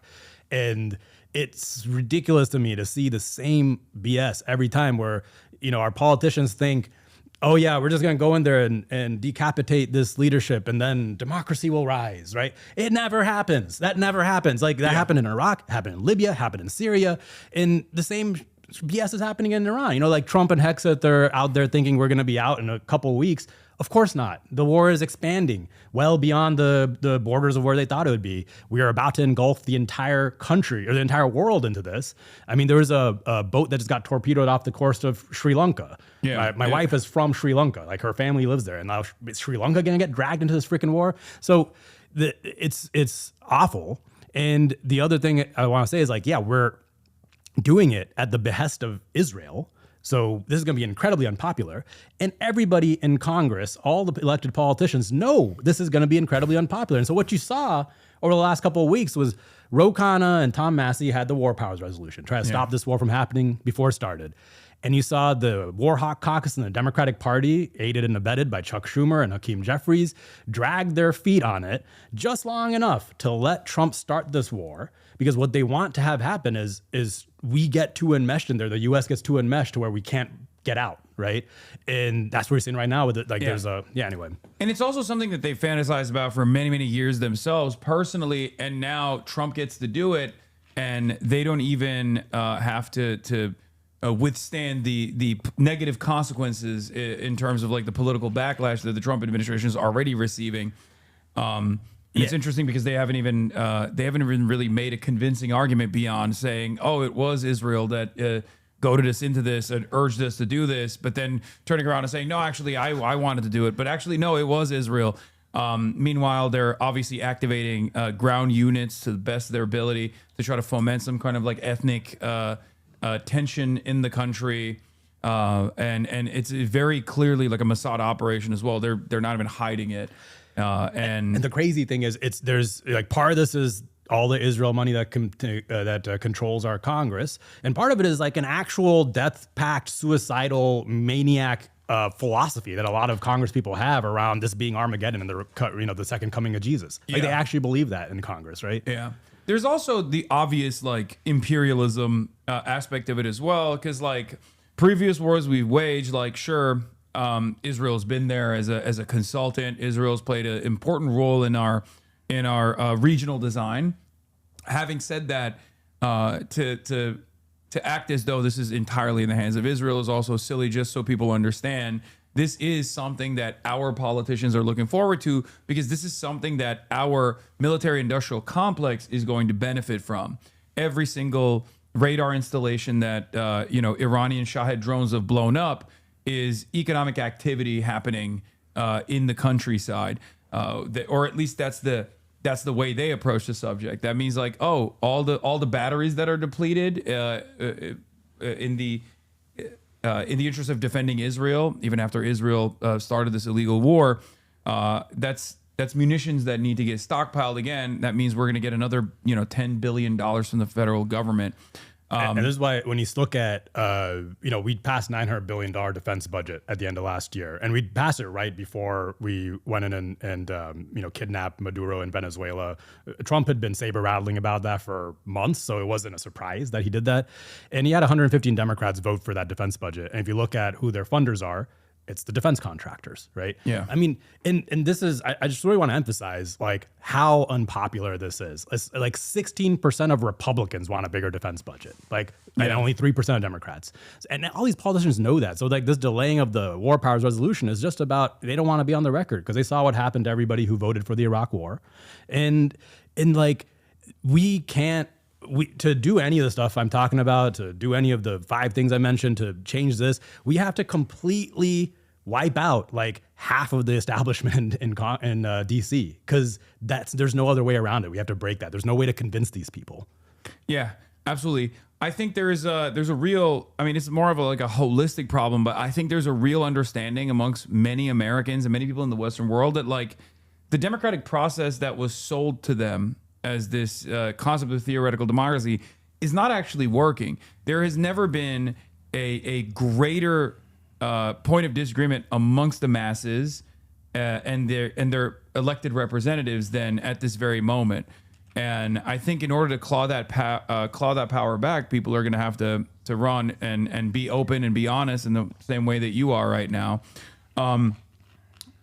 Let's see. Let's ask you some other questions. You've argued that voters chose Trump in 2024 because they wanted economic change. What specific day one structural changes will you fight for? Because I already asked you the top 5 policies, but I want to know more in detail about like what kind of legislation you'd push for day one.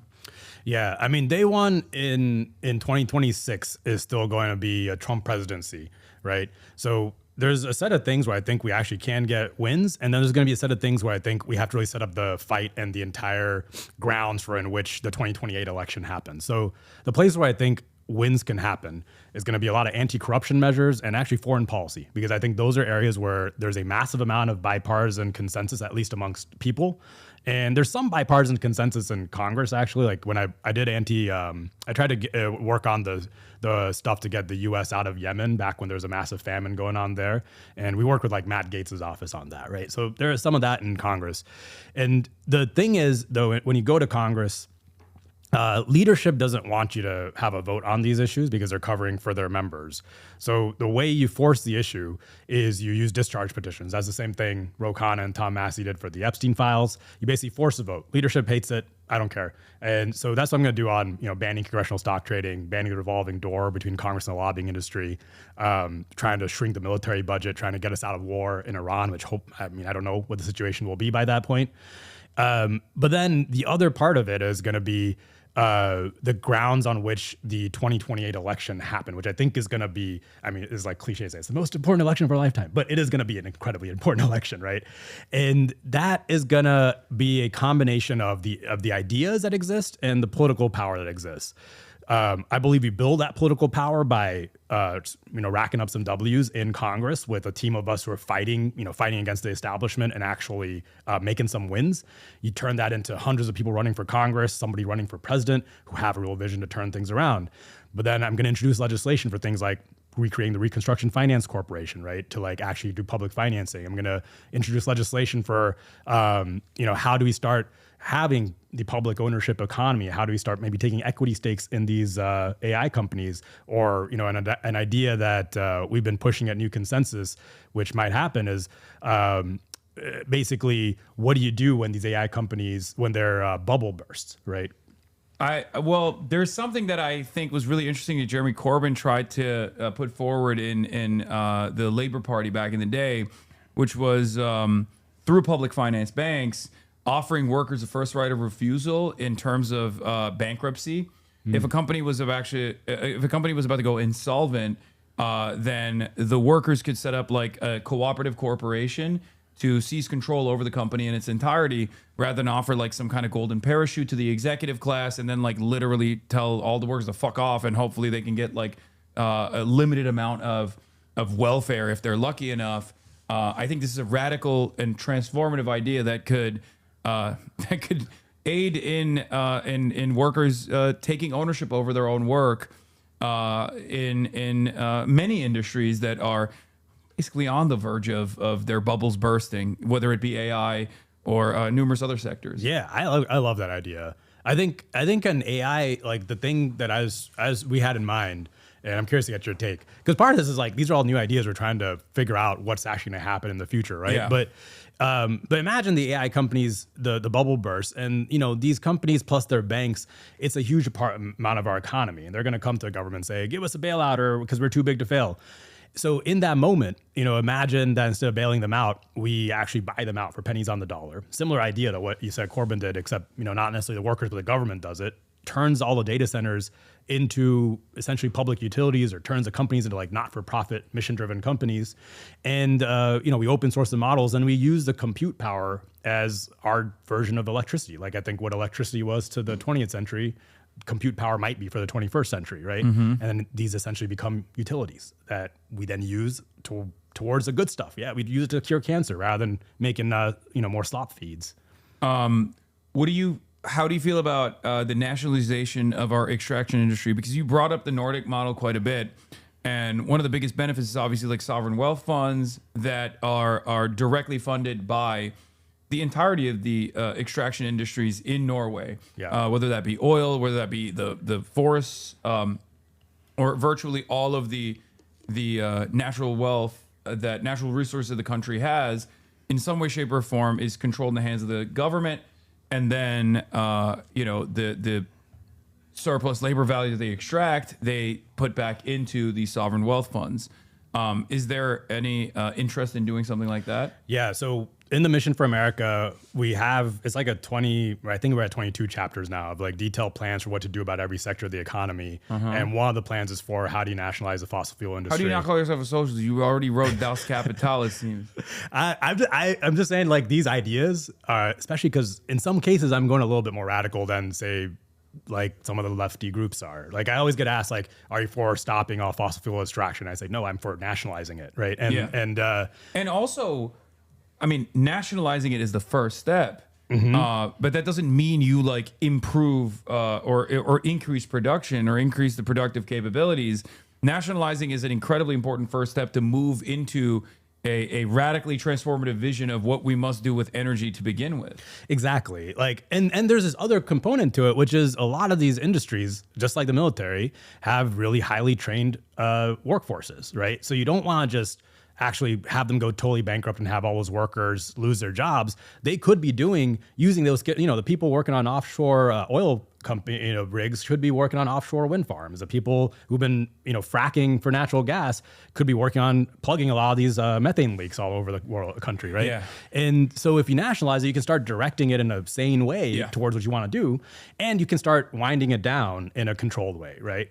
Yeah, people always say retraining doesn't work, and I'm like, okay, well, people in Western Pennsylvania don't have like a genetic predisposition to working in fracking. The only reason why they work there is because that's the only way to get $100,000 jobs after industry left. Yeah. And for years and years, they had no real good benefit, good wage jobs that were readily available. And now they know how to fucking frack. Well, and the reason retraining doesn't work is because we live in this society where we can't imagine actually having it's not retraining, it's just training. It's just training. You don't have anything at the end of it. Like there's this great book called Janesville about what happened in Janesville, Wisconsin. That's where Paul Ryan's from, when they shut down the GM shut down their car factory there. And Obama, this is during Obama's era, they did all these retraining programs to retrain all the car workers for into like electricians and all this other stuff. And at the end of 4 years, it turned out that the people who had done the retraining programs actually were worse off financially than their colleagues who just like went and got a minimum wage job at Walmart. And that was because there's no job at the end of it. Retraining works in the context of an actual plan of what you're going to do. Yes. Training to actually training to actually fulfill an important part of whatever like labor necessity exists is how you're supposed to do it, is how many other countries would do it. America, we don't do that. That's why for the longest time there was learn to code, right? And it became the rallying cry at first as like this affirmative vision, and then it turned into a very negative thing to be associated with. And we're also literally reeling from the impact of learn the code. At the time, I thought it was awfully suspicious that there was a lot of programs such as this one. And I thought like, oh, these are some good jobs that are readily available. But I think they're trying to, and by they, I mean you too, kind of. I mean, Loki, you probably took advantage of this situation as well as someone who worked in these in the tech sphere. But I felt as though they were trying to lower, like by diluting the labor pool, they were trying to lower the wages overall to make it like a much more competitive field. I guess. I mean, I was one of the workers, so I think it would have been bad for me. But I honestly found the whole thing really cringe. And I think this is part of what comes from when you don't grow up in necessarily a white collar family. It's just like, think about the flip side right now. Because like AI is coming after a bunch of white collar jobs first. So imagine if I just went to San Francisco and said, we're going to do retraining programs to turn y'all into solar panel installers, right? Yeah. Would that fly in San Francisco? Like people would push back against that, right? Like, so it's very natural. Like I think when you just go to a community and Actually, just that's say, not even true. It would fly. If you went to like some of the more underserved communities in San Francisco and you were like, we're building a factory here. First, we need working hands to build a fucking factory.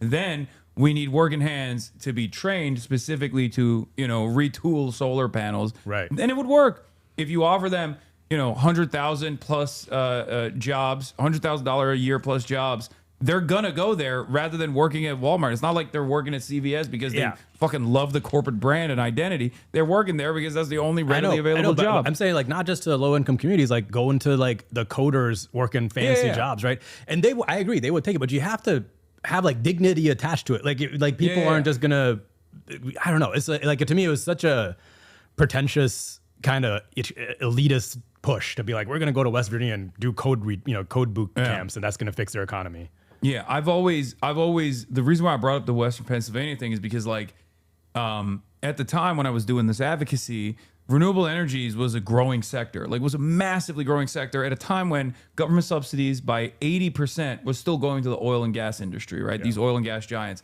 We've completely dropped that anyway. We just decided China dominates that space. China literally now controls the future of energy, and we're just leaning heavily into this finite resource that is eventually gonna we're eventually gonna run out of, and also is destroying the planet simultaneously.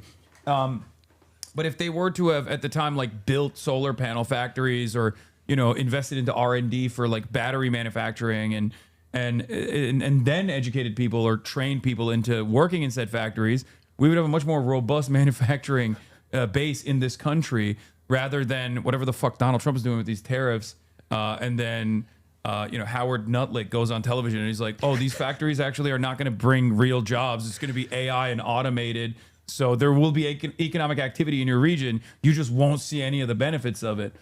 It's ridiculous. So the thing that really pisses me off about this, like, we just like throw up our hands like, oh, China's won. It's like China 10 years ago, but I guess it was 15 years ago now, they decide we're going to build EVs, right? They made this plan. And at the time, all of the Western media was making fun of them because they're like, they'll never catch up. Our technology's too great. Of course, they're not smart enough, whatever. Oh, yeah. And then literally like last year, they started building EVs that are better than ours.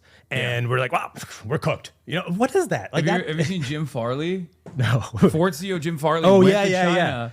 His daily driver is a Yangwang. He brought back a fucking EV from China, and he openly says his daily driver is a Chinese electric vehicle. And he literally said, if these cars come here, it's over for Ford manufacturing. And it's a problem of like our industries are not innovating and actually. Oh, sorry, it's a Xiaomi SU7. Xiaomi, yeah. I have a lot of fans. But I actually have a worry about this because if you travel around the world, you see Chinese EVs everywhere, right? Like, yes. It's in America, if you're like, unless you're Jim Farley, you actually go try. I think the car manufacturers here, they have this sense that they don't realize how bad it's gotten. So they have no incentive or any reason to try any harder, because we've essentially created this completely protected ecosystem for them with the tariffs and the sanctions. And, I'm not like, yeah, sanctions and tariffs and stuff matter in the context. I'm a fan of trade protectionism by design, but I also believe that you have to make competent product and competitive products. Exactly. You can't just go to Laos and be like, you have to buy F-450s. Yeah, and you can't go to Italy and be like, you have to buy a car that requires you to have a commercial driver's license that literally cannot operate on the regular roads in Europe. It has to be combined with a real plan for how do you build your industry, and the tariffs have to wind down. Like that's what China did, right? They protected their industry for 10 years, and then they said at the end of that, you're gonna have to compete internationally, and so they forced their companies to be good enough to do that. Yeah, and the tariffs are actually demonstrably having a negative impact on American manufacturing anyway. Not only have we experienced a lot of job loss in the manufacturing sector, which is hemorrhaging regardless of what anyone says or does, but also beyond that, I mean, the way to restart American industry, if that's like an issue of national security concern, which I don't even care about, I don't deal in terms like that.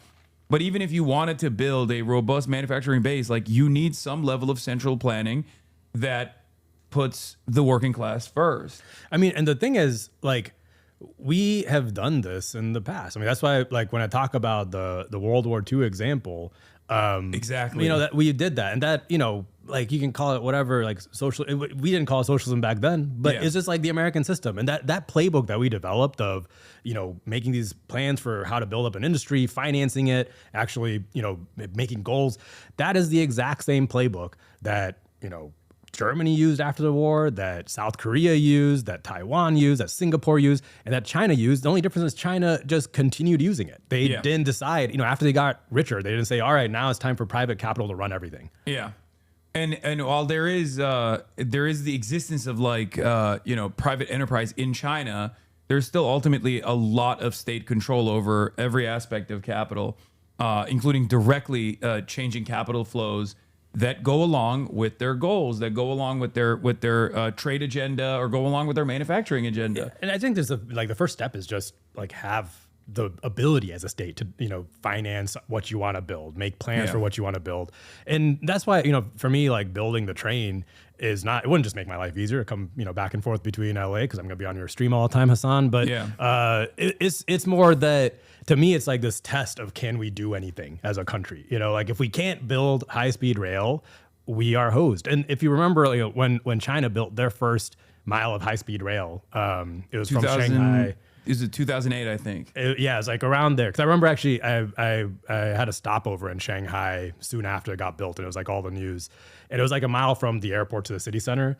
And at the time, it was the most expensive per mile project in the world of rail, all the, as usual, all the Western media, everyone was making fun of it. Laughing at, like the ghost cities. Yeah, and their response was, well, we'll just keep going, right? And then over the next 10 years, now they build rail faster and cheaper than anybody, and they own the whole industry. Why don't you want to spend all of that money instead on something productive, like dominating the periphery nations militarily, so that we can extract super profits for a handful of people that are all mentioned in the Epstein files?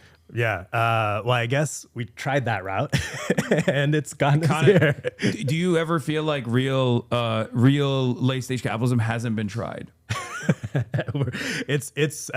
We're in the middle of it, right? Okay. We're in the middle of it. So it hasn't been tried. There's more room for growth. There is more room. I don't know how long the late stage capitalism keeps going. And why do you hate wealthy people?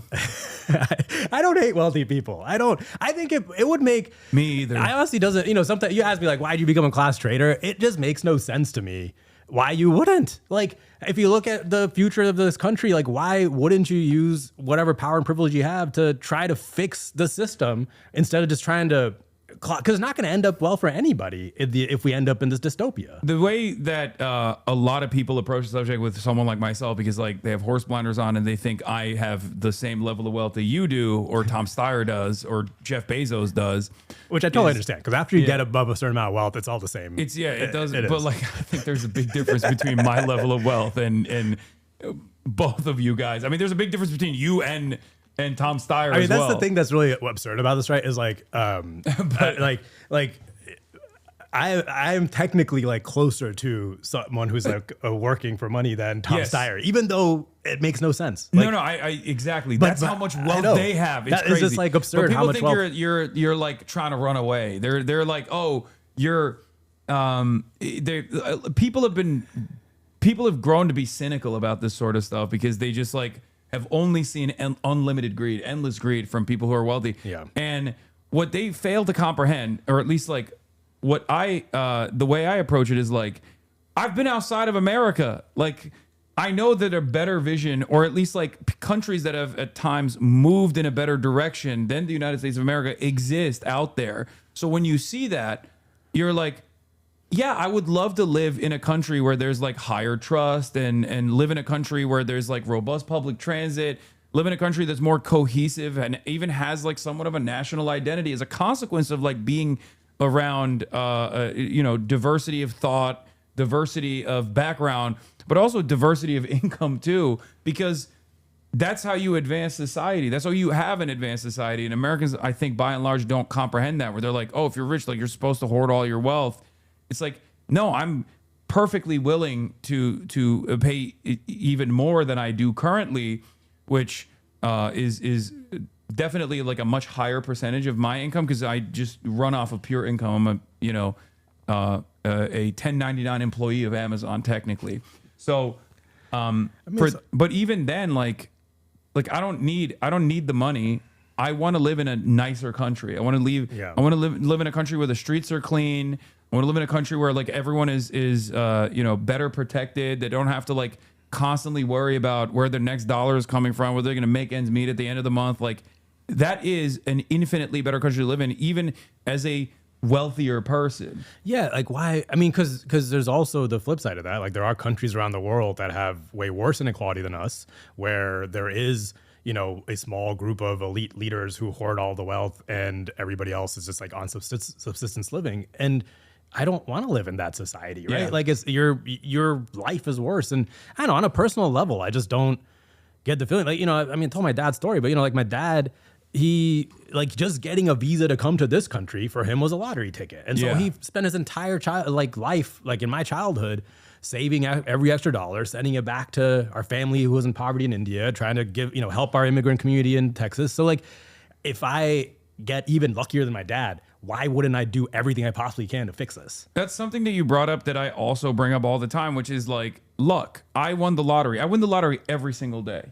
Like it shouldn't have to be that. Like that shouldn't be the only way that you actually succeed. And a lot of people, I think, a lot of people have deluded themselves into believing that the concept of meritocracy is real, and that is basically the thing that holds this entire system together, where they have to believe in some ways that Elon Musk worked harder and smarter by 300 billion, 400 billion times than the average than the average person to achieve the profound level of wealth, the unimaginable levels of wealth and power that he's been able to garner. I mean, having met a lot of people who've made a lot of money in Silicon Valley, I know for a fact that that's not true, right? It's luck. But It's also, literally luck. It's such a big part of it. It shouldn't matter. I don't know, the whole concept of meritocracy itself. Like, yes, we should make sure people who are capable are able to do the jobs that are suited to them. But this idea that only a small portion of society deserves a good life is fundamentally against my views, right? Yeah. Like, why that doesn't make any sense to me. Like, why wouldn't we try to make sure everybody has a good life? No, I 100% agree with you on that as well.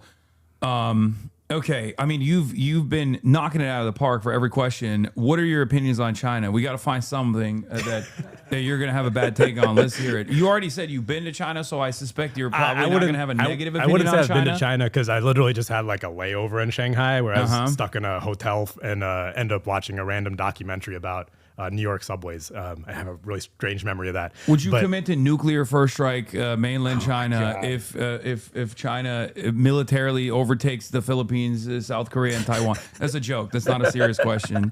I mean, my position on China is we have to get to a point of cooperation and stop this freaking Cold War. Like everything from 2 points. Like one, we can't have World War III. We cannot have World War III. If World War III happens, everything else doesn't matter, And the more that we our politicians, just keep like poking the bear, the worse it gets. And so, yeah. And then on top of that, there's like these actual problems internationally that we have to work on. Climate change, the threat of existential or runaway AI. These are things we have to actually cooperate on.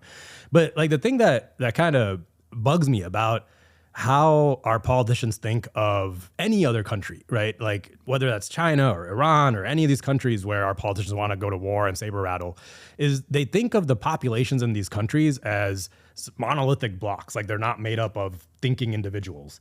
And the question I always pose to people is like, what do you think we would do if like China came in and started doing using the same rhetoric that our politicians do with China, right? What do you think we would do if like, I use the alien force comparison because like even the gap, like the imperialism gap between us and China is so vast that like, in order for a country to have been able to like dominate us as we have the entire planet, it would literally truly have to be a far technologically advanced alien force that came outside of this planet. But I think even in the context of like our current society and the current global arrangement, just take like one example, because sometimes I think the pushback that I'll get is from people saying like, well, we stand for human rights and we want to call out human rights violations. And I get that. I don't laugh at that. Like, I do think we stand for human rights, but I just say like, think about. I think we stand for human rights.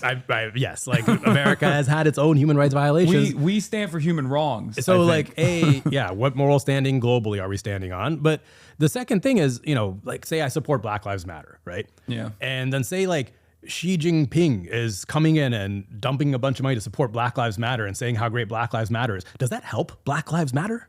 Of course not, right? Like that doesn't actually help the movements inside the countries. I wish he would give me money to help Black Lives Matter.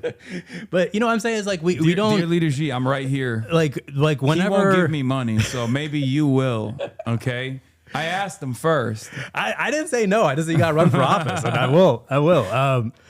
But all I'm saying is like when like America or when our politicians go and do the saber rattling, they don't realize that there are factions in other countries that then gain power, that then pressure the leadership into more hawkish positions and makes the whole thing a tinder block. Or not tinder block, but tinderbox. Tinderbox. There we go. And we're literally like dropping bombs on this tinderbox.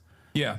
No, I mean, I think this was an argument that was presented back in the day. I've talked about it before as well. Like, but during the time of the civil rights struggle, the USSR was actually, consistently cutting propaganda, talking about how, American minorities were getting fucked over. It was true. It was true. Obviously they had a lot more initiatives in terms of like defending anti-imperialist, anti-colonial action regardless. So it was in line with their foreign policy goals as well. But like, even as a matter of, I guess, quote unquote, national security, these are issues that America has to solve if they don't want, existential threats to the nation being born from within. And unfortunately, the only direction that we've headed towards, in the absence of any sort of material improvement being the forefront of any campaigning on either party, has been to consistently advance this like white nativist agenda, anti-immigrant agenda, and try to divide the working class along these sectarian and ideological boundaries. And that's the only thing that works when you have a shrinking pie. It's not the only thing that works, but it's the mindset that is easiest to pitch. And that's why I say, like, if we can't use democracy, if we can't prove that democracy is going to work to improve the material lives of people, then fascism will win, because that's an easier ideology. And I think it's no coincidence that, in the periods in America's history where we have had more inclusivity, it wasn't a utopia, but during the 60s and 70s, there were these movements like the civil rights movement, the women's rights movements, the gay rights movements. We were way more welcoming to immigrants. That's how my parents got here. That was in the context of us having had decades of wages going up. We had just put a man on the moon. We had built the interstate highway system. We were so optimistic. So you have to do both of those things at the same time. You have to be able to pitch how we need immigrants in this country to help us build this, and actually pitch a different vision of the future. That's not what I think Democrats do most of the time. Democrats adopt the right-wing frame and then try to like triangulate on like, oh, if I just took the Republican position on this thing and then a different position on this, and maybe I'll win. No, you need a different vision that's a complete change of the status quo. And you have to be unafraid to be bold and unafraid to lead on that. I think if there's one example that I always go back to, in spite of like the horrifying realities on the ground in Gaza, the gains made in terms of broad awareness initiatives that was able to destroy multiple billions of dollars being spent for a very sophisticated propaganda campaign that made Americans over such a short period of time change their attitude entirely on the issue of Israel. If that can happen, then anything can happen. You know what I mean? Yeah. As long as you're bold, as long as you lean on the side of truth and justice, and you consistently engage in this advocacy, eventually people will actually pay attention. Eventually people will be convinced. And I just want to say, you know, that's happening. It keeps happening on every issue. Like, we're in a politically chaotic moment right now, right? And that's the same reason, you know, that's how Donald Trump suddenly comes to power. He changes the entire Republican Party. But we can do that too. You know, we can do that for a better cause. And it won't happen if you're always waiting for the polls to tell you which way to go, because that just takes too long. You have to be able to jump on these moments and would you, lead. last question. Sorry, go ahead. Would you fund an oil tanker that I will command to break through the unjustifiable American blockade and finally deliver energy, much needed energy, to the island of Cuba? We got to stop the embargo of the island of Cuba. I have to look into the logistics of getting an oil tanker. Okay, I don't think I have oil tanker money. You know, I don't think we can get OFAC clearance, but like maybe for like a cool 20 mil, we can make it happen. Okay, I don't know. I mean, this is I beyond didn't my hear pay a no, grade. chat. I'm just saying, because I'm going to Cuba in the end of this month. Yeah. With Progressive International. I don't know if you're familiar with them at all. Yeah, with Giannis Varoufakis. Giannis and David Adler. He's great. Yeah. You know, we have a bunch of medical supplies that we're going to be bringing with us, but it's more so just like a broad awareness initiative, because once again, the real the issue, the major setback for the governance of Cuba and the sovereignty of Cuba as it stands currently is to cut through the noise of like the anti-Cuban government lobby that is like very powerful in this country. Yeah. Nowhere near as powerful as the Israeli lobby is, but certainly powerful enough to make people either oblivious to what's going on or oblivious to the harm that we've done to this island. And so, yeah, at first it's awareness initiatives, and then it's like material support, hopefully. Yeah. It's horrible what we've done to that country for decades. And I think, I generally hate all broad-based sanctions and embargoes because it is collective punishment for a whole group of people for, you know, whatever failures leaders might have. It doesn't help, and it like entrenches that leadership in the country, in fact, right? Because when you do what we've done to Cuba, there's of course black markets that the leadership controls when you do sanctions like that. But anyway, yeah, I'm glad you're doing that. Yeah. To All bring right. awareness. One last question. Yeah. And thank you so much for taking the time out and coming on the broadcast. And this will be a little bit of a tough one. It's not a secret that there are a lot of Democratic Socialists in my chat. DSA affiliates, people in DSA, both in San Francisco and all around the country. And because of the thing that we talked about earlier, where your support against the DSA endorsed candidate, like how there's a little bit of distrust. Yeah. Now there's probably still a lot of people who you've won over so far with your advocacy. You certainly won me over, I'll be honest. But what do you say to the rest that might still have a little bit of scrutiny, given your tech background, given the wealth that you have? How do you convince those people that you're a real one? Yeah, well, first I'd say, you know, there are a lot of folks from DSA volunteering on the campaign. We've got folks from a bunch of groups, but engage with me. You know, I'm trying to run a campaign that's like as transparent and open as I possibly can. I mean, you probably got like I just say what I believe and I'll answer every question.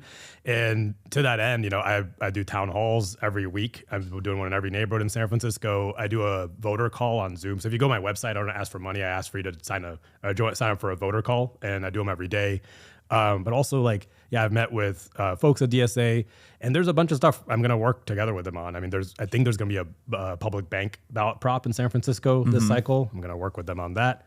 And yeah, I'd say please engage, and I'm happy to engage with anybody, DSA or not, in San Francisco and anywhere. What are some groups that you're trying to secure the endorsement of, like unions and whatnot? Yeah, I mean, and what have you gotten so far? So far, it's been a lot of groups are kind of in the middle of their endorsement process. So so far nationally, I'd say Jamal Bowman's probably my biggest endorsement. I love Jamal. There's also No Dem Left Behind, Blue America PAC, a few groups like that. Locally, there's basically three of us in this race. So it's me, State Senator Scott Wiener, who you're probably familiar with, and Supervisor Connie Chan. And a lot of the unions have more of a relationship with some of the establishment folks. And so, I'm talking to them. They like me. I think it's a top two system. So in a lot of the cases, I might not get their endorsement now, but I will when I'm in the top two.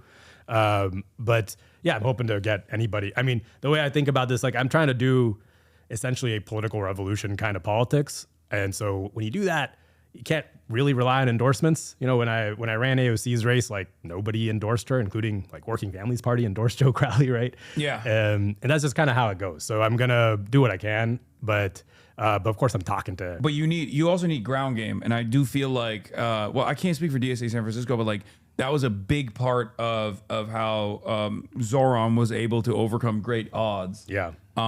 Your situation is a little bit different because you have your own personal financial backing as well. You've been doing this for quite a while. You have existing relationships. You also have I will admit, out of all the candidates that I talk to, you have a profound understanding of policy, because this is usually one of the issues that I have. Like sometimes I have someone who's very radical, but very green, and they don't have a working understanding of like how the legislative body works or how the position that they want to achieve, like what they need to do in that situation, how to sometimes play ball, where the areas of pressure are. Whereas given your background, given your experience, like you are, you have deep and intimate knowledge with how politics works in America. But as far as like winning the immediate race, I mean, Scott Wiener is it's not, like, no disrespect, but Scott Wiener is going to present himself as a progressive, but we all know the last 2 years that he spent defending Israel, only to turn around and be like, oh, actually, I was just kidding when I was doing that. I'm not mistaken, right? That was Scott Wiener. We did initially it was worse. Like we had a debate where there was a lightning round question. They asked us, do you think what Israel's doing is right? He just didn't answer. And then 2 days later, he's like, everybody gets caught up on those paddles. That paddle system is so good for people like yourself. Like for real left flank candidates, the paddle system is like, boom, yes, every time. And then if you're like somewhat inconsistent, if you're like a neoliberal, or if you have like any sort of hang up on something that's like a very black and white issue, you get fucking cooked every time. And what I said, because he tried to be like, well, it's a complicated, it's like, no, when you're in Congress, you vote yes or no. Like Rashida Tlaib has a resolution that says, is Israel committing genocide in Gaza? What's your vote on that, right? Yeah. You don't get to explain it.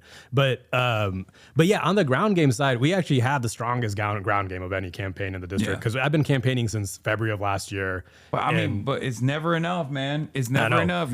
Of course it's never enough. Especially considering your somewhat radical, even though very sane policy positions, and your consistent advocacy against Israel's genocide.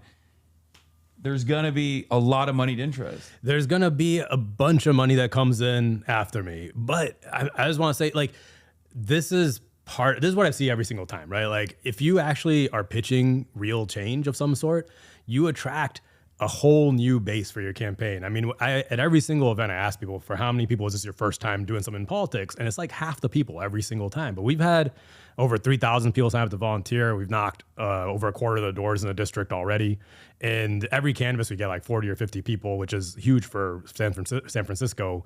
And like, we did our office opening party in July. This is actually what made us start our ground game, because we did an office opening back last July. I thought maybe 100 people would show up, because up to then it was just like mostly a social media and press campaign. Yeah. And then like 500 people showed up, and then it just kept going. Like we had 800 people at our first rally. So we've got momentum, but it's not momentum from the existing like established organizations necessarily. It's a bunch of new people showing up. Same with Zoran. I mean, I went out to canvass for Zoran actually. At the same time, I went out to go meet Chiase and try to get him to primary Jeffries. But you know, at Zoran's canvass, I asked everyone there, like, how'd you end up here? Like, are you part of DSA? And yeah, there's some DSA people there, but most of the people were just new, you know? No. The reason why I brought that up is because like it's very good to kickstart that process. Cause like, I don't know at what point you were doing the canvassing, but like in the beginning when I went and linked up with him, like it was all DSA. Yeah. It was all DSA, and it was all because like even the fact that I went and talked to him or Chapo and all these other like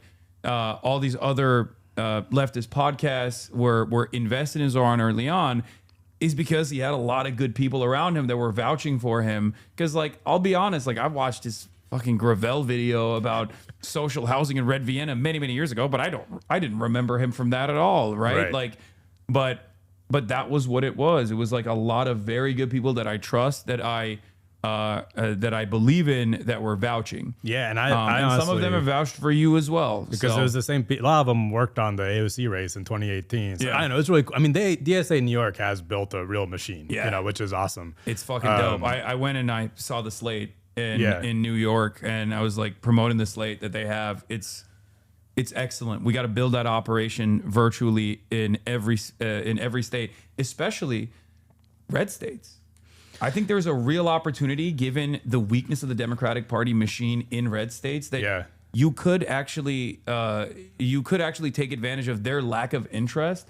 I mean, even with someone like Talarico, who just kind of came out of nowhere, really. I mean, he was not like a known brand at all, and he was able to carve out a space for himself with a fairly uniting message. I think he still needs work on the on you know some aspects of his policy. I think he's like a little bit more restrained for some reason when it comes to leaning into socialized medicine, and I think he has room to grow on the issue of Israel. He can speak very convincingly and very empathetic in a very empathetic way about these issues, but like I think he needs to go way beyond that. Yeah, I mean, when we started Justice Democrats, the project initially was called Brand New Congress, and we were actually trying to recruit people everywhere, like in Republican primaries and Democratic primaries. This is before Trump got elected, and I'm very I mentioned I was trying reaching out and talking to a bunch of people and like have a relationship with Graham Plattner. I've been supporting Dan Osborne for a while because he's trying to do that in Nebraska.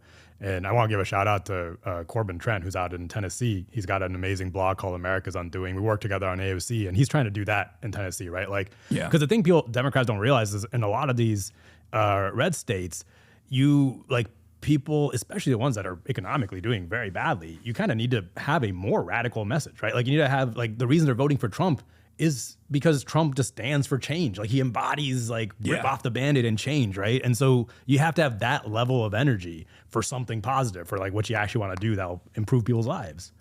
Yeah. All right. Well, Saikat, thank you so much for coming on. This was incredible. Really good to meet you, we will Hasan. continue doing this. I mean, I'll be up in San Francisco, around that area, doing a bunch of colleges. If you want to put together something, Yeah, I would love to do that. We'll definitely do that. And we'll link up and do something there. All right. But thank you for coming on. All right, thank you. Thanks for having me. All right. Hold on. Yeah, let's do it.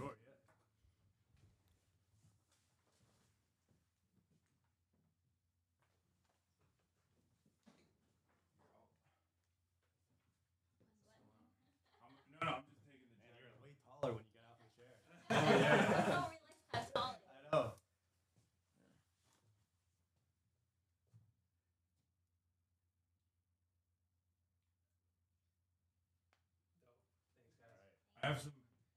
We'll talk in private. I have some questions for you in general.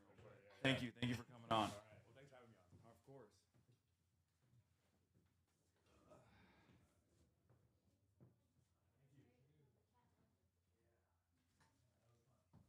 Of course.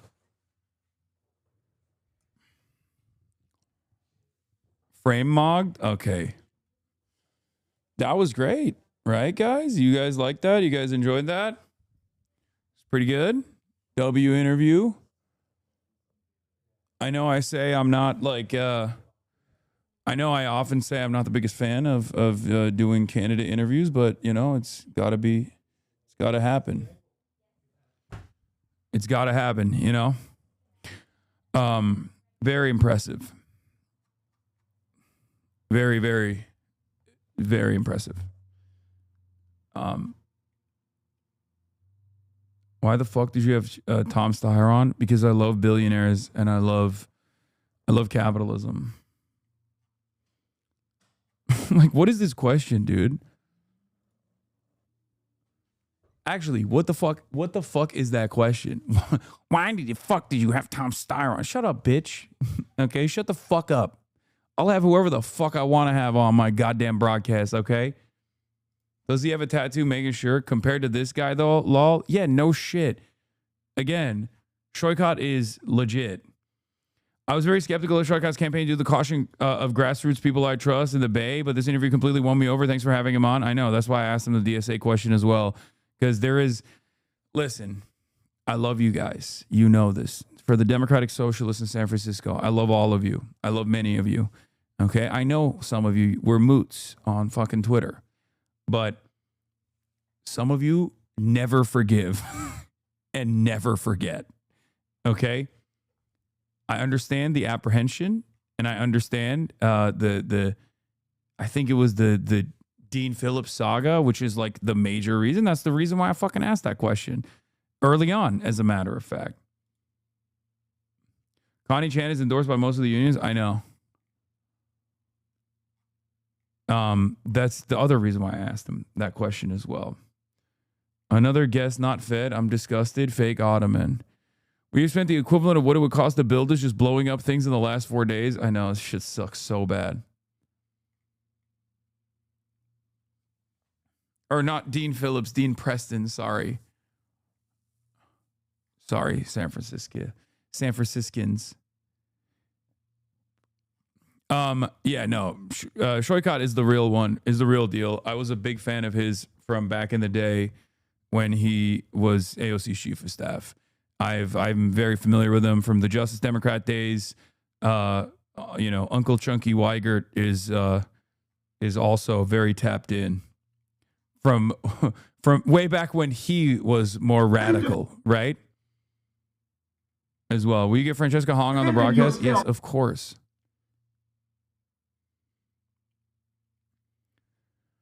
He's him. That's, come on.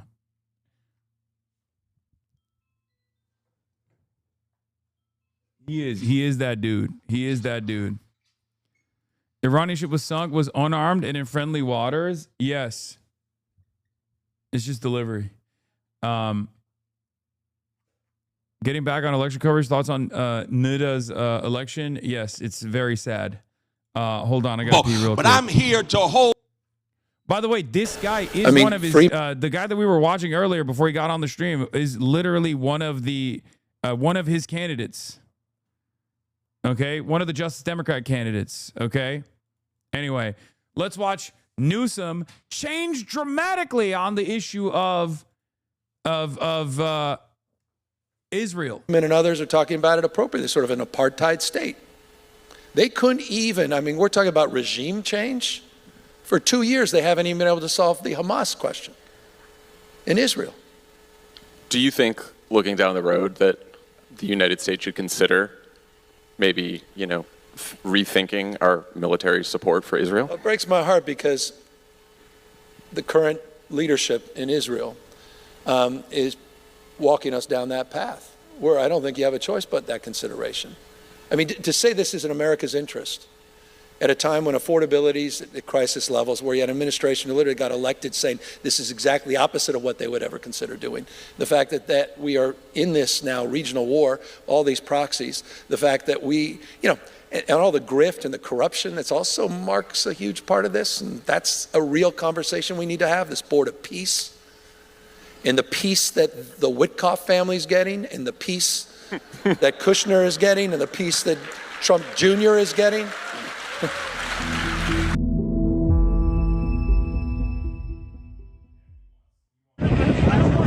What is the human toll of the US-Israeli strikes on Iran? In this world of disinformation and AI, we have very little verified footage to go on. This appears... I'm going to get back on that new scum take because I have a lot of thoughts. It might come as no surprise to you, but I have a lot of fucking thoughts on this. Okay, let me tell you something. Okay, the good and the bad. Okay, are you ready? The good and the bad. Number one, the good.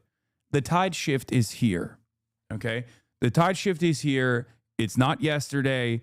It's not tomorrow. It's here right now. Okay, why am I saying this? Because this man, for all of his faults and failures, is has ambitions for higher office. He wants to be the president.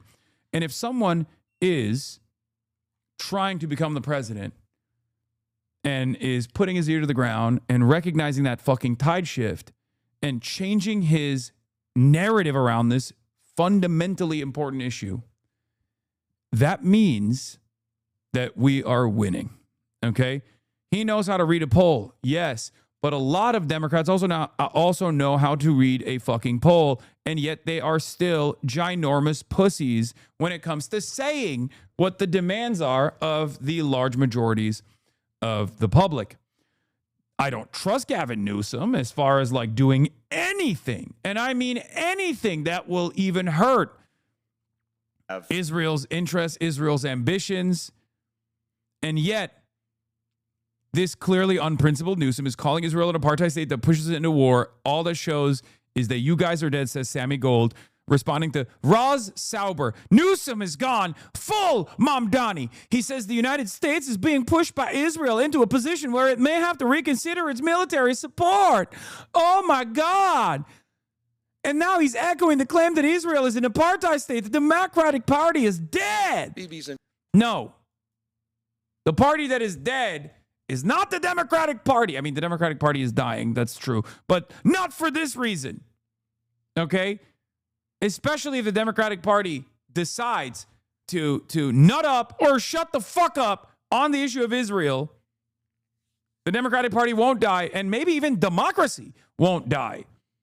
Because if we do not rid ourselves of the toxic and unfortunately incredibly pervasive influence of Israel in American politics, both on the domestic front, but also as the driver of our Middle Eastern policy, our foreign policy, we're fucking done. Okay? We're done.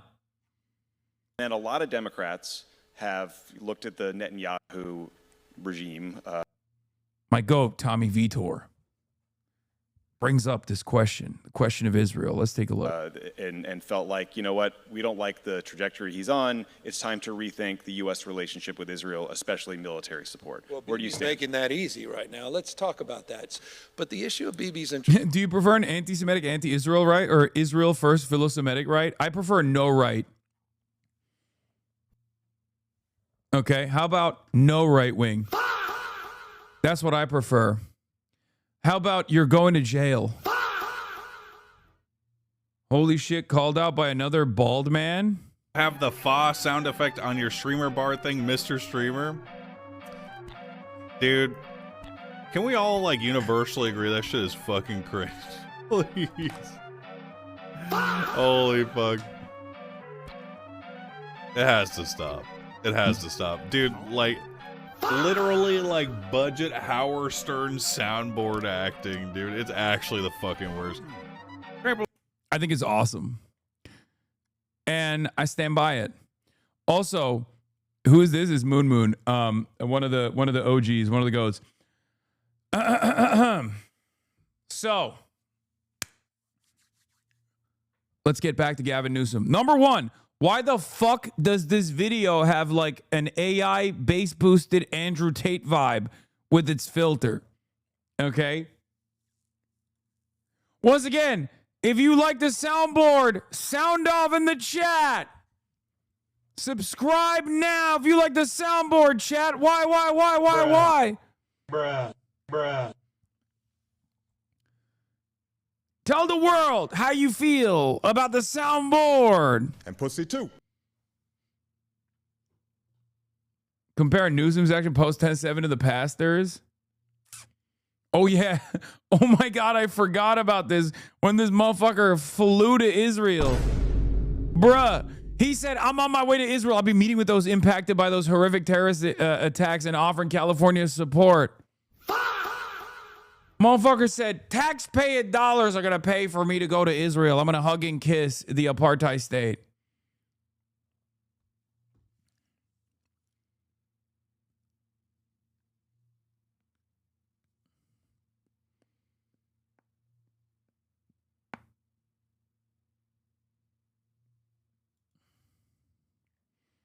Their history. Also, we know what his previous take was on fucking Fortnite Friday.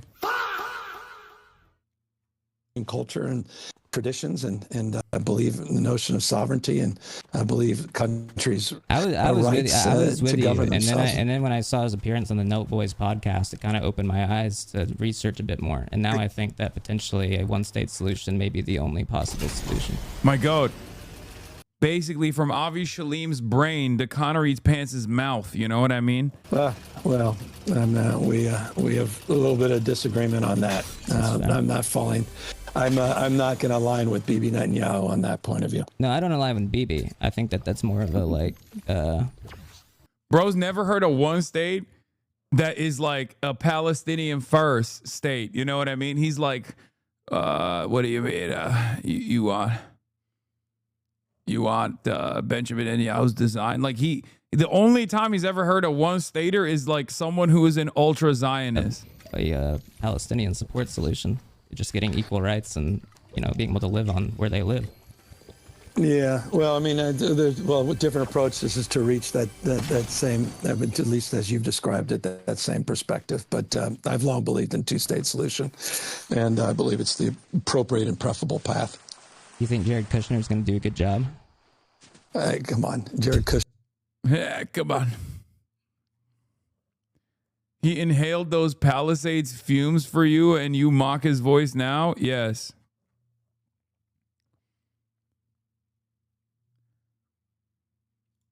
Newsom is a socialist now. If anti-Semitic nationalists on the right are aligning with anti-Semitic socialists on the left like Newsom, what does that make them? Bro, Gavin, I know you and I, Big Gav, listen, Big Gavy Gav. I'm talking to you and you only. Everybody else tune out. Everybody else tune out of the broadcast. This is just between me and Big Gav. Gruesome. Governor Gavin Newsom. It's just you and me right now, baby. Listen to my voice. You want to make this pivot to the left? You know where to come. Okay? You know where to come. I'm going to come. Come to me, Gavin. Come to me. Let's have a conversation. I am sincerely interested in seeing what you're about.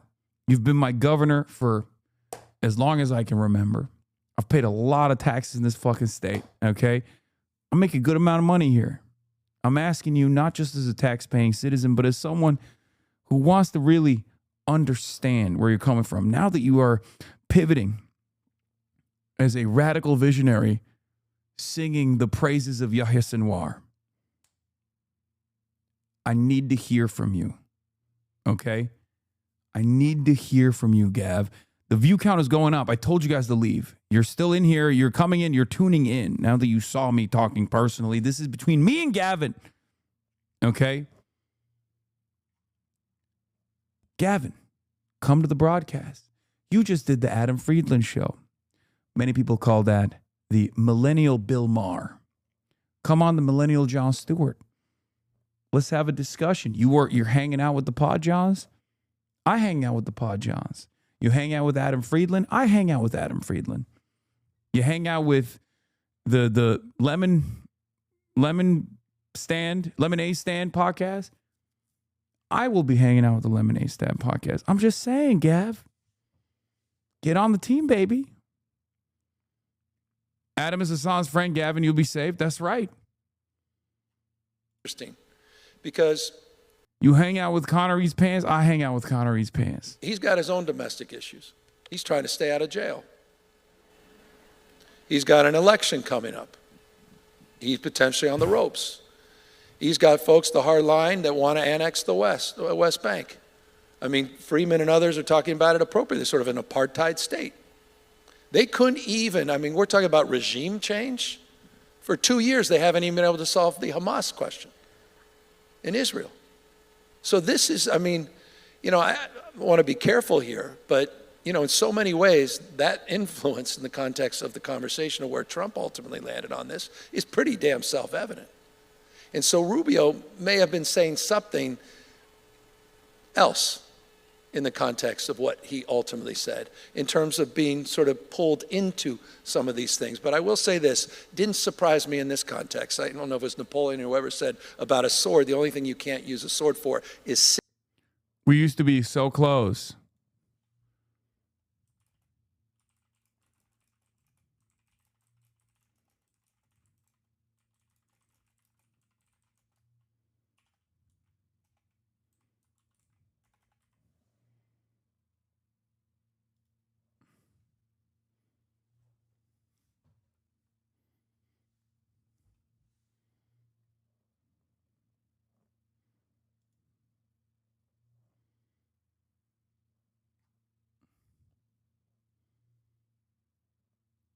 I'm yearning. I'm yearning. I have a real yearning in my heart for big Governor Gab. Sitting on it. And when you bring 2 aircraft carriers out there and you assemble the kind of military force that Trump did over the last few weeks, it didn't surprise me ultimately they moved that direction. Do you think, looking down the road, that the United States should consider maybe, you know, rethinking our military support for Israel? It breaks my heart because the current leadership in Israel is walking us down that path where I don't think you have a choice but that consideration. I mean, to say this is in America's interest at a time when affordability is at crisis levels, where you had an administration who literally got elected saying this is exactly the opposite of what they would ever consider doing. The fact that we are in this now regional war, all these proxies, the fact that we, you know, and all the grift and the corruption that's also marks a huge part of this, and that's a real conversation we need to have, this board of peace, and the peace that the Witkoff family's getting, and the peace that Kushner is getting, and the peace that Trump Jr. is getting. Yeah, he flips it back on a partisan. He flips it back on a partisan basis. UK MTO reports an explosion on an oil tanker 30 north, 30 NM southeast of Kuwait. Unknown weapon, a small craft, left the vicinity after the incident. IRGC Navy Haidar 110 fast vessel spotted on the Persian Gulf. Unveiled 1 year ago, capable of firing anti-ship missiles, a max speed of 110 knots. It's the fastest operational military boat in the world.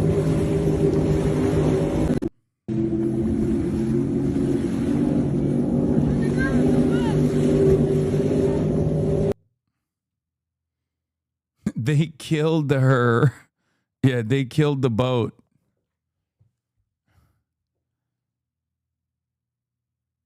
Was there any way for Gavin to come out against Israel at this point that wouldn't make him look like he's just spineless and flip-flopping? No. Someone else getting the HasanAbi treatment? New J Insider via Gabby Deutsch. Dude, it's so fucking funny. These guys are going to write an article about every politician at this point, okay? For the last 2.5 years, I was the #1 op. I'm feeling a little jelly beans right now. I'm feeling a little peanut butter and jellies. They haven't written about how I'm a fucking Hamas IRGC militant in like months now because they're so busy freaking out about fucking Gavin Newsom, dude. I'm washed. I'm washed. Unk fell off.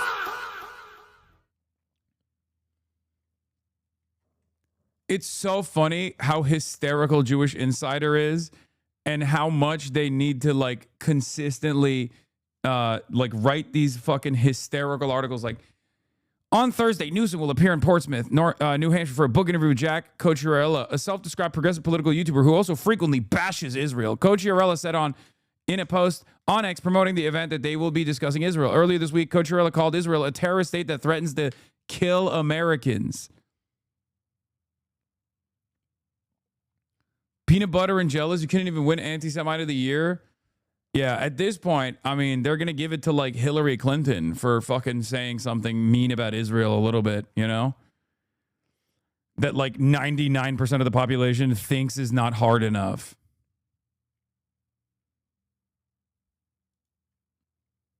What is this? I got paid law. It's not 7K a post, but I definitely get paid for every Israel mention. Even the troll posts are paid. Yeah, we know that already. Azalea is fucking washed.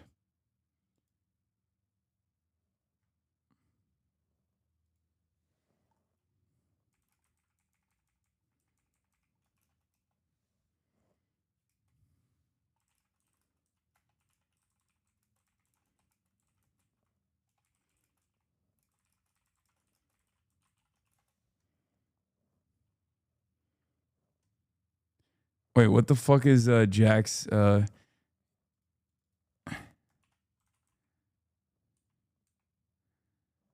is his Twitter? Jack Kosi Jack Cacciarella. What's his fucking Twitter at?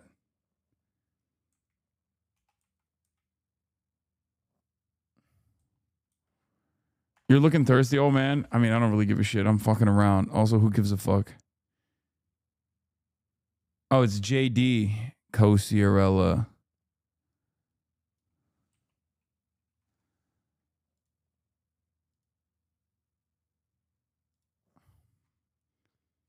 Jack Coachella. No, he's great. That guy is good. He's really good. I like him a lot. This is the saddest video you'll ever watch today. Russian pranksters trick Reza Pahlavi into believing they're representatives of the German Chancellor Merz. Despite obvious flags, the unmistakable Russian accent, the representative's Hitler mustache, who also introduced himself as Adolf, the man who wants Trump to install him as Shah in Iran.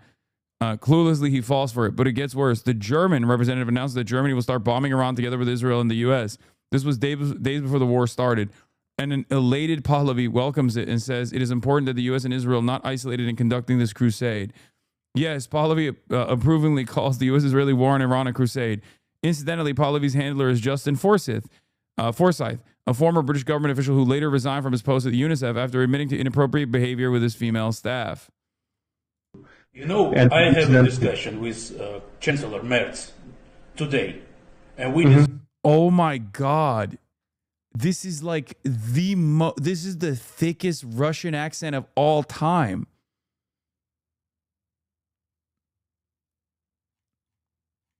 He literally is like, yes, I am yeah. I am famous German Adolf. discussed that we will talk to you, and his position now, he's open to join the game. So I need to assure you that Germany army is ready to launch military actions in Iran now. You know, we have Taurus missiles, so our intelligence is ready to start bombing Tehran.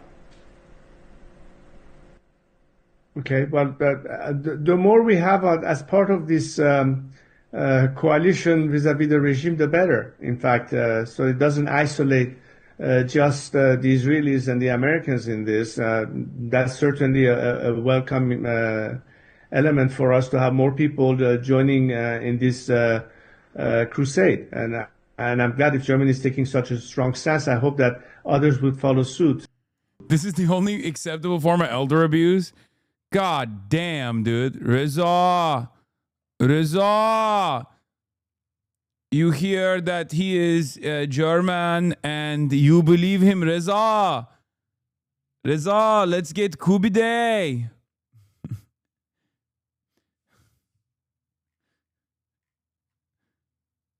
This is the worst German impression I've ever seen. Pahlavi's a Coomer brain moron. No, it's crazy. It's crazy. In Qatar, all houses close to the U.S. Embassy are being evacuated. Oh, shit. Did we get a secret win? What the fuck is this? What? Lakeisha Alston, the woman running for election as a Republican in North Carolina Senate District 22 in a full hijab and was revealed to actually be a lifelong Democrat, ran completely unopposed and is now the GOP candidate. Wait, what? Wait, what?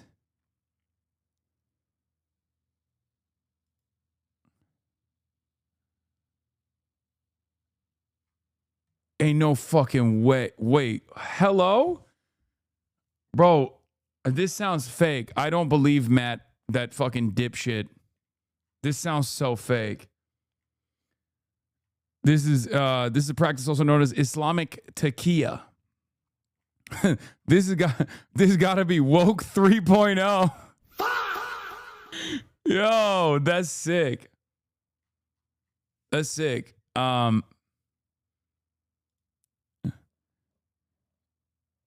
Niqab wearing rhino running for North Carolina GOP Senate seat despite being a lifelong Democrat.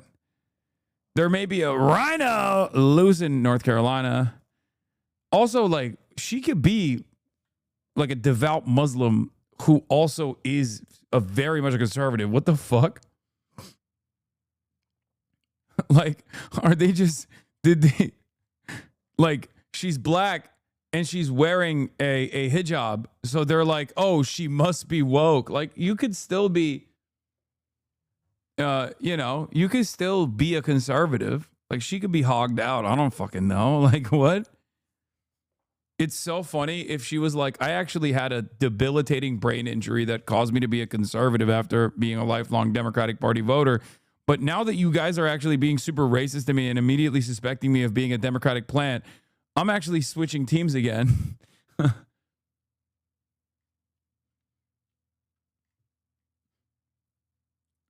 Her district is heavily redistricted, so no Dem can win anything. So she's running in the rep primary. No, she's real, but I don't know about the hijab. Worrying reports of an earlier incident wait, what? An incident earlier today over Iran. More details to be expected. What the fuck? What is this vague posting shit? God, I hate OSINT Defender. Yeah. This is reverse Fetterman. What is it? I can't stop laughing with these edits. Not in a very good position. You're It's going to be a gambling very with the hard thing lives to of do millions of business people. like this. You're gambling with World War III. You're gambling with World War III. For the American people to see what's going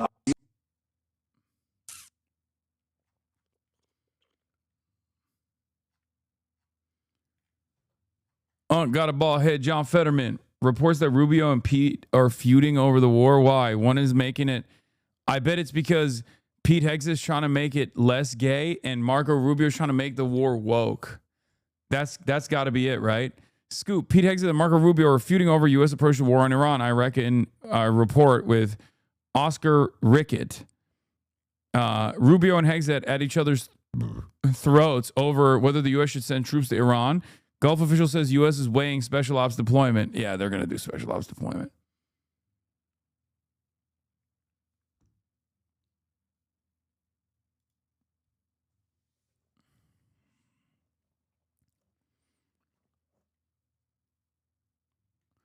According to Harana, 1,097 civilian deaths, including 181 children, 5,402 injured, including 100 children. Latest Iran update. Latest numbers from Harana since the start of the U.S.'s real war against the Islamic Republic. Reminder, Harana death confirmations take time as they go through multiple layers of confirmation. I've included a screenshot of a tweet of mine from the end of January sharing Harana's data in the aftermath of the regime's industrial scale massacre of protesters. Here's why. The data I showed above is inconvenient for some of you. For those of you who spent a month engaging in atrocity denial, saying this data couldn't be trusted because it comes from a U.S.-based organization claiming that Zionists run it, you can't suddenly use this data for your political purposes now that it suits you. No, I think it's like Harana is 100% a U.S.-based organization, first of all. But it's kind of like the Human Rights Watch, you know? Sometimes they're going to be in line with the American State Department's needs, and in most cases.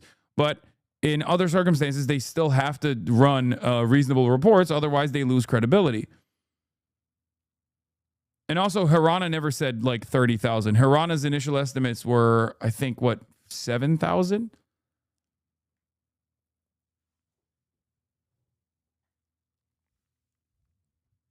Yeah, confirmed fatalities is 6,000. Was the at the time Harana's confirmed fatalities number was 6,000, and I believe it's increased to 7,000 with confirmations later down the line. Found vague post info. Iranian bombers came within minutes of striking the largest military base housing U.S. troops in the Middle East before Qatari planes shot them down. In the first aerial combat mission, two sources briefed on the operation told CNN. What is this? Who wrote this? What the fuck is this?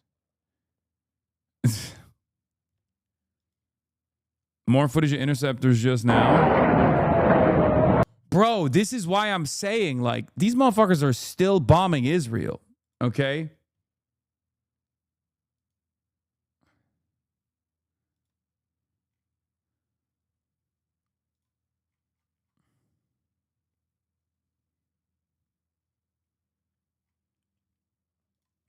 Like, that's why I'm saying that. I mean, it's not as intense as like the first day. It's not as intense as the first day, because the first day was like a crazy amount of barrage, right? But and it was literally like every 20 minutes or so. But they're still lobbing salvos at Israel. Okay? They're still doing LGBT. Let's go bomb Tel Aviv. Like, they're doing that still. Bro, Hezbollah is still bombing them too while also having firefights with them. Yeah. So, no, they haven't mined the Strait of Hormuz. They don't need to mine the Strait of Hormuz. Okay? The Strait of Hormuz is fucking 30 kilometers, chat. What are you talking about? They've literally been lobbing missiles and also Shahed drones across the waterway directly into the UAE, non-fucking style, and Oman. No, I mean, not Oman, sorry. UAE, well, sometimes Oman as well. And Bahrain, non-stop. So, they already have the munitions to quote unquote close the Strait of Hormuz.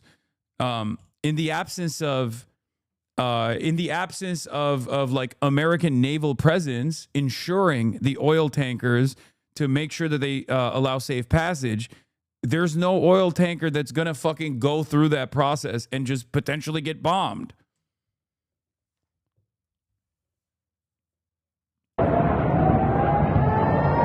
The whole narrative that they depleted the older stockpile, true? No, they didn't deplete the stockpile. The problem is not the stockpile from the Iranian side. The problem is if they can open up the caves once again, because all of their depots are deep underground. Their munition, their silos deep underground. Their munition depots are underground. Their processing facilities are deep underground. They're probably still making missiles while they're lobbing missiles at the same time. But the entry point into those facilities, obviously, are not going to be deep underground. You have to get them out of somewhere. And the TEL, like the launchers that they use, like the ones that look like technicals or the ones that look like trucks, which is still a relatively sophisticated piece of machinery, not as like sophisticated as like the ones that launch ICBMs, obviously. Those have to go outside and launch missiles. They also have underground missile launchers too, but once again, the transponder erector launchers, they blow those up, and they blow those up frequently. I don't know how much they have of those, but they still obviously have to launch a lot of these missiles above Earth.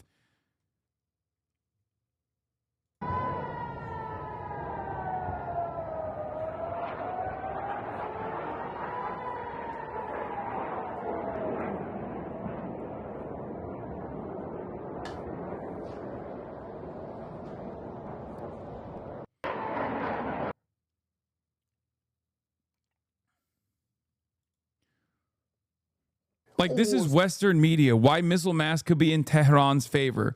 This is Sky News writing it.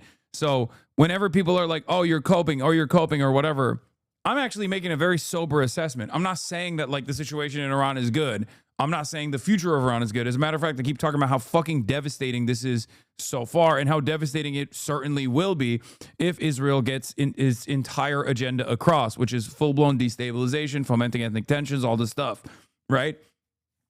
But I do see a lot of people on the internet finding themselves in one camp over the other. There are some people who literally get duped by successful Iranian strikes on Tel Aviv that are just straight up AI videos, and they keep posting them and they go super viral, and it's very frustrating, okay, for someone like myself who cares about the fucking truth. And There's also a lot of people who think like, oh, they've already destroyed like 99% of all the missiles that Iran has, or they've depleted all of their missile stocks and all that stuff. That's all bullshit. The real problem for Iran here is whether or not they have enough launchers, whether they can get those launchers outside of the underground facilities that they have and launch it in time before the missile launchers are blown up by Israeli or American drones. Okay, and sometimes, I guess, like American Air Force as well, or Israeli Air Force as well, will do bombing campaigns. The problem for the American Air Force is that even if they do B-2 stealth bombing campaigns, which they have done so far, and these are very costly initiatives, okay? They fly from the United States of America, go all the way to fucking Tehran, go all over they go above the Iranian airspace, and they drop these bunker busters. There's no guarantee that those bunker busters are actually hitting the stockpile at all. The truth is that Iran still has quite a few missiles and launchers, but the launches themselves haven't been the most effective. Over 90% of the missiles have been intercepted, and most damage to the base have been superficial, but they still have more to use. No, I don't think the damage to the bases have been superficial. They have actually been able to successfully take out radar installations and shit like that as well in the Gulf bases. Also, if they ever successfully take out an interceptor launcher in Israel or successfully take out a radar facility in Israel, you will never know about it. Okay? The real problem for the American side, the real problem for the Israeli side is that they're, eating away at their stockpile. And the cost benefit is obviously very favorable to Iran in the situation, which is what I suspect Sky News is going to explain. It seems like a strategic mistake on Iran's part to be hitting as many places as they are, especially a place like Turkey, but I imagine that had to be a mistake. Yes.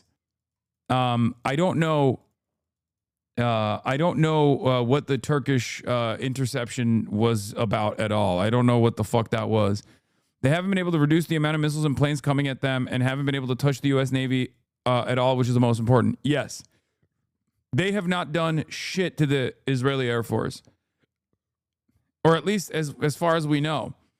Even if they have, the Israeli Air Force is still steadily engaging in bombing campaigns. The suspicion is actually they're using the Azeri airspace to kickstart to enter into the Iranian airspace, for the record. I think they're going through Azerbaijan. But with Israel, we're just never going to know because the military censor is never going to let you know. And the Americans, we're not going to know about either. Let's be real. Like, there have been some successful strikes on American assets, American naval assets. Twice it has happened. One was a refueling ship. One was a supply ship that they struck. And the other one was a ship that was being refueled near the Indian Ocean.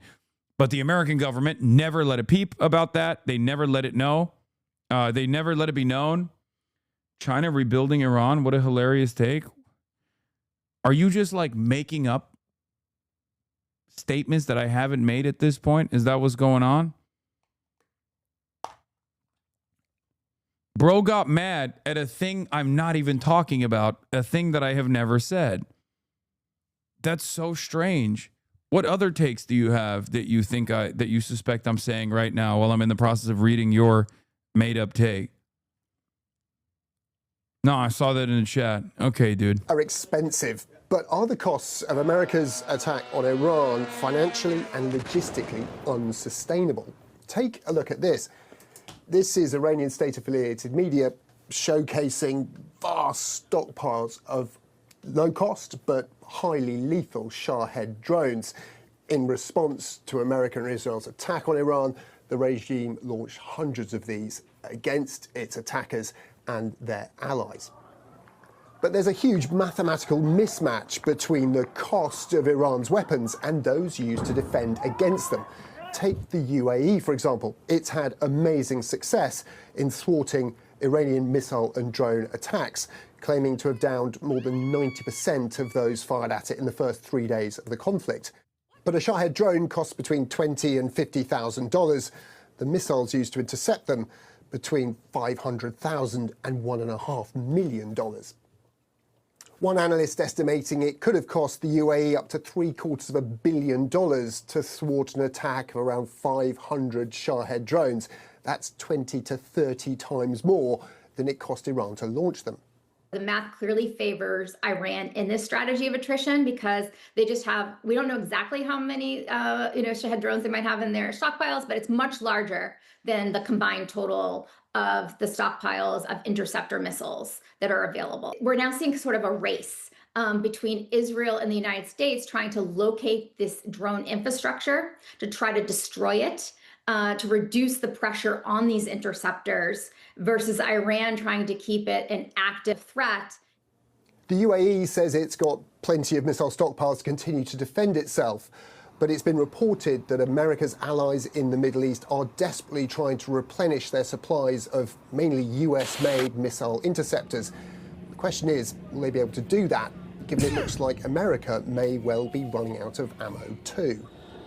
Take Tomahawk missiles, very effective and very expensive, being launched here from warships off Iran. It's estimated the US military's deployed up to 400 Tomahawk missiles to the Middle East, but that represents 10% of the 4,000-strong US arsenal.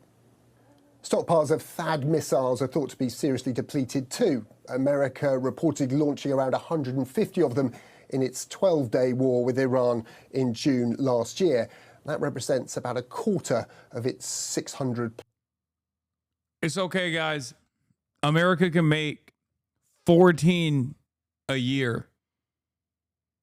That's right. 14.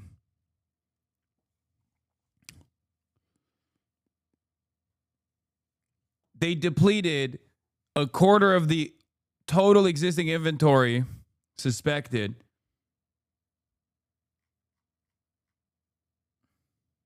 Plus stockpiles of that weapon.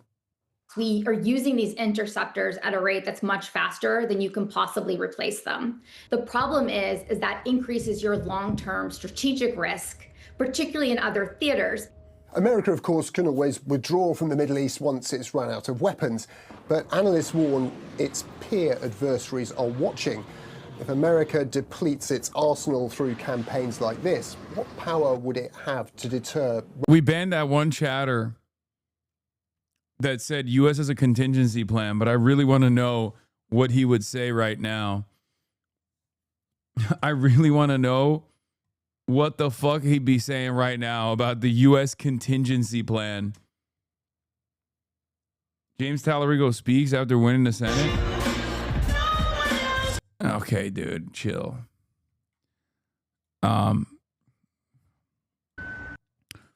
Footage showing what appears to be an exo-atmospheric ballistic missile interception, likely by a U.S. Army THAAD or U.S. Navy SM-3 earlier over in northeastern Syria near the border with Turkey. Unconfirmed reports suggest that the Iranian ballistic missile was attempting to target Incirlik Air Base in what would be the second attack today against the territory of Turkey by Iran. What the fuck? Chat, that's where some of the nukes are, by the way. Hey, yo, chill, bro. Hey, yo, chill. Iran, chill. Chill, big dog. This was days ago? No, they fucking they tried to lob one. They tried to lob one Turkey's way not that long ago. A couple hours ago.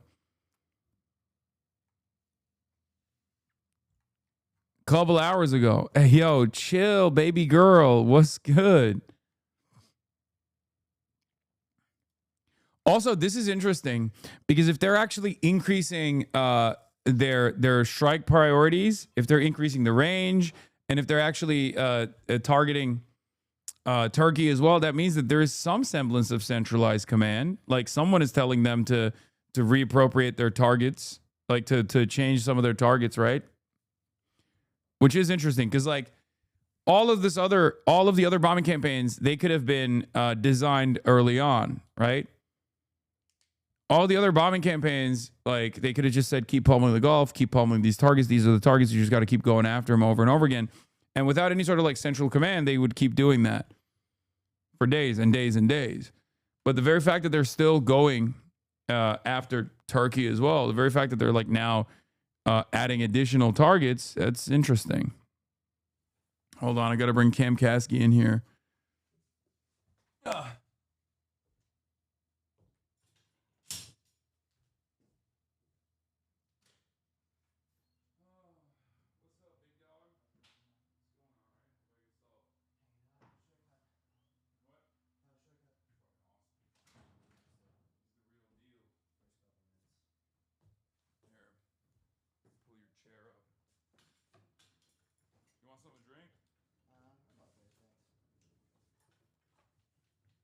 You don't have to close that. It's fine.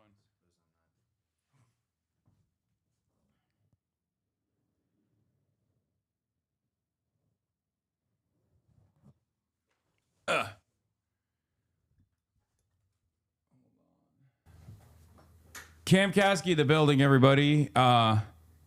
He's was a congressional candidate and got back from the West Bank. He went to the West Bank, and he's here to fill us in on his journey and some legislative initiatives he's been taking. An honor to have you here once again. I'm going to leave you real quick with the chat so you can explain to them your trip and the significance of your appearance today. Okay. Yeah. I'll be back in a second. Are you sure you don't want something to drink? I'm all good. All right. Hey everyone, it's Cam. I've been coming on here since I was kind of young. Just got back from the occupied West Bank recently and have been working with Ro Khanna on solutions for what can be done in Congress about the occupation and the rapid expansion of the annexation there. Because I think a lot of people, including people who are pro-Palestine and fully supportive of the cause, just aren't aware of the exact tactics the state of Israel is using to expand this and the death by 1,000 cuts that they employ in a way where I would say they're snapping Gaza's neck. They have been slowly choking out the West Bank, but it's getting faster and faster every day. And they ultimately have the same goal for the Palestinians in the West Bank as they do for the Palestinians in Gaza.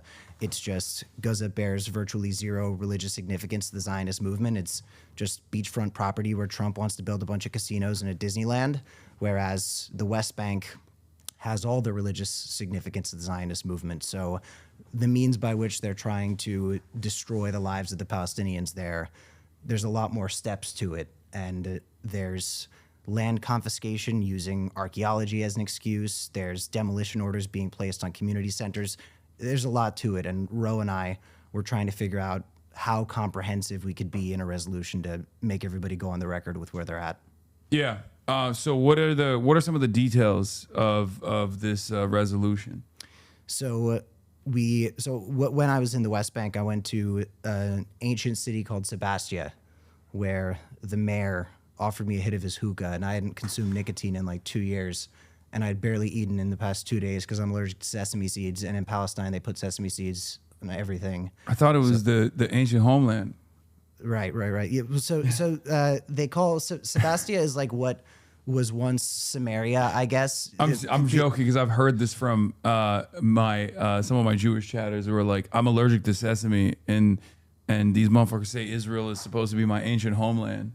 Oh, well, yeah, sesame was in everything in Palestine, and they do that as a contingency plan. They do that. Yeah, exactly. There's a mechanism of defense. No, I said people were like, "Did the Palestinians ever make you feel unsafe?" And I was like, "Yeah, whenever there was a plate put in front of me," because denying food at the home of any brown person is you're in dangerous waters. You don't say no when you were offered seconds.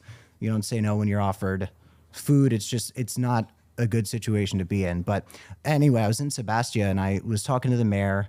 I hit his hookah. I was fucking tweaking because it had been so long since I had nicotine. It was a really high concentrate and I was wearing a suit. I hadn't slept.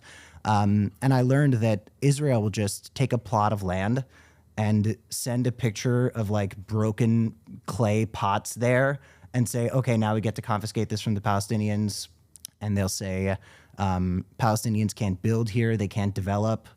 And that's just one means by which they do this. But again, in other areas, the settlements will expand and choke out a suburb, a village. It'll make it impossible for them to build new housing. God, it sounds like fucking abundance. It'll be impossible for them to build new housing, so they have to build upwards, not outwards. And you end up in a situation that's like the projects.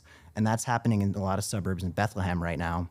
So we call for an end to the land confiscation. We call for the cancellation of the 19 new settlements that got approved just right when I got back. Right when I got back from the West Bank in the beginning of January, 19 new settlements got approved. And a lot of people in U.S. politics, Democrats, liberal Zionists, even Trump have signaled this opposition to the West Bank annexation, but have not done anything substantive to go against it. They'll condemn the settler violence, but they will fail to recognize that the settler violence is the direct result of Israeli policy. They like to act like settlements are like acne, and they just pop up out of nowhere. And they don't recognize that it's state sanctioned, it's state funded, and it's very often funded with our money. And this is another thing Ro and I address in the resolution. We subsidize settlement activity because the U.S., the dual citizens living in settlements get tax credits. So the U.S. taxpayer is just funding this occupation, and they're funding these settlements that directly lead to not only acts of violence, acts that really need to be called terror, because the means by which the settlers are trying to choke out Palestinian life there, it's more than just the many people who they will just outright kill in broad daylight. It's they'll drive around on ATVs blasting music that says death to Arabs. They did that 2 days ago in Ahir, the village that I stayed in. It's a shepherd's village where the settlers will show up while they're trying to graze their land, and they'll threaten them with flash grenades. There are so many methods they use. They walk out with guns and like they brandish weapons at them. Sometimes they shoot them and kill the Palestinians. I was in a village where a man named Ada Hathleen, who was an activist and was really a pillar of his community, was shot in broad daylight by a settler named Yunon Levy, who obviously has faced no meaningful consequences for it. And I got to meet his family and this community that's been here since 1948. And right now there are settlements all around it. And these settlers, I don't want to downplay the evil of it by saying the word troll, but they troll. I mean, they build 10-foot tall metal menorahs that they put directly outside the gate. And they use the Star of David as a way to mock them. Yeah. I mean, they put up these flagpoles with Israeli flags all over the community as if to choke them out. And then they just regularly speed on through. I mean, I was up doing kind of a settler watch all night where from like 8:30 p.m. to 6 a.m. you're sitting in the community center looking at these security cameras, waiting to see when the settlers are going to come, and then you accompany the villagers to figure out what's going on, and you stand behind them because if you get too close, you could potentially make the situation elevated, but you make sure you're recording. And I was sitting up there one night, and the settlers would just speed through the town at 90 miles an hour while there were kids walking around in the street. It's the most horrifying thing in the entire world. And I really do think Israeli settlers, other than maybe people involved in the Epstein ring, I know few people who are more protected in the international world than Israeli settlers. Yeah. No, you went face to face with the Jewish clan. Like their operation, their methods, down to like using religious figures, like religious symbolism is almost identical to the KKK in the way that they operate.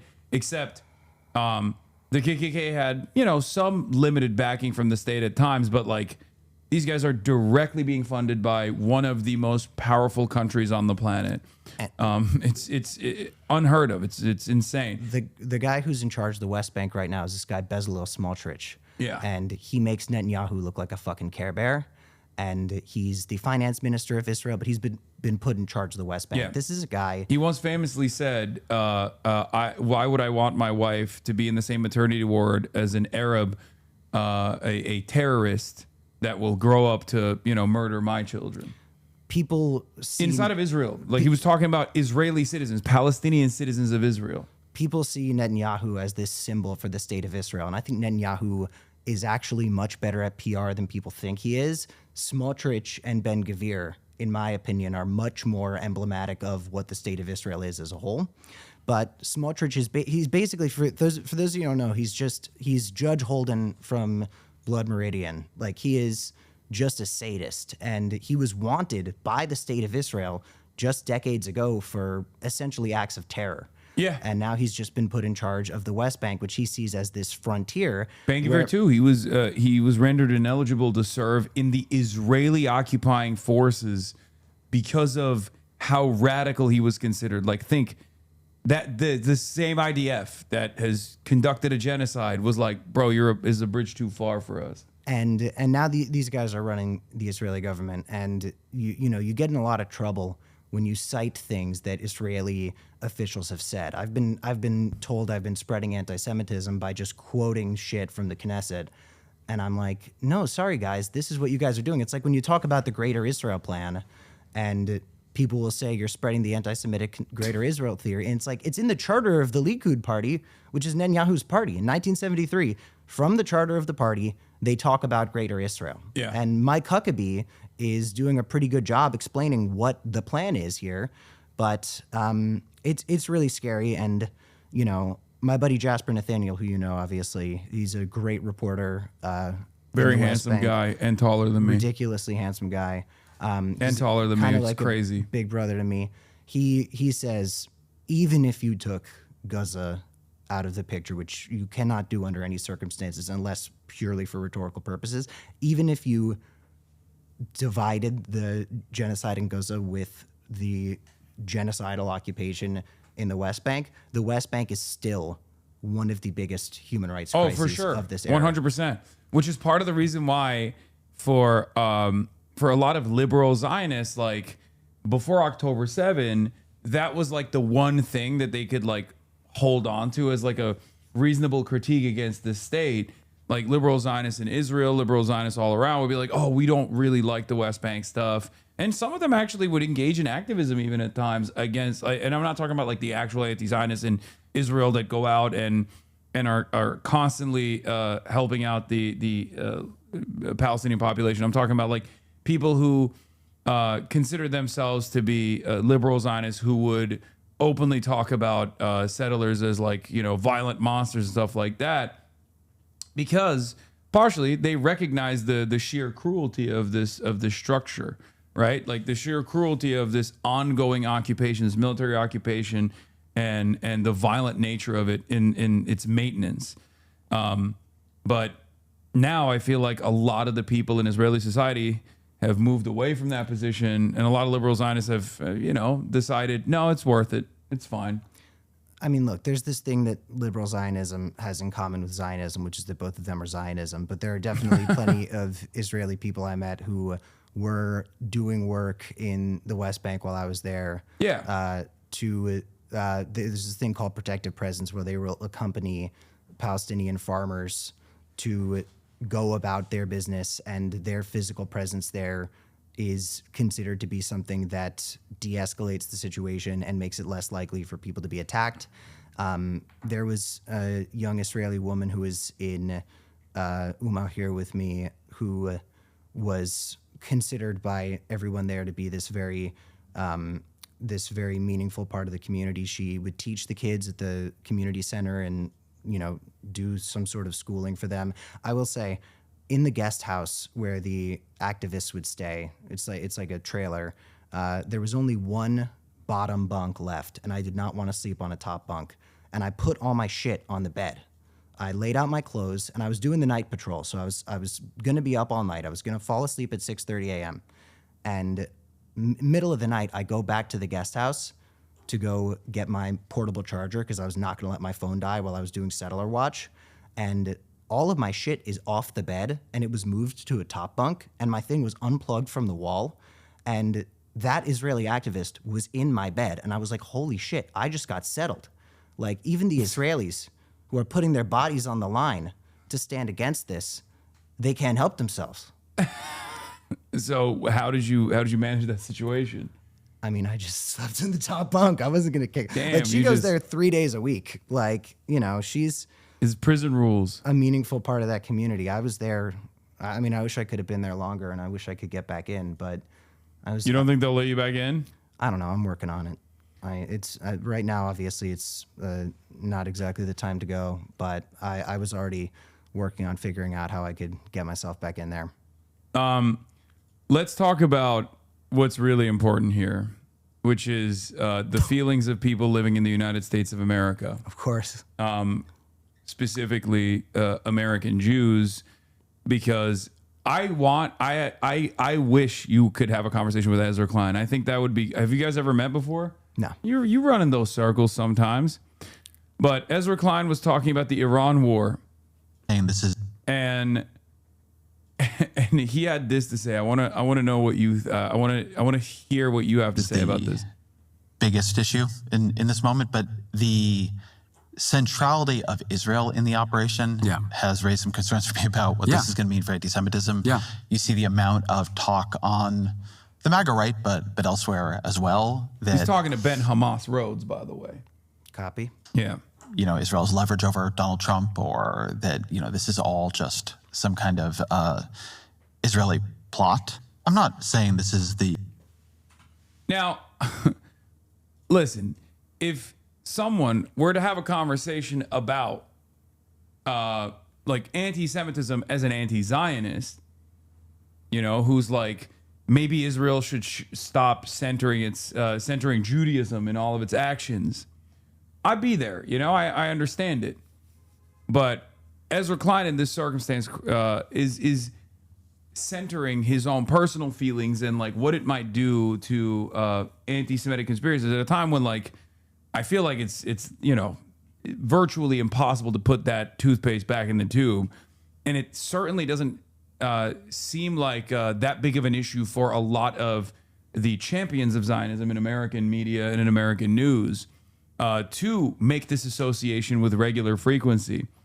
How does that make you feel as an American Jew, like hearing Ezra Klein say this, who's been to the West Bank? Yeah, I'm terrified about the rise in anti-Semitism, and it makes me so infuriated with the Zionist movement because they've really put us in this position where using the same rhetorical playbook as white supremacists and saying Jews and Israel are the same exact thing puts us in a very precarious position all around the world when the state of Israel is just committing genocide and all these other acts of evil. And it will never fail to amaze me how the Stop Anti-Semitism community can be so supportive of, again, this Zionist narrative that is identical to the narrative of the people who mean to see us destroyed, which is the Jews equal Israel. Like, I say this whenever Zionist friends and family of mine want to talk to me about it. I'm like, you understand that your understanding of this is identical to the understanding of Nick Fuentes. Yes. When I say the Jews in Israel are a different thing,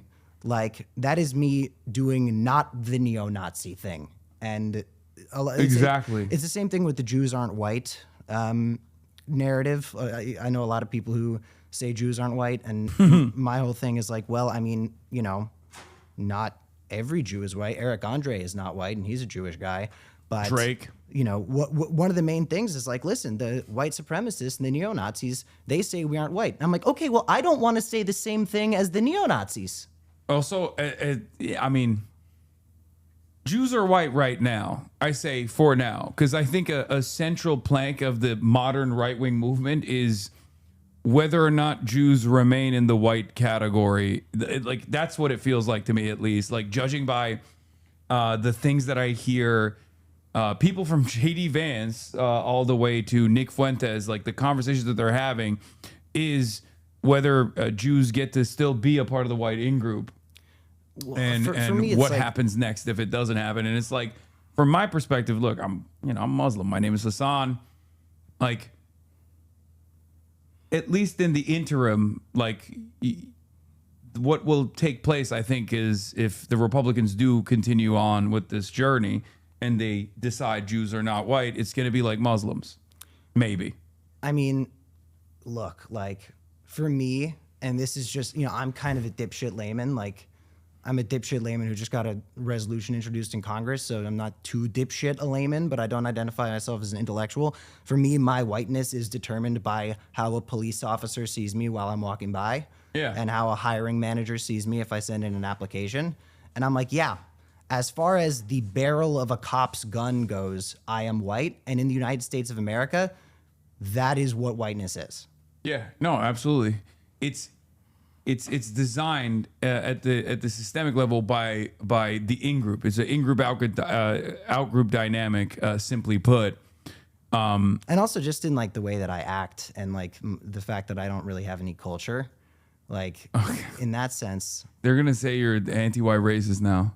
I'm not an anti-white racist. I'm fine. I'm fine with being white. I'm fine with white people. I don't really have a sense of culture. Like when I went to Palestine, people were talking to me about this area, and they were talking about how their family has lived there for 800 years. Yeah. And I was like, oh, well, I'm from Parkland, Florida. My family moved there in 2000.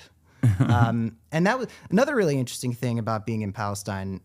Two that I'll share quickly. One of them was I thought there were going to be two responses to people finding out I was Jewish, like celebratory solidarity, like, yay, you're standing with us. That's so great. And then also wary mistrust because the Jewish star is being used as this logo for all these atrocities being committed against them every day. What I did not expect, and maybe I should have, was the third option, which is nobody fucking cares. Like, it was just boring to people. They were like, oh yeah, look at that. But to Palestinians in the West Bank, there's two types of people who are trying to immediately inflict harm upon them and people who are not. And if you are one of the latter, you are most welcome. So that was interesting. Another thing was, and I think this is just like having only ever been in Western society, because the first time I ever left the United States was to go to Palestine. Wait, what the fuck? Yeah, I've been to like almost 50 states doing gun violence prevention stuff, but I had never left America before. Oh my God. And the first thing I did when I landed overseas for the first time was lied to Israeli customs about what I was doing there. Yeah. Because I have family in a settlement. You do? I have like close blood relatives in a settlement. And Did they know that you were there? Did they talk to you? Well, I said like, hey, can I come visit? And they were like, of course you can come visit. You know, they know my opinions and they know my positions on the matter. Well, no, they, I kind of presented it like, listen, I want to see how you guys live here. I want to see what your side of the story is. My grandma always said to me, like, have you heard the other side of the story? And I'm like, yeah, I went to Hebrew school and grew up in like South Florida. The other side of the story is the only thing I had heard until I was fucking 20 years old. Someone said bro's doing Jewish tequila. Well, so I said to my family, like, I'm going to come visit you. And then I went to the airport and was like, oh yeah, I'm going to visit my family. Just so in case they made the phone call to verify that, my family would say yes. And then I left the airport and I texted them like, okay, where did you guys think I was going? Like, come on. Yeah.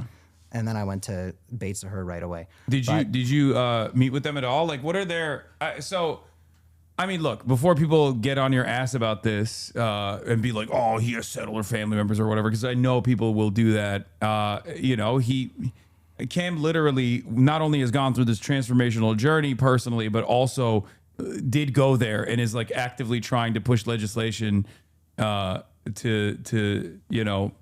at least offer like a crumb of freedom to the Palestinians, or at least put people on the record about what their true position is on this issue.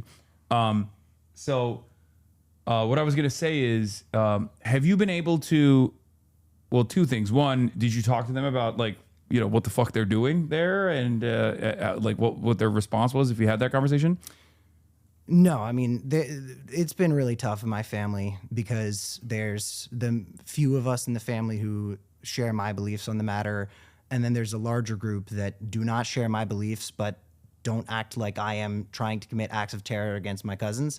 And then there's the people in my family who think that I mean to kill them, and and that's just like... They think like they're like, you're a terrorist now. You switch sides. And I'm just like, honestly, it's kind of, I have a lot of cousins and it's a lot to keep up with. And I'm like, all right, if you love this country more than you love me, great, bye. Like, I'm very fortunate that my close immediate family is aligned with me. Perhaps more moderate in some ways, but generally perceives the things that I perceive as atrocities as well. And that's enough. But there was a group chat that some of my cousins had called Kamas, and I was like, all right, that's kind of funny. But there was a huge thing in my family about that. But no, I mean, listen, they call you Kamas? That's awesome. I don't know if they call me that. The group chat's called that. Yeah. But it's just like the regular, Jewish anti-Zionist thing. It's like this whole thing in your family. And it's just, you have to recognize that, we have all been the recipients of this giant propaganda campaign, and all they want you to do is get really infuriated with them about it so they can more easily characterize you as somebody who is not rationally thinking. Yeah. So I just don't engage. I mean, there's a lot of people in my life who are in one way or another pro-Israel will talk to me about it, and they'll ask me questions and they'll push me about it a little bit, and then they'll characterize me as the one who always wants to talk about it. And I'm like, guys, I ask you about your kids. That's my number one thing that I do with family is I ask about their kids because I want to hear about their kids. Like, I love my friends and family's kids because so I you get to can- enjoy the cute parts, but I don't have to change any diapers. You know what I'm saying?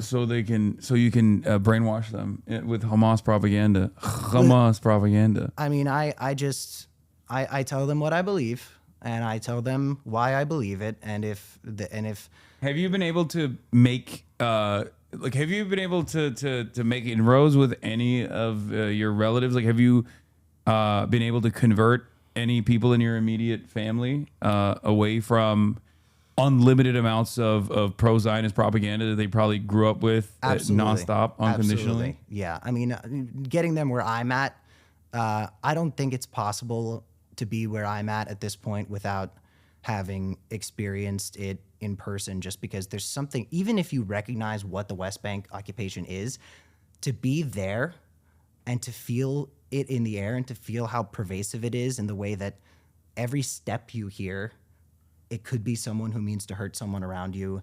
Every checkpoint you pass, every building you go into could have a demolition order. To really understand the way that it fogs the air. Like in the old Scooby-Doo episodes where the fog would be so thick that they pull out a butter knife and cut a circle. Mhm. Like you have to see it to understand it. Because I had my beliefs on the West Bank and on Golan Heights settlement and everything. But then I went there and I said, even though I understood it, I couldn't possibly understand. And I couldn't possibly understand the human reality on the ground. But there's just a lot of interesting elements to this that you aren't taught, even by pro-Palestine people who are totally like-minded. There's just nuances. The way that I describe Israel-Palestine to people in my family is, you know, some people say it's this nuanced, complex issue. Some people say it's this black and white, simple thing. It's both. It's black and white and simple, and there's complexities and nuances. It's just once you've navigated all the complexities and nuances, they take you to the exact same conclusion that the black and white one did. So yeah, read about it, learn it. You gave me 10 Myths About Israel by Ilan Pappé. It was a great book. But at the end of the day, you've come a long way even since then. You've had, I think, a transformational experience going to the West Bank in general. I mean, look, you know, this is why I don't criticize J Street that much, because like at the end of the day, even if they are ultimately a Zionist institution, like a liberal Zionist one, they do accidentally send, you know, congresspersons to the West Bank. And I think especially a lot of them, like, you know, many of them come back from that trip with a radically different perspective. I mean, when you've looked a settler in the eye, it is a haunting thing. Like, the thing that haunts me most from Israel-Palestine is having watched The Voice of Hind Rajab and just hearing that in my head sometimes at night, just hearing the phone call, and which, if you haven't seen that movie, you need to watch it. That is the thing that has haunted me the most, but I definitely think every day just about the look in the eyes of the settlers who were coming to the villages, because these people will pull off the hijabs that women are wearing. They will shoot bullet holes in water tanks. They will cut the power. They will scream the Arabic word for whore into the window of the houses where the women are living. It's like a zombie apocalypse. It's like the look smaxers have this thing called hunter eyes, and it looks like the eyes of someone who is looking for prey. And it's horrifying, and I don't say that in a dehumanizing way. As a matter of fact, it's extremely human, and that's why it's so horrifying. Yeah, no, also on top of that, this is like an unaccountable force of unlimited evil that is backed by an incredibly powerful occupational army.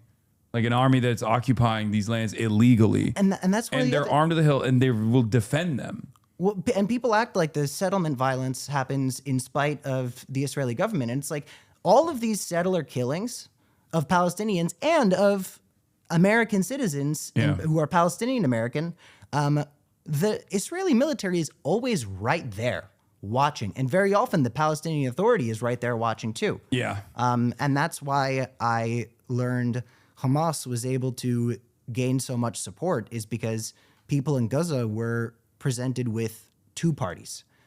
They're getting shot at their entire lives. And there's two parties on the ballot. There's the we are going to stand there and watch party, and there's the we are going to shoot back party. And while Hamas has used a lot of tactics, including on October 7th, that I do not believe are something that I in any way support, at the end of the day, Palestinians saw them and said, these are the people who are going to fight for us. And the Palestinian Authority is not only not fighting for us, they are taking part in bullying us. Yeah. Palestinian Authority, a lot of people don't understand this in the United States of America, like, and in the Western world, because they're just like utterly incurious dullards, and also very racist. But the Palestinian Authority is functionally a Palestinian face, if you can call it that, on the Israeli security apparatus. Like, there have been instances historically where even the Palestinian Authority has like sided with the Palestinians, but more often than not, especially in the West Bank, the function that the PA plays is to identify like revolutionary elements, identify people who are actually following the international human rights allotted legal resistance that the Palestinians have on their own indigenous territory designed by the United Nations, identify them and apprehend them and capture them and aid and assist in the Israeli missions. And that was one of the things when I was ultimately like a pro-Israel person. Like people say that I was Zionist, and it's like I was functionally Zionist because I had the Islamophobia and like the right-wing nationalist perspective on it. But I never identified as Zionist because I was like, wait, I'm supposed to think that God promised like this one area to us? That's kind of silly. But I was very pro-Israel. I thought it could kind of do no wrong, and that anything done in service of Israel was a positive thing. That's what I was raised to believe. I was raised to believe that, you know, the people you met who were in the IDF were these brave heroes and everything, and that Gal Gadot was really cool for Wonder Woman because she was a soldier herself. Like, those were all these understandings that I had. And even when I became more sympathetic to the Palestinian cause and more critical of the Israeli government, I just couldn't wrap my head around how they could support Hamas, because I didn't recognize the conditions that they were living in and the fact that there was nobody fighting for them. And this movement emerges of people who are saying, hey, you're getting shot at. Don't you think we should shoot back? And I don't know how I'm supposed to expect people in Palestine to not want that for themselves. Yeah, no, absolutely. All right, last question for you, Cam. Thank you so much for coming on. How do we get Tim Miller to understand the same perspective that you have now about the existence of Hamas? Well, I was talking to Tim recently and telling him my take on, like, when I got back from the West Bank, I was thinking about Zionism, and I was thinking about how Zionism honestly sounds super Christian to me. Because if you think about it, like, we get expelled from Christian Europe, the Nukhba happens. The Nukhba is like a crusade, and then we do settler colonialism. And I'm like, this is the most Christian shit I've ever heard in my entire life. And then you look back, and I started history maxing, and Jews were safer under Islam for pretty much all of our existence. And shouts out to the Ottoman Empire. I didn't say, he did. Well, no, everybody yells at me when I say this. Jews had conflicts with Christian Europe, and Muslims had conflicts with Christian Europe. But Jews and Muslims had a pretty much negligible amount of conflicts with each other ever. We would come together and be like, hey, isn't Christian Europe really weird? Almost all the incidents that happened under the Ottoman Empire against Jews happened between Christians under the Ottoman Empire against Jews under the Ottoman Empire. Yeah, and you know, it's just I and many people were just raised to believe there's this eternal war between Judaism and Islam, and then you learn about it and you read a little bit, and you're like, this is a very new thing. This eternity war between Jews and Muslims is very new. And if you go in and you actually read the books, which, you know, the Quran is a very hard book to read if you are an English speaker, because Arabic does not translate to English.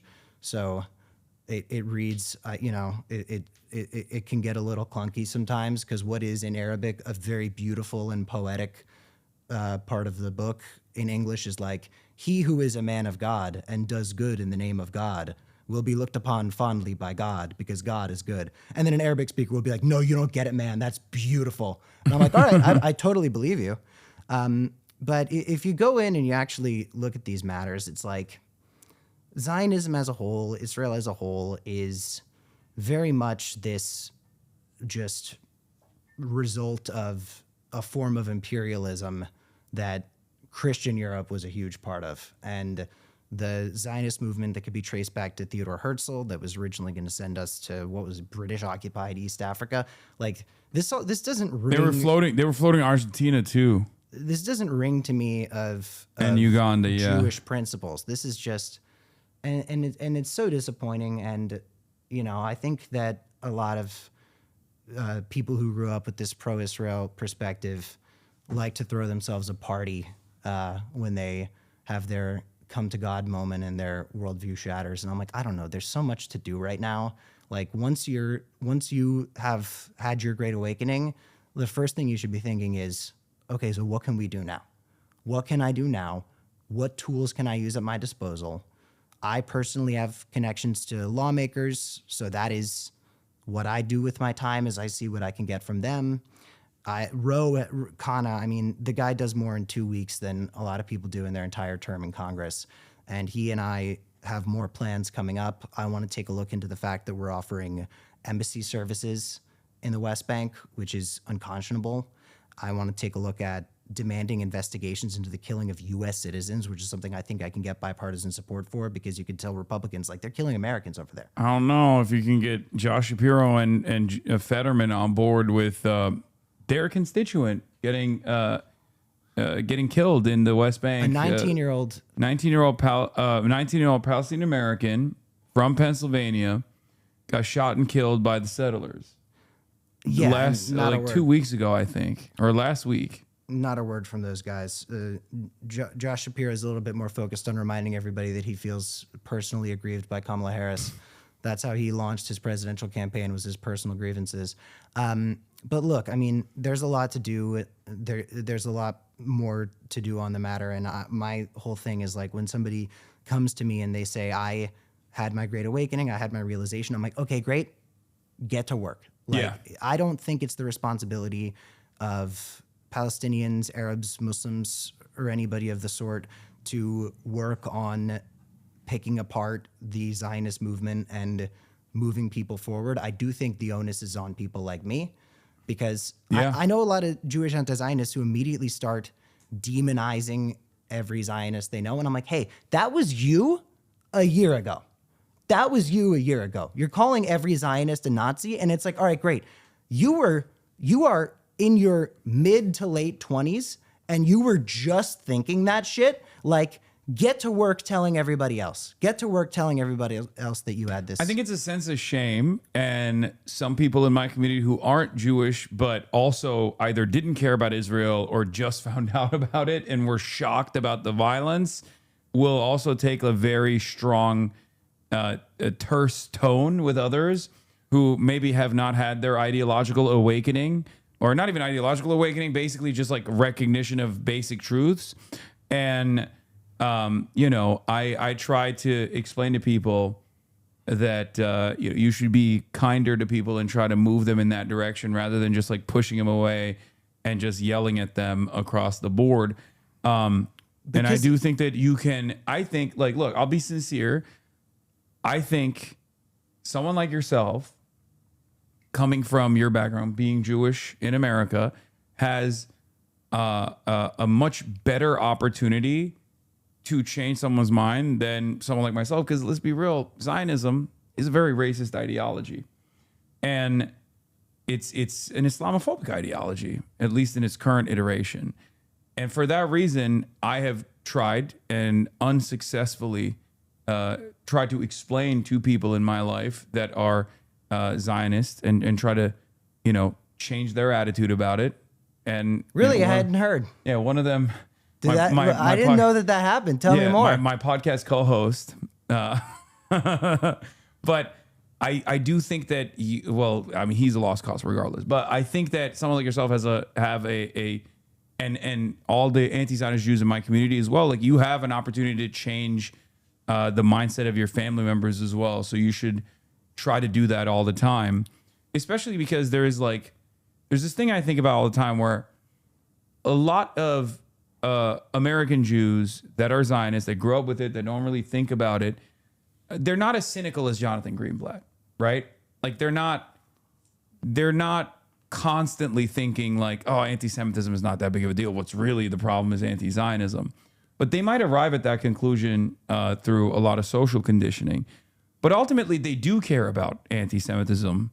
And I feel like that is a very good entry point into this conversation to be like, don't you feel like being constantly associated with these fucking assholes that are doing so much violence in your name is like part of the reason why the average American now is legitimately like not trusting of Jews as a unit, as a whole? The next 200, 300 plus years of anti-Semitic violence that is going to lead to us getting killed and people trying to exterminate us is going to be directly citing the genocidal actions the state of Israel has taken since October 7th. So there is nothing that has caused more harm or damage to Jewish people in this world than the Zionist project. And I try to explain that to people and tell them it is only with love and concern for the Jewish people that I take this position. But it's a very difficult thing. And I think that with a lot of Jewish anti-Zionists, there's some times where I think you get a certain amount of empathy where you are embodying it so radically that you kind of start to center yourself in it and it becomes a little narcissistic. Well, the conversation we're having is like very specific about what anti-Zionist Jews can do to talk to Zionist Jews. Well, yeah, as it pertains to talking to Zionist Jews, Yeah. it's about centering the humanity of it all, and it's about talking about, I always just talk about international law, and that sounds so silly, but people like to frame my policy as very radical. Like when I was running for Congress, I had what I would consider to be one of the most anti-Israel platforms. You got the AOK from Squirrel. From ZEI Squirrel, from AOCIA, ZEI. But the thing I said was like, there is absolutely nothing in my platform that is not completely in line with agreed upon international law. Yeah. And that's something that resonates with some people, because I talk to some Zionists where I do not break them out of what they consider to be Zionism. And this is something I always tell people to think about is, I know I've grown up around a lot of Zionists. I went to Jewish summer camp. I went to Hebrew school. If you ask 3 Zionists to define Zionism, you're generally going to get 3 different answers. So, but that's by design, right? Like it's intentionally vague so that, you know, they can conduct polls to be like 90% of American Jews believe that, you know, Zionism is incredibly important to their identity, or like Israel is incredibly important to their existence or whatever. And it's like, that ends up creating this like weird statistical inconsistency. Because like if you ask directly like American Jews, when they poll American Jews about like Israel's conduct, right? It's like, especially under the age of 35, large majorities of American Jews are also aware that Israel is committing a genocide, agree that Israel is committing a genocide. And it's like, how does that match up with Zionism in general? You also don't even know what Israel's built on. I learned what the Nakba was from you, like when I had already cast my first ballot before. And the fact that you don't learn about these things is so terrifying. But again, it's, you know, a lot for a lot of Zionist people, Zionist just means Jews to them. And I say, okay, we understand most Zionists in America are Christians, and Christian Zionists want us to have Israel so they can go to heaven and we can live in an eternal hell. Yeah. Congratulations. That's always just so funny because like people will be like, oh, well, the Torah. I mean, not the Torah, sorry. They'll be like, the Talmud. The Talmud says like Jesus is like burning an excrement or whatever. It's like the number one thing that anti-Semites love bringing up, as though it's like has any sort of like serious relevance to like contemporary Jewish existence, right? I mean, the Talmud has a great line in common with Quran 532, and I cited it on Jake Tapper because I was like, that's true. What if I cited the Quran on Jake Tapper? And it's, you know, to save one life is as if to save all of humanity. Some interesting stuff in the Quran. Yeah, I mean, it's just, but it's a religious text, and the Talmud in and of itself. This wasn't even about like Talmudic script or anything. I was just saying that like people that love focusing on that forget that, like, at the end of the rapture, all the Jews are going to hell to burn in eternal damnation. Approximately 144,000, I believe, get sucked up into the heavens and turn into clothes. But that's it. Everyone else is going to hell. Yeah, and I It's don't not like, exactly a good project at the end of that. That's my favorite thing about Judaism, I would say, is that we just don't have hell. So no matter what I do in this lifetime, ultimately my punishment will only be so bad. Like, I think, if I remember correctly, in Judaism, if you're not going to heaven, your soul just kind of bounces around the universe. I'm like, all right, that doesn't sound so bad. It's great. Sounds better than hell. Are you fucking kidding me? Yeah. Well, Mormons are goated on that. They get their own planet. Yeah, I mean, where your first wife is stuck with you, unfortunately. You really got to hand it to them. Yeah, they know how to do things right. Well, thank you, Cam. What do you want to tell people before I let you go? Well, everybody, follow Representative Khanna's work closely. There's going to be a lot more coming, and I am currently foreign policy maxing to the nth degree, trying to figure out everything we can do to just make this, make it as difficult as possible to expand settlements, to move into settlements. In my hometown, not my hometown, in the city I call home, New York, there are still auctions where settlement land is auctioned off. Yeah, Zioron, Musadani. And the mayor has been put in a very impossible position with that. And I do not envy the position the mayor has been put in with that, but I definitely mean to put us in a political environment where people in the city I live in are not. You don't like that one? Encouraging criminal. I can't speak to that matter. You know, the mayor. I'm fucking around. I don't say this sincerely. The I mayor, love Zoran. The mayor has an affordability agenda, and I am going to recite the mayor's office's talking points as much as I can, and that is my position on these matters. No, that's the homie. I'm fucking around. He is put in a difficult spot. That's true. I mean, it's just it's so ridiculous. He fucking can't do anything right, and that's why I, want to make sure that there isn't too much pressure on him to placate the Zionist community in New York City, because at the end of the day, unless he actively calls a drone strike on a hospital, they're not going to love him. And there might be people who tell him, oh, if you cede this ground to them, if you give them this, then maybe they'll finally accept you. And it's like, this is a brown Muslim man. Like, no, unless, they won't. Unless you get caught. Bro, he went and saw he visited the Rebbe, dude. Like, come on. He went into the grave, the site. It's not happening. He hit the maximum, like, appeal. It doesn't work. It's not going to work. Sid Rosenberg is still calling him a fucking cockroach. You know what I mean? Could you fucking imagine if a radio host said that about a Jewish mayor, called the Jewish mayor a cockroach? Yeah. It would be game over. Yeah, 100%. This guy's still just fucking posting up. Well, I was going to say yes, but now I'm thinking, well, Candace Owens, she kind of takes it almost there. I mean, she was waving the copy of the Talmudic Jew a couple months ago. It was crazy. It's so funny because so many people talk about the Talmud, and like most Jews like are not even really familiar with it. They're just they look at it as fanfic. I mean, it's really funny that there is like there's this idea. It's the way I describe it is it's kind of like transphobes that like know everything about trans existence and like the latest and greatest in like trans medical technology, you know what I mean? Where they're like before, like people who are transphobic are like so locked in, like so tuned in to like all of the latest and greatest in trans tech, right? So that they can be better at being transphobic. At being a hater, yeah. And I feel like that's just how it is with Nazis too, because like, I know a lot of Jewish people. I don't think any of them at any point were like, yeah, I've really learned quite a bit about the Talmud. It guides my life. It's not even like supposed to be a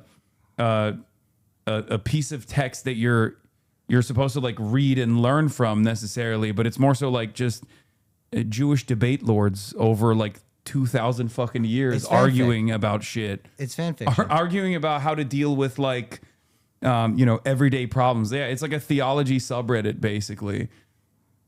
Well, I digress. The last thing I want to say to everybody, I guess, is something I noticed in Palestine was the sense of humor that people had there, because Oh yeah. Comedy is this hasn't come up yet, and honestly, I'm glad because I talk about it too much. I'm a school shooting survivor. I was at the shooting in Parkland, Florida, and I just learned through that process that that comedy is like the weapon we have against trauma.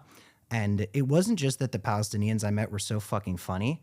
They have a very Jew-coded sense of humor, and it was really interesting to me. And I'm like, maybe it isn't Jewish humor, maybe it's Semitic humor, or maybe it's humor born out of being dealt a certain hand over many decades. I mean, and that trauma, that united trauma. But that's the thing is the Palestinians I spoke to see Jews as their cousins who largely have been dealing with this overcoming movement called Zionism that is this hateful ideology that leads to people getting killed. But I know Palestinians who have had access to very, very meager educational resources in their life who have a more nuanced perspective on the difference between Zionism and Judaism than New York Times columnists with 3 master's degrees. It's crazy. The Palestinians I met there were like, oh yeah, the Jews are historical cousins who, we are very similar to, and we are the Semitic people. Sucks that this Zionism thing is happening. And I was just like, oh, I wish a lot of professors had your nuanced opinion on this matter.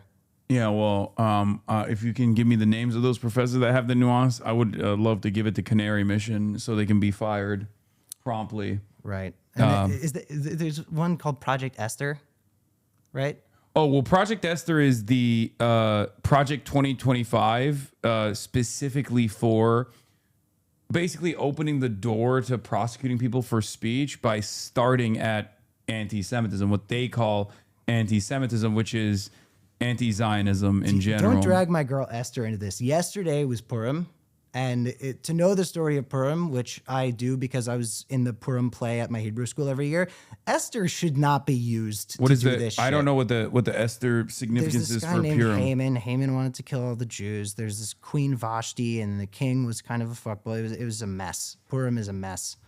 But it is what it is. Anyway, thanks so much for having me, man. All right, thanks for coming on, Cam. As always, you still on tonight? You still got more? What? Yeah. I still got. I'm still doing coverage on what's going on in Iran, and haven't been able to get to the electoral victories and defeats that took place yesterday. Well, bye, chat. All right. Thank you, Cam Kasky, everybody. They billed you as human rights advocate and survivor of mass school shooting. Cam Kasky. All right. You really do work too much, not gonna lie, man. It's not work. There's a reason they attacked Iran. Oh. Have you seen that my Toronto mayor went full Mamdani?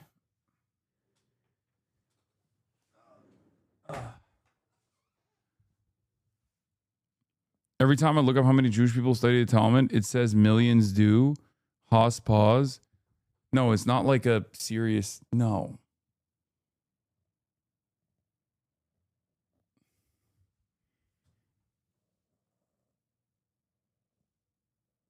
Hold on. Let me fix the camera a little bit. Okay, there it is. Is the carbon on the back that's tough as fuck? Thank you. On the razor? Yeah. Dropsite is reporting at an area near the IDF headquarters base has been hit. Oh, shit. New Iranian media reports damage near the Israeli defense headquarters. Iran's Tasnim news agency says heavy destruction occurred near the Kiryat complex in Tel Aviv, which houses Israeli Ministry of Defense and senior military command. What the fuck? Wait. Okay, wait, hold on. Where are the chatters now? They were talking about how like the Iranian munitions have been depleted, or they've been able to degrade the Iranian strike capabilities. This is a relatively confusing moment for me because I've been getting my notes from the OSINT guys. I've been getting my notes from the OSINT guys who've been telling me that it's like not.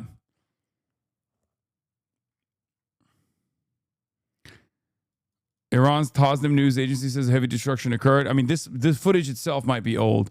The outlet reported the damage took place close to the main Kiryat building, a central hub of Israel's defense establishment. Tasnim also noted that no images from the inside the complex have been released, leaving the extent of any damage inside the facility unclear. Why is Dropsite using an old footage? Tasnim might have actually released the footage. Anyway, we'll find out if that's like, well, we won't find out if it's actually, what do you call it? We won't find out if it's actually a successful strike or not. There probably will not be any footage. But I suspect that you're not going to be able to see any new footage in general. Footage of an IRC video footage has now been released at the moment. The Irish Shahid Sayyad Shirazi, a Soleimani class corvette serving with Iran's Islamic Revolutionary Guard Corps Navy, was targeted by a U.S. strike off the coast of Bandar Abbas. Immediately following the strike, some kind of munition, likely an anti-ship cruise missile, is seen cooking off from the flight deck of the Shahid Sayyad Shirazi. Wait, what the fuck? That's true. Something just...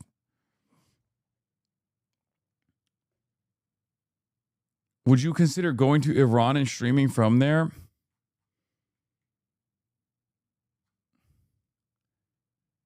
No, bro. I wouldn't.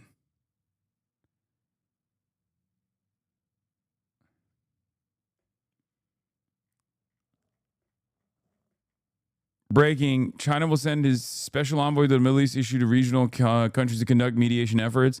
That's a key message sent by China's top diplomat, Foreign Minister Wang Yi, in his separate phone talks with UAE and Saudi Arabian counterparts. Did you see Hezbollah absolutely fucked up the IDF? I did not. I mean, I heard, but I didn't see it. You think Israel's going to nuke Iran or make the U.S. do it for them? I think if someone is deploying a nuke, it'll probably be Israel. And America will go, oh no, I can't believe Israel did such a thing.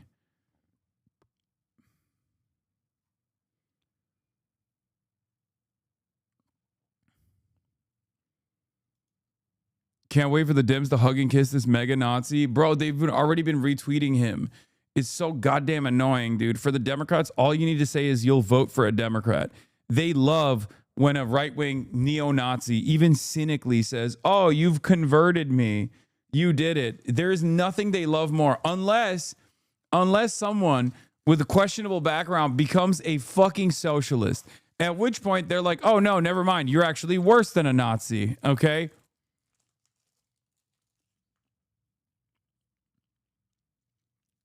It is so frustrating to me to constantly have to deal with this shit where, like, if you were to pound for pound ask fucking liberals, not like the regular liberal, obviously, but if you were to ask, like, establishment Democrats, okay, the podcast host Newsom is about to appear with, yeah, this guy is like the biggest anti-Semite, okay?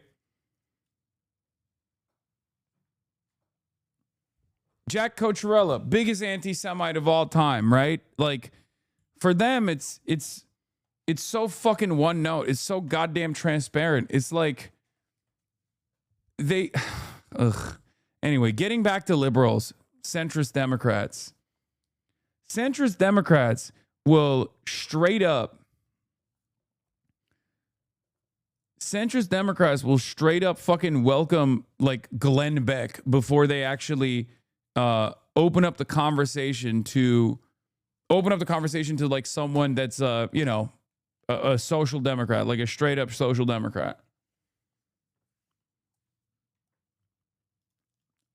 Dude, our tax dollars are worth the regime change. Israel did nothing wrong. Good bait, chatter. Get better bait. Easy. My favorite thing is when someone like Miss Rachel says stop killing kids, and Zionism defenders will get on the timeline and be like, the anti-Semitism is unbearable. Yeah, I know.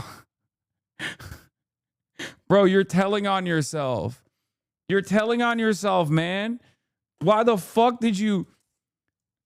Yo, Miss Rachel didn't say Israel. They'll be like, wow, how anti-Semitic. Why are you making this association? Why are you making the association with Judaism and child murder? No one was doing that. You're doing that.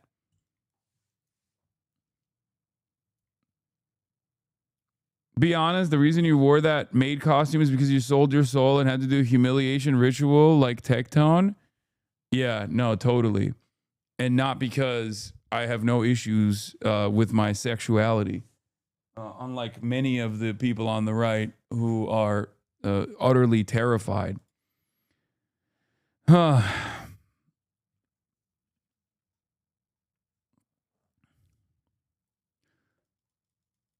What? Can I just talk? Why is that guy you're talking about have that profile picture? Is it a psyop? It's just to what?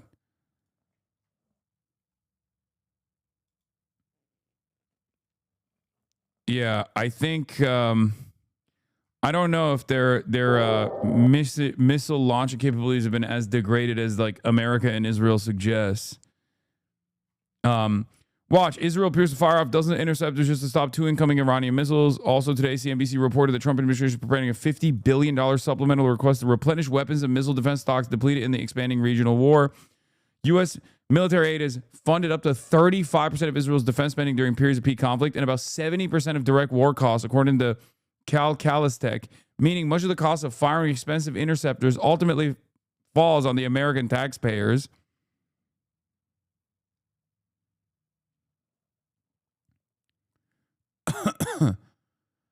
Interceptor prices vary widely. Iron Dome rounds can cost $50,000 to $150,000. David Sling about $1 million.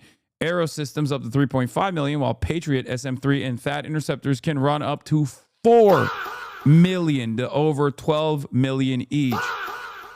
God damn. And also, it seems Iran isn't done with this attack. More ballistic missiles are inbound now. Quds sighting settler platforms. Israeli army tanks were hit on the northern border. Does anyone have the strike footage from the Hezbollah one too? Because apparently Hezbollah continues to bomb occupation positions in Metula. These are likely the forces that Hezbollah thwarted in Qiyam. Quds Hezbollah targets Israeli army gatherings at the Lebanese border and in the vicinity of the border settlements. Border settlements sent to the shelter. They're losing logistics up north. Israeli media quoting a high-ranking Israeli officer. We made a mistake in our evaluation of Hezbollah's power and will... What? Shut the fuck up. We made a mistake? No, this isn't real. Where did you find this? Someone find the original sourcing of this. There's no shot. This sounds like intercepted Hamas correspondences where they're like, we are evil and we love doing harm to the Jew and to the Palestinians as well. Like, this is too good to be true. You know what I mean? It reads like fucking fanfic, dude.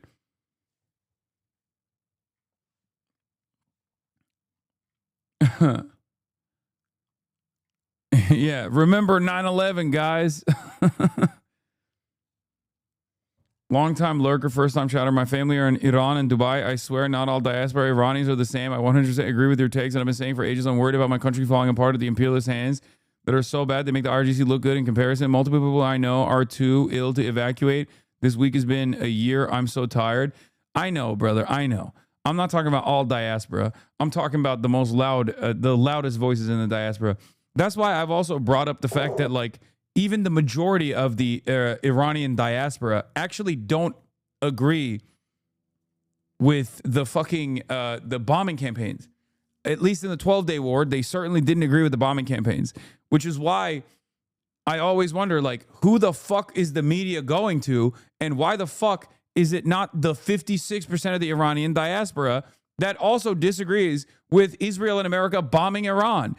And I'm sure those numbers are probably going to get higher as well as time goes on, especially because in the first salvo when they killed the Ayatollah, everyone was fucking dancing, and they didn't even stop to consider, like, who else was killed in the process. You know, the deep shame of what they advocated for will live with them for the rest of their lives if they have the capacity to feel shame at all. Patrick Bet David obviously doesn't. Hezbollah ATGM against Israeli tank.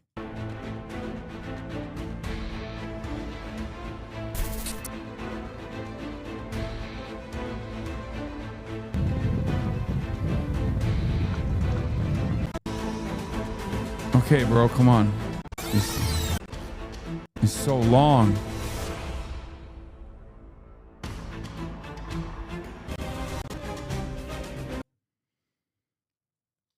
That chatter is not alone. I'm also Iranian and having family in Shiraz. None of us celebrate this at all.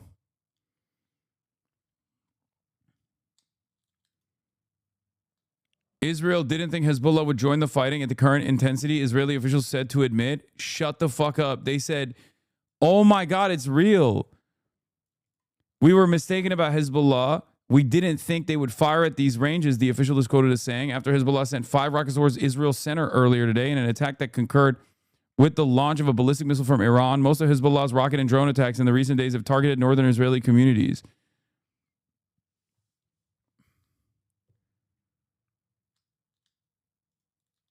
I mean, this is...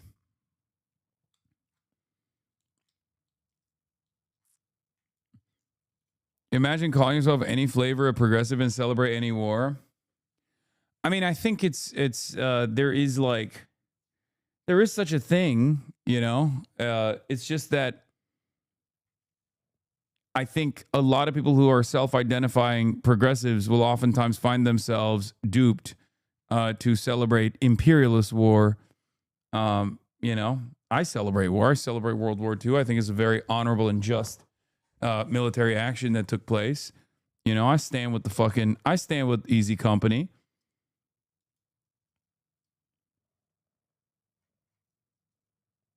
What is this?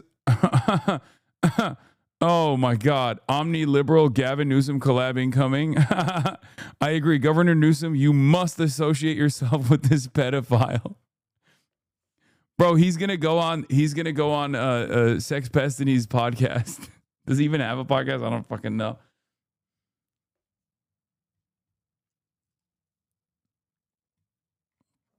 I'm half Persian in constant battle with my mom's side. Too many diaspora Persians I know legit think the U.S. can bomb Iran into enlightenment as they see it. It's a little breaking. UK says drone strike targeting British airbase in Cyprus did not originate from Iran. Yeah, I think it's supposed to be a Hezbollah drone, right? They just kind of fucking went crazy with it. You did it, you mad lad. You made it real. Made what real?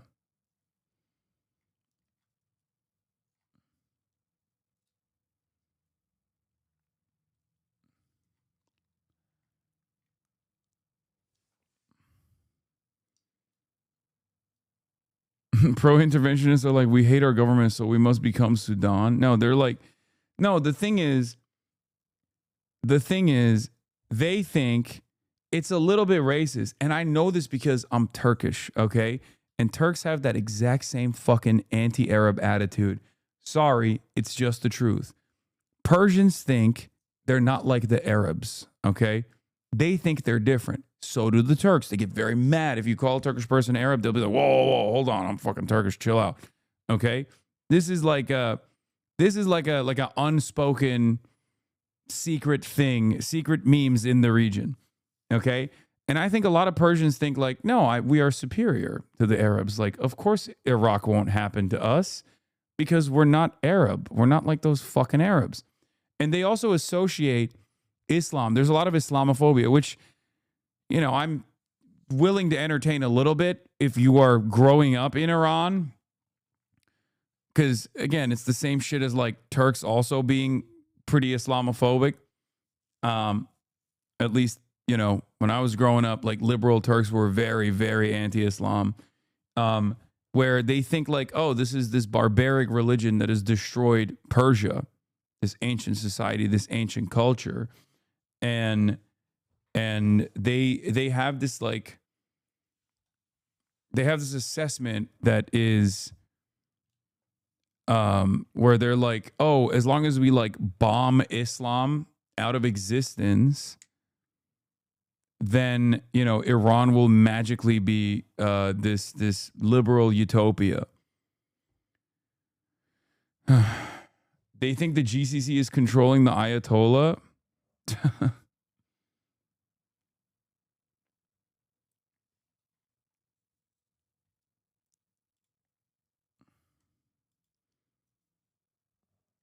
We're in it. Democrats won't rule out giving Trump more money for Middle East war. That's fucking crazy. A few minutes ago, the Islamic Republic attacked the central camp of the Kurdish opposition party, Kamala Party of Iranian Kurdistan, with 5 missiles. No Kurdish Peshmerga fighters were injured. I mean, I'll wait. I'll wait for additional confirmation. Chapin Faye of the Gaza Humanitarian Foundation retweets a Canadian woman sharing a video of an Iranian woman asking Israel and the U.S. to kill her. Broad position of the Trump administration is that the only Arabs and Persians who should be valued are the ones that are grateful to have the privilege of being killed by America and Israel. What the fuck? I am an Iranian who lives in Tehran. In case I'm dead tomorrow, I just want you to remember this. Please shut the fuck up and don't use me against America or Israel. We asked for this. We wanted this attack. I know I might die. I'm willing to sacrifice my life for Iran. Okay, I'm sorry. Just join. At that point, just you might as well literally be like a Shia militancy. Like what are you talking about? There's no way. There is no fucking way this person is unironically and sincerely in Iran right now. Okay? I don't believe that. As bad as Iranians are, she's Israeli. No, the content creator, not this lady. The lady.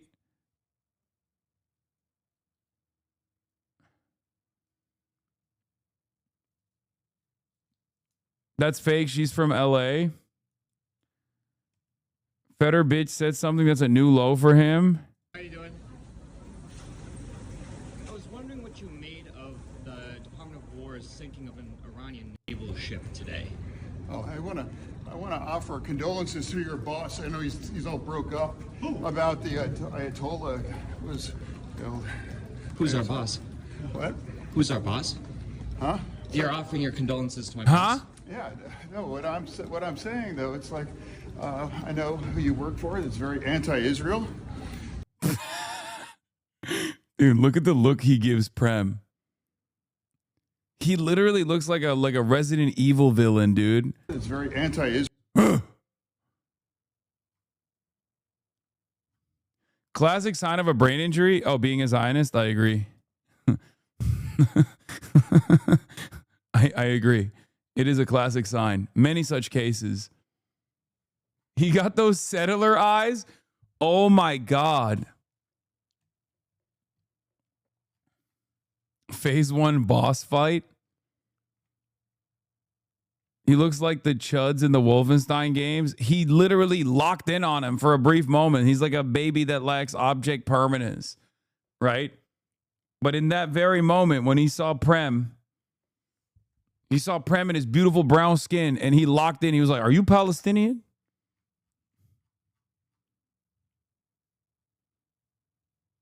Israel.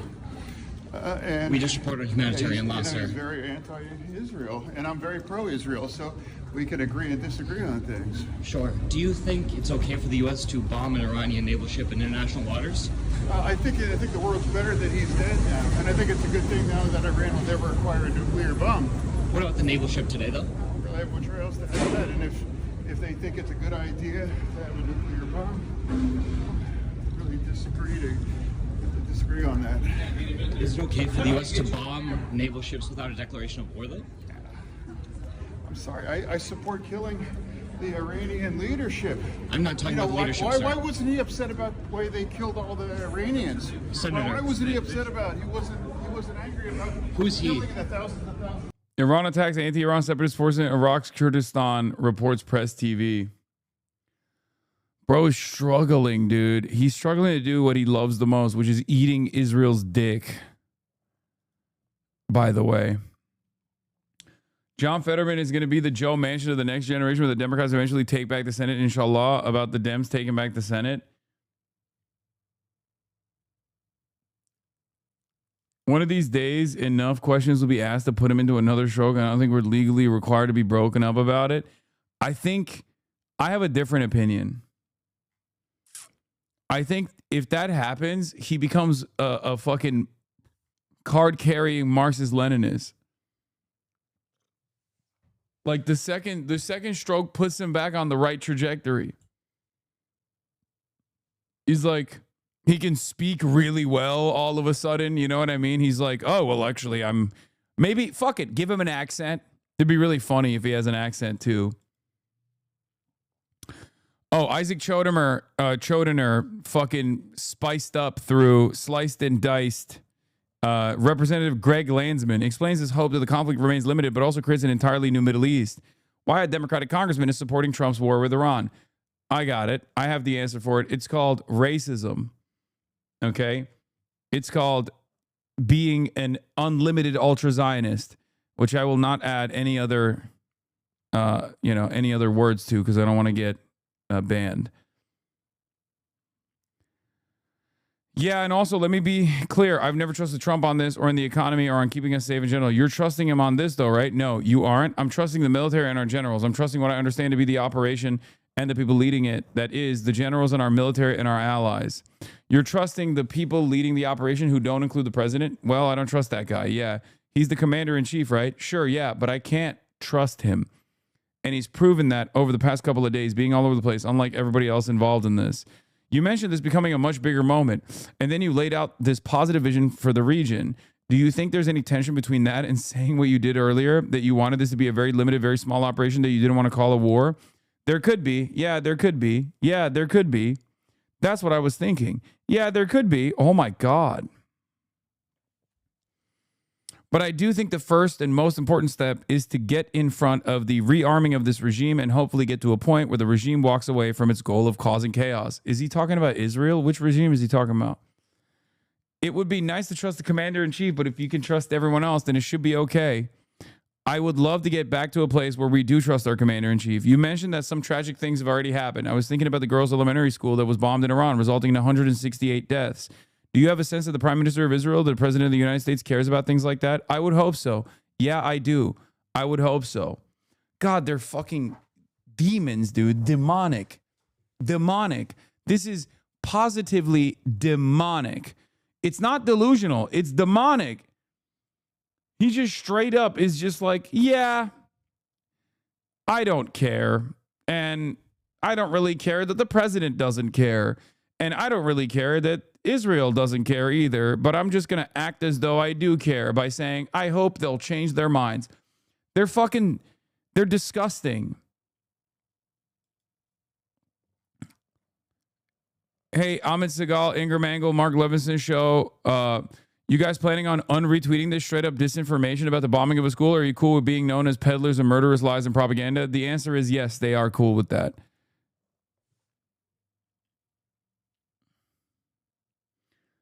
Who's this an interview with? Another fucking Democrat that took the bold and brave step of saying the fucking quiet part out loud, that they actually love what Donald Trump is doing while they simultaneously hate Donald Trump. What? Chabad Rabbi Chaim Mentz gives Fox News night host Trace Gallagher a Purim gift in remembrance of the entire Iran. Negative people being wiped out by the Jewish people some 2,300 years ago. Rabbi Chaim Mentz, what do you think comes next I love when they have this guy on, bro. In Iran? Will we see regime change, Sheila? I do think we're going to see regime change. I don't think that we've lost all of these Iranian lives, lost American soldiers, lost Israeli lives to remain with the same status quo. Absolutely not. Rabbi.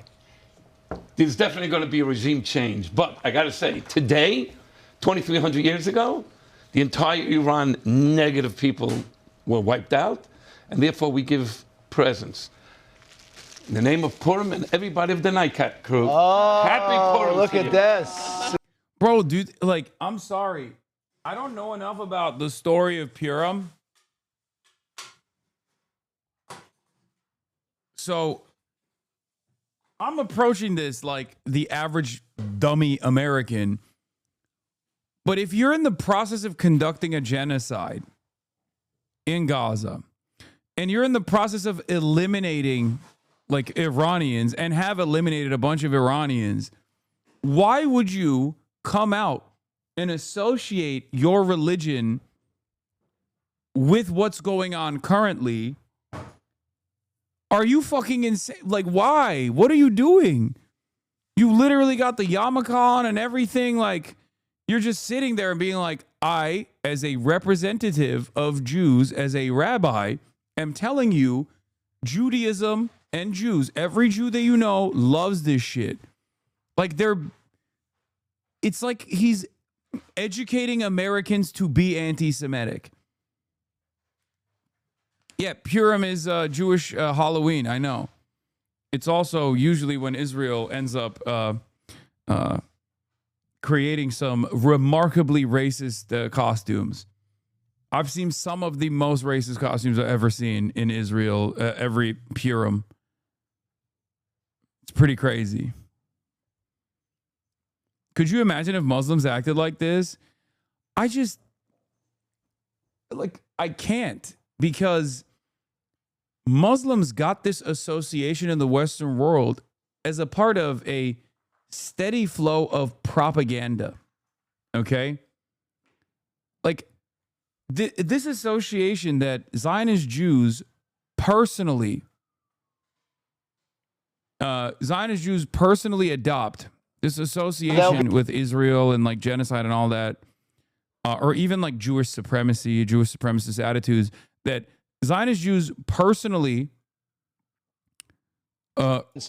defend and actively repeat to people, is a false association, false conflation between ISIS and Islam in the United States.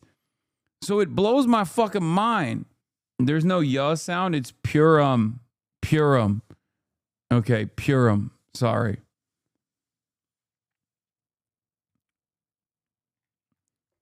Like one of the most famous fake, false, bullshit Islamophobic stories is the notion that like Muslims all around the world, and especially Muslims in the Western world, were like, fuck yeah, like I love 9/11. It's my favorite activity. I wish it happened all the time or whatever, right?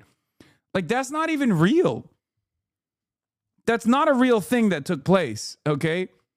There are Muslims that died on 9/11. They're American. What the fuck are you talking about?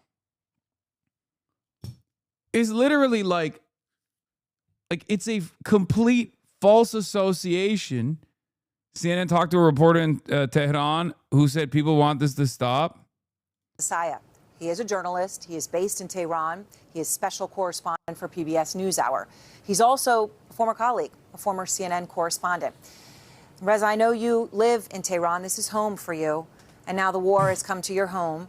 It's incredibly rare for anyone to be able to get the story of what's happening there on the ground. You know, today, Reza, we see these horrific images. One building, all that's left of it, it's just been completely destroyed after what appeared to be a strike. The destruction everywhere. And I know that you're not getting siren warnings, that things can happen next door to someone where maybe someone in the IRGC lived, and then you find out because it's hit. Can you just explain what's happening on the ground right now? I'll explain it by saying that it's awful. It's awful, and I hate it. I hate it. I hate war, and I wish somehow this would end. And I have to think there has to be a way to make it end, because people are suffering, and in the view of many, they're suffering unnecessarily. I've seen some terrible things, airstrikes every day, that familiar sound of a jet flying over, and seconds later, you hear a large explosion and the plumes of smoke.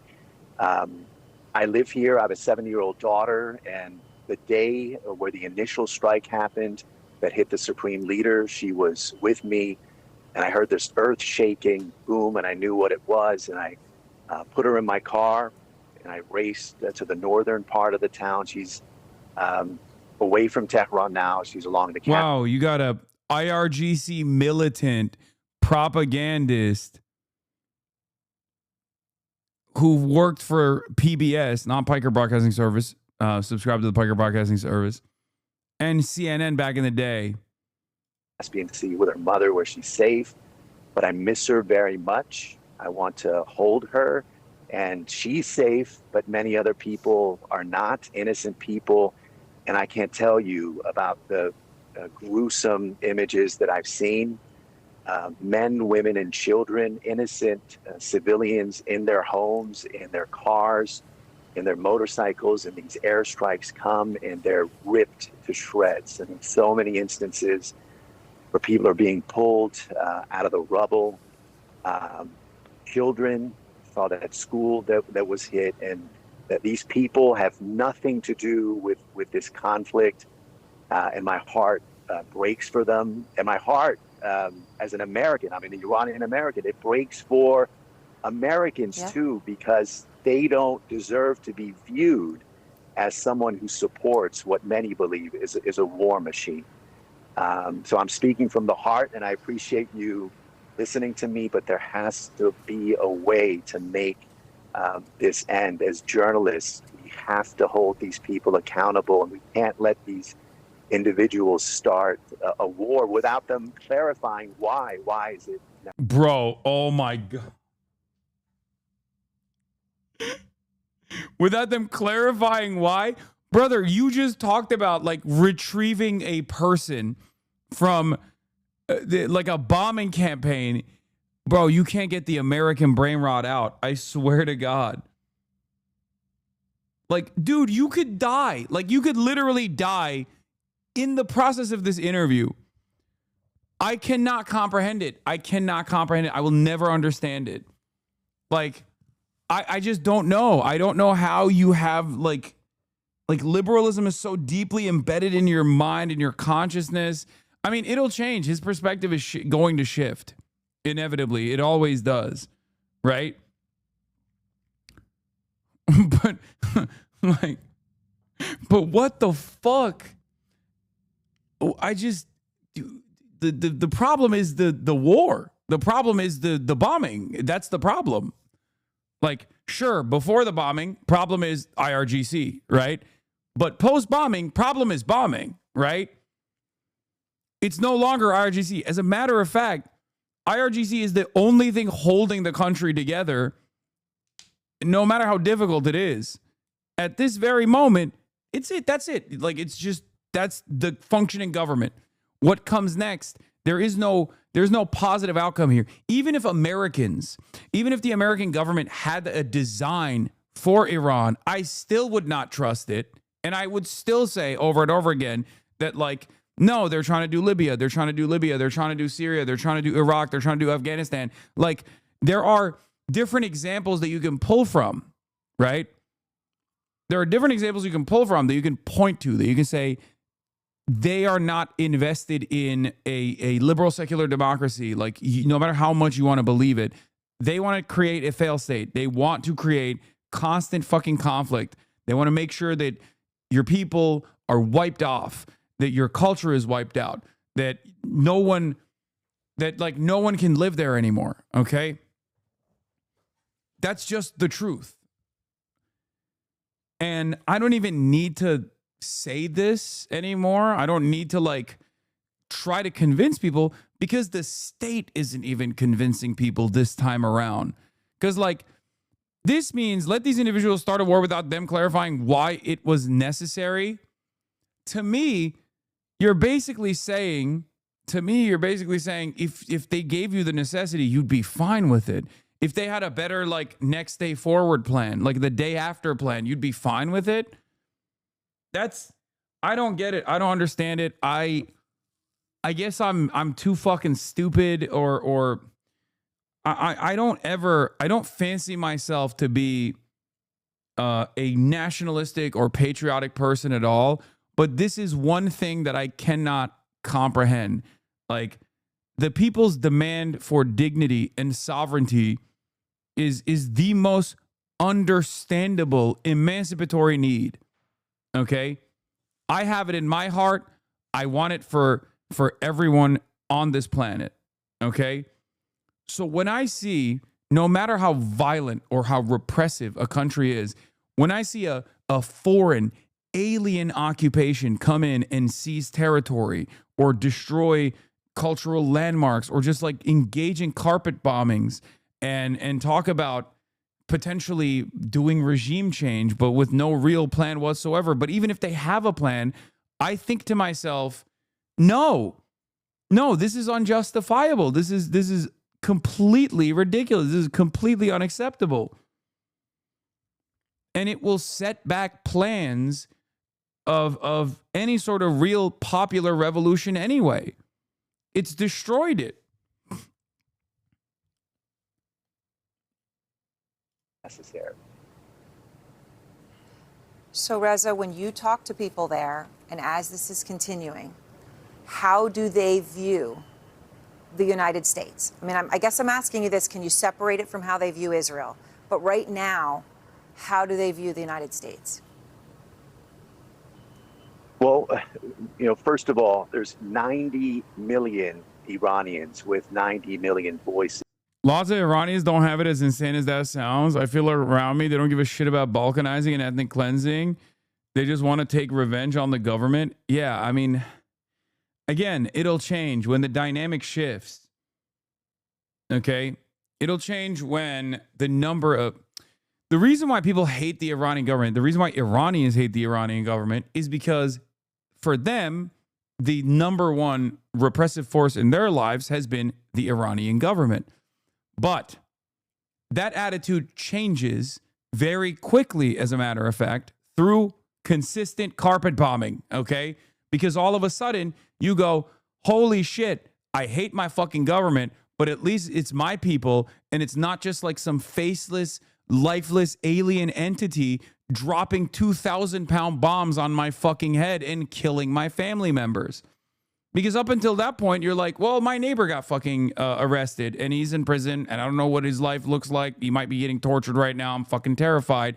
Who did that? The IRGC. Okay, now your parents are being killed by America and Israel. All of a sudden, you're like, never mind. That's the evil I knew. This is a far greater evil. This is a far more consequential act. This is far worse for me overall. I don't know how people haven't quickly snapped into that reality, though. That's what I mean. I bet you Trump won't give Iranians TPS. Oh, that's the other side of this fucking story. It's like when I talk to Venezuelans, right? When Venezuelans or Cubans try to do the fucking bodies and spaces argument, like standpoint epistemology, be like, oh, how dare you fucking commie talk to me about like my country that I've never been to, as a matter of fact, that my parents told me was run by vampiric monsters who just want to eat all the land and blah, blah, blah, blah, blah, all this shit. Like when people try to do that shit, to me, it's like, I don't even fucking know, man. I'm Brandonizing at an alarming rate. I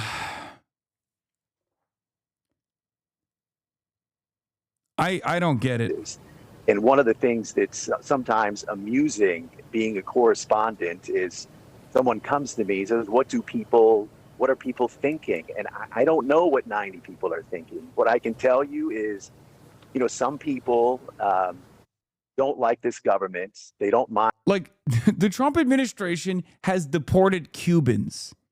The Trump administration has singled out Venezuelans living on U.S. soil as the arch enemy of the movement right now. And there are still Venezuelans on temporary protected status that are literally moments away from being deported by another Hispanic person that's just been living here for at least one extra generation, okay?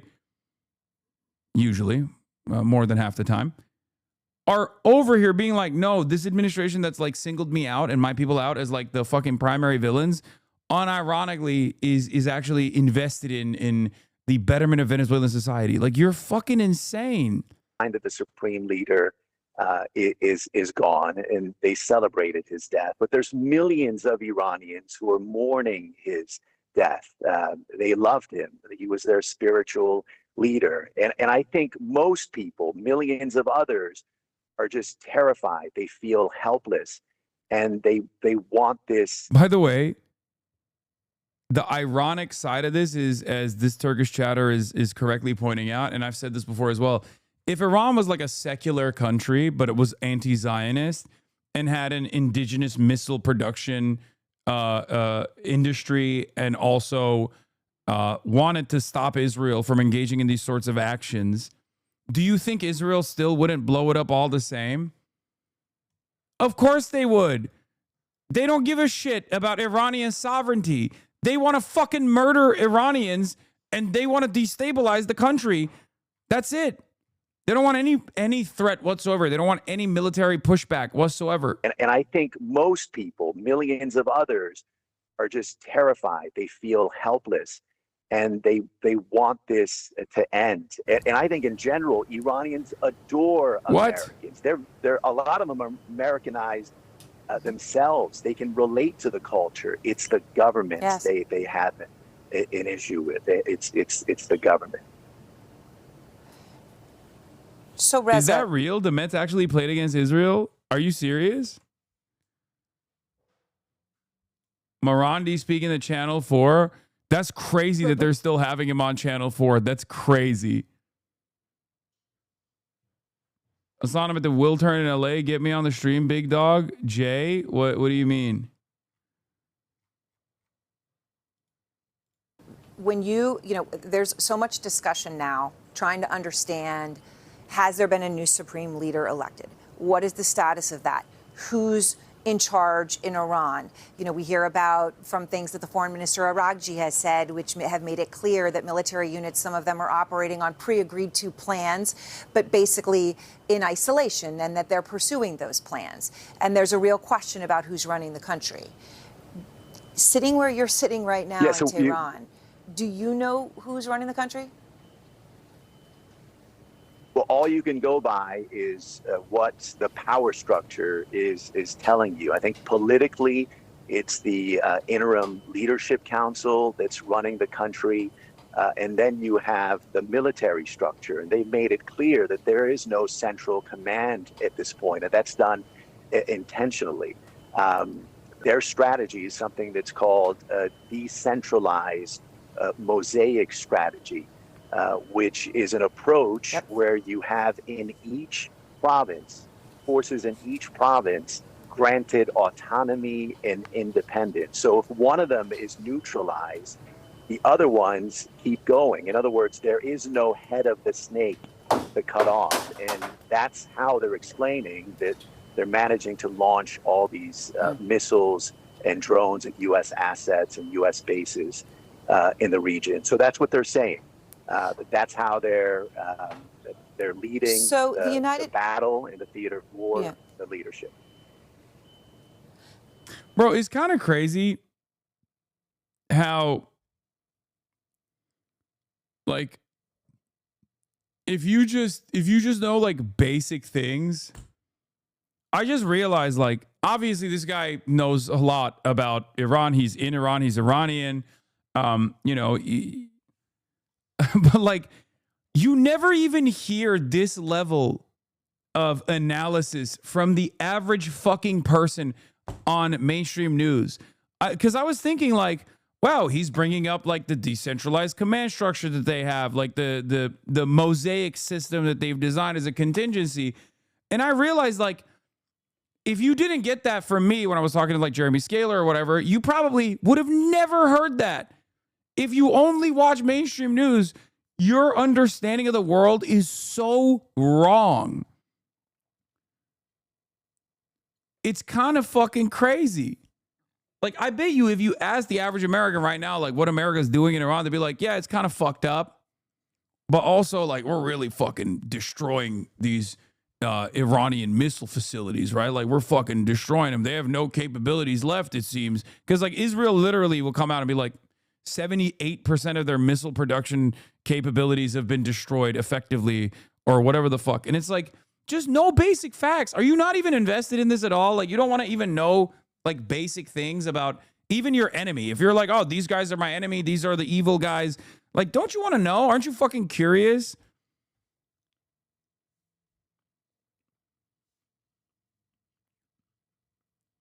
It's so crazy how incurious the average American is, and how like, and these are the most educated Americans, like the ones that watch CNN. Like, this is the first time I've heard the CNN. CNN has generals on all the fucking time. They know. They don't even talk about it. You know what I mean?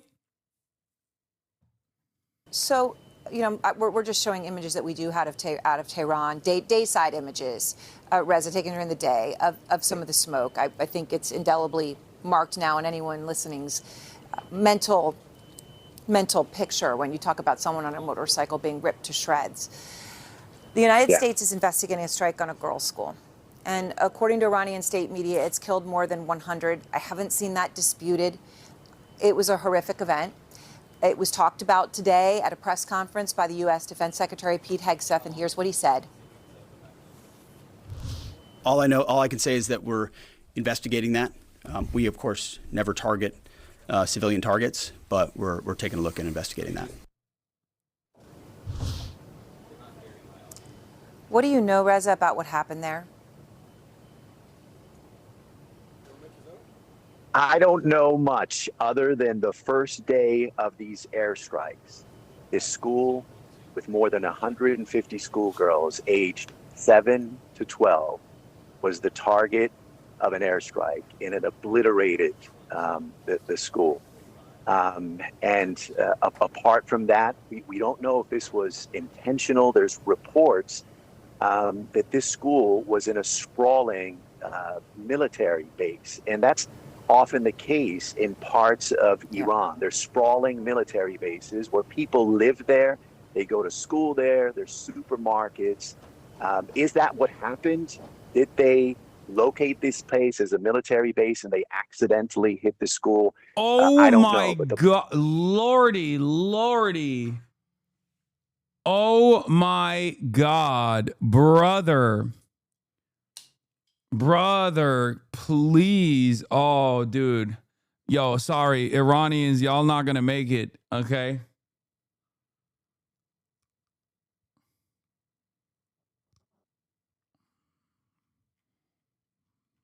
Bottom line is, more than 160 schoolgirls, many of them going to school pictured with hijabs, chadors, and they're just gone. And the scenes of the funeral were just terrible, gut-wrenching scenes. And it's very likely, based on my experience as a journalist, that when these attacks happened and governments say they're going to investigate it, unfortunately, usually no one is held accountable. Reza, thank you very much. We appreciate your time. Please. Does Iran even have that kind of weaponry to do that kind of damage? Probably, but it's not Iran. I'm not even entertaining that, even for a second.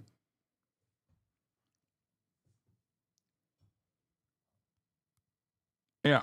Also, having schools on bases is totally normal. As Cleric reports, the U.S. does the same thing. There's a school on almost every major base. It's even on Google Maps. I'm sure this could have been avoided regardless. Yeah, it's fucking bullshit.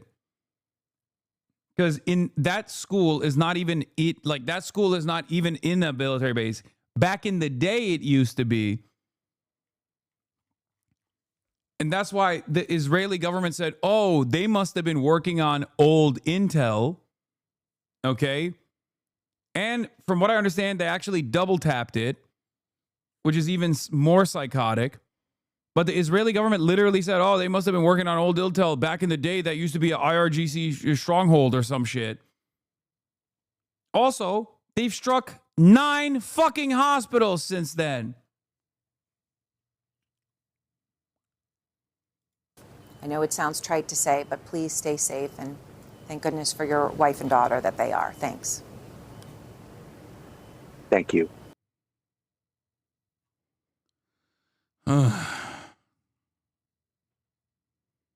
We're on these pages with these prostitutes is honestly Superman. At least we get to see him shred the script live on air. Iran is not a military superpower either, and we're seeing the vast majority of drones and missiles being shot down by air defenses. I mean, surely Iran cannot win a military war and therefore has to go for some other kind of strategy in coming to a settlement.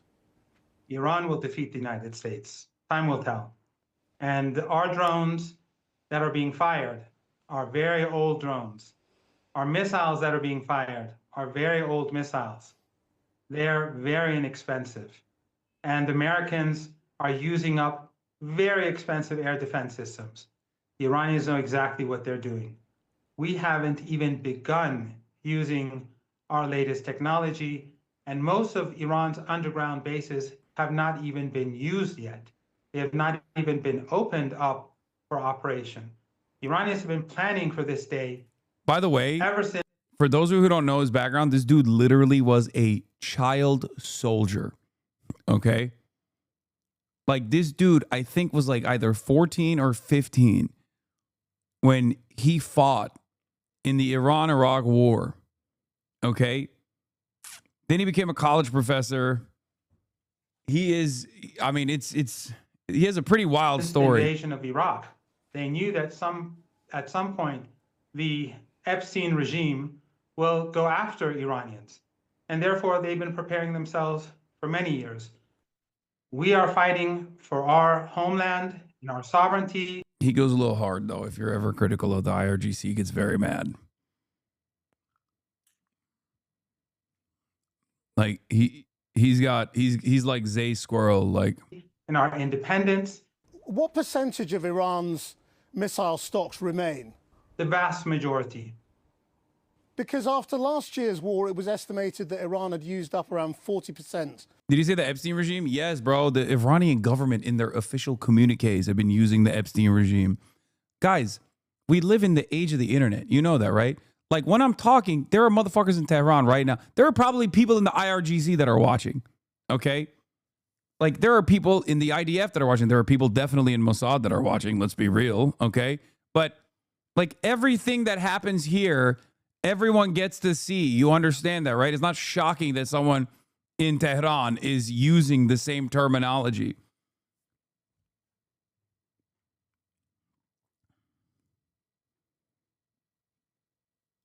Of its missiles. Are you saying that was replenished in the last few months? Those numbers were always fake. Those numbers are provided by the Israeli regime to the media in order to convince foolish Americans that war against Iran is simple. This war was supposed to end in a day or two.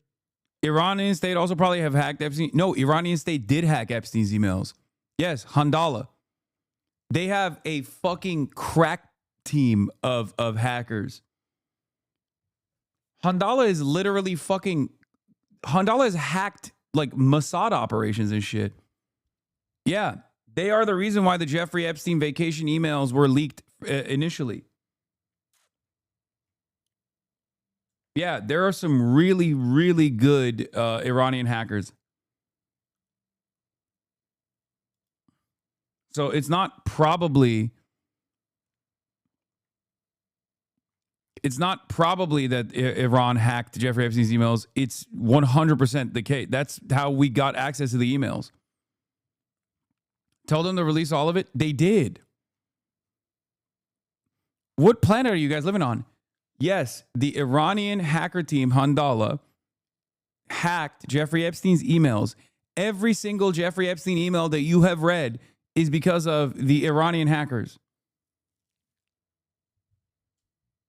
They released all of them. They hacked the emails. They hacked his email. They found out what the password is, and they released all of it. And all of the emails are out. You can see them. You can read them. Some of the emails, no redactions. No, the emails that are redacted. The emails that are redacted are from the what do you call it? The emails that are redacted are from the congressional release.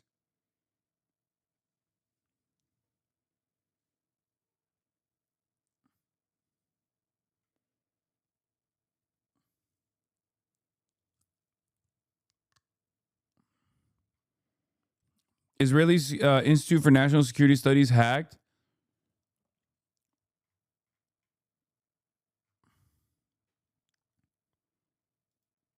Osing guys are dunking on American footage. CENTCOM is either trolling us with their comedy decoy strike reel from the last 24 hours of operations, or this is the best they've got and the war is going south in a hurry. The SA-2 apologetically falling off its welded up launch rail instead of exploding is a chef's kiss. Oh yeah, there's a...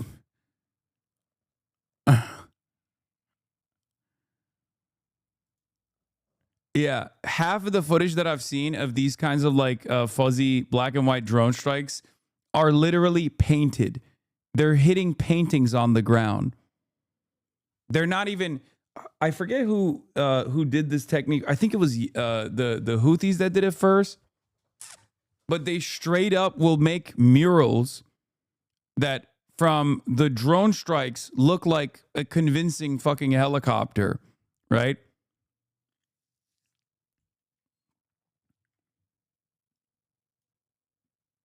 It looks like a real.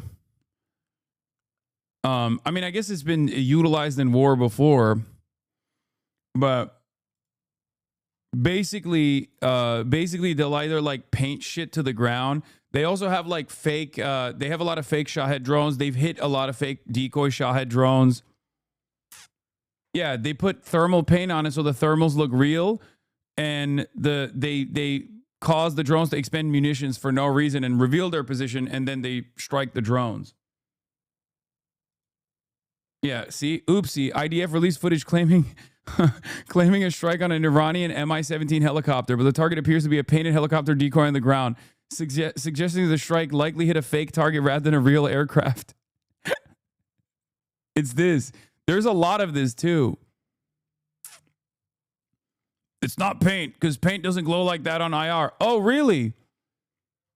That's probably what the drone operator thought too, dumbass. That's the whole point. They're using specific paint to fool the IR. Idiot. What do you think happened? What do you think happened in real life? You think this helicopter got struck, but it's made out of unobtainium? Like, not even the fucking propellers broke, dude. How crazy. It's literally the most powerful. Iran actually was not focusing on their nuclear their nuclear capabilities. They were focusing on figuring out the most powerful material known to man that can just eat a fucking drone strike. Or maybe they painted the helicopter to fool the fucking drone operators with thermal paint.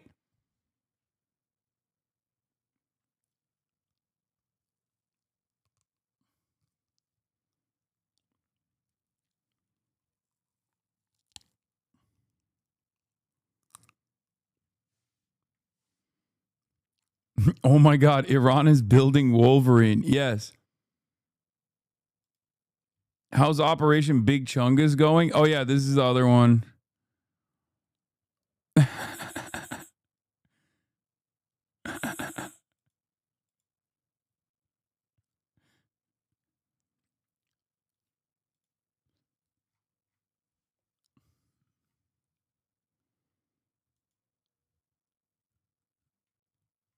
Look, what are they made out of, dude?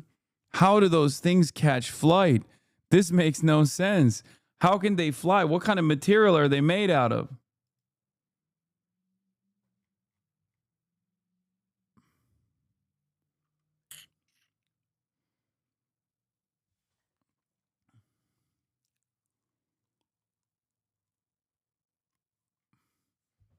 Hey, by the way, when you guys watch that, whether it's like Israeli strikes or American ones, it doesn't matter. Just know that that's like, you know, that's your school.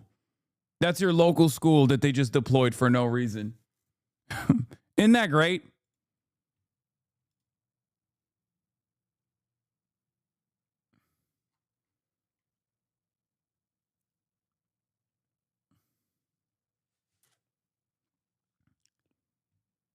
Show this to a Mill LARP Hagen, they would have 5 new conspiracies after passing out in shock. No, every OSINT guy worth their salt is already aware of how this stuff works. Vichy Kratz already greasing the same old time-worn pivot from, by golly, we're going to have to vote on a War Powers Act and force Mango Mussolini to seek approval to, we'll give you whatever you want, sir.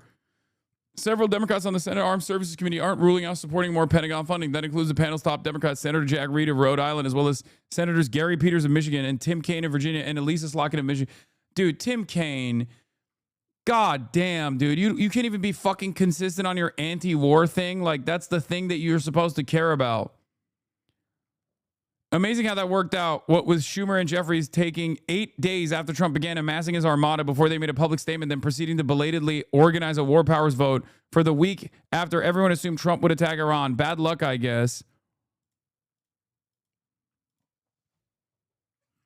God damn. Elisa Slopkin. Tim Kaine has been the most principled anti-war guy lately. I'm a bit skeptical of that.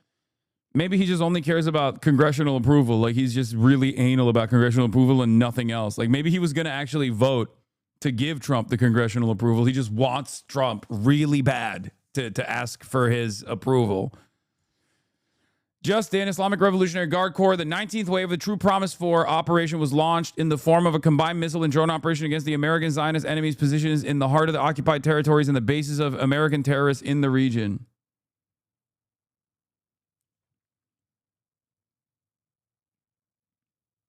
I'm not going to watch the Gavin Newsom, Adam Friedland show tonight. I'll watch it tomorrow because I'm tired and I've been doing 7 hours and 30 minutes and I literally have been going 10 hours every day this week. But that's all I got for today, I think.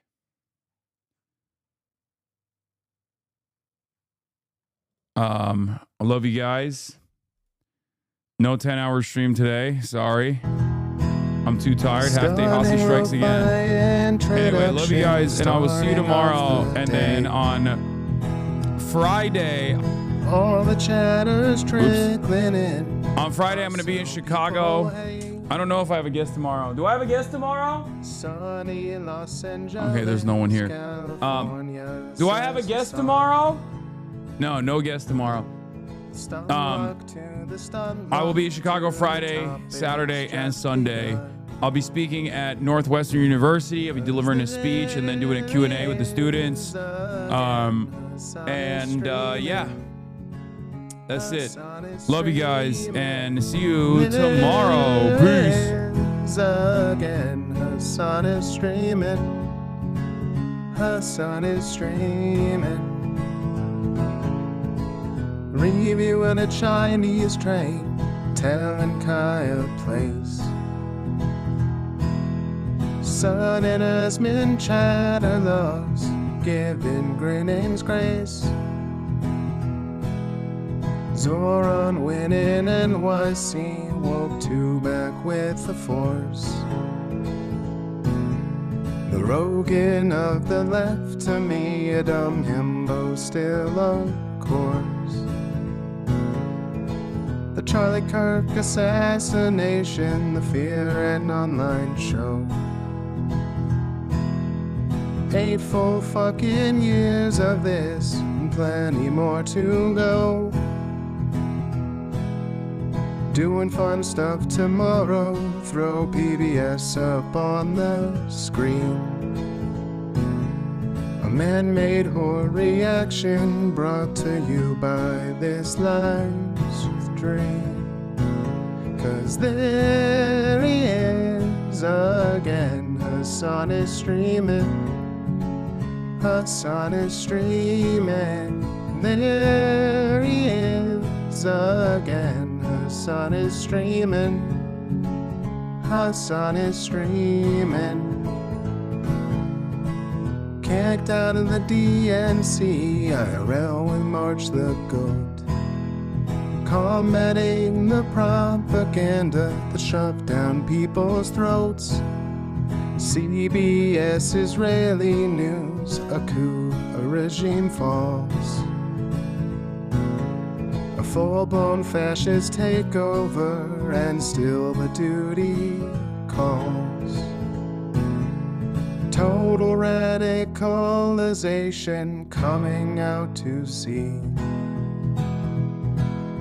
The system will always fail, it's up to you and me. On these daily streams, whether short or whether long, have helped millions of people keep it moving right along. 'Cause there he is again, Hasan is streaming. Hasan is streaming. There he is again. Hasan is streaming. Hasan is streaming. But hey, what can you say? That's PBS for you. But he'll play games real soon. Just you wait. Say, hey, what can you say? That's PBS for you. But he'll move on real soon. Just you wait. Ba-da-da, ba-da-da, ba-da-da-da-da-da. Hey, what can you say? Hey, that's PBS for you. But he'll pull your lawns real soon. Just you wait. Sha-da-da, sha-da-da, sha-da-da-da-da-da. Hey, what can you say? Hey, that's PBS for you. But he'll do jet advice real soon. Just you wait. But hey, what can you say? That's PBS for you. Brought on by viewers like you. Just you wait. Just you wait.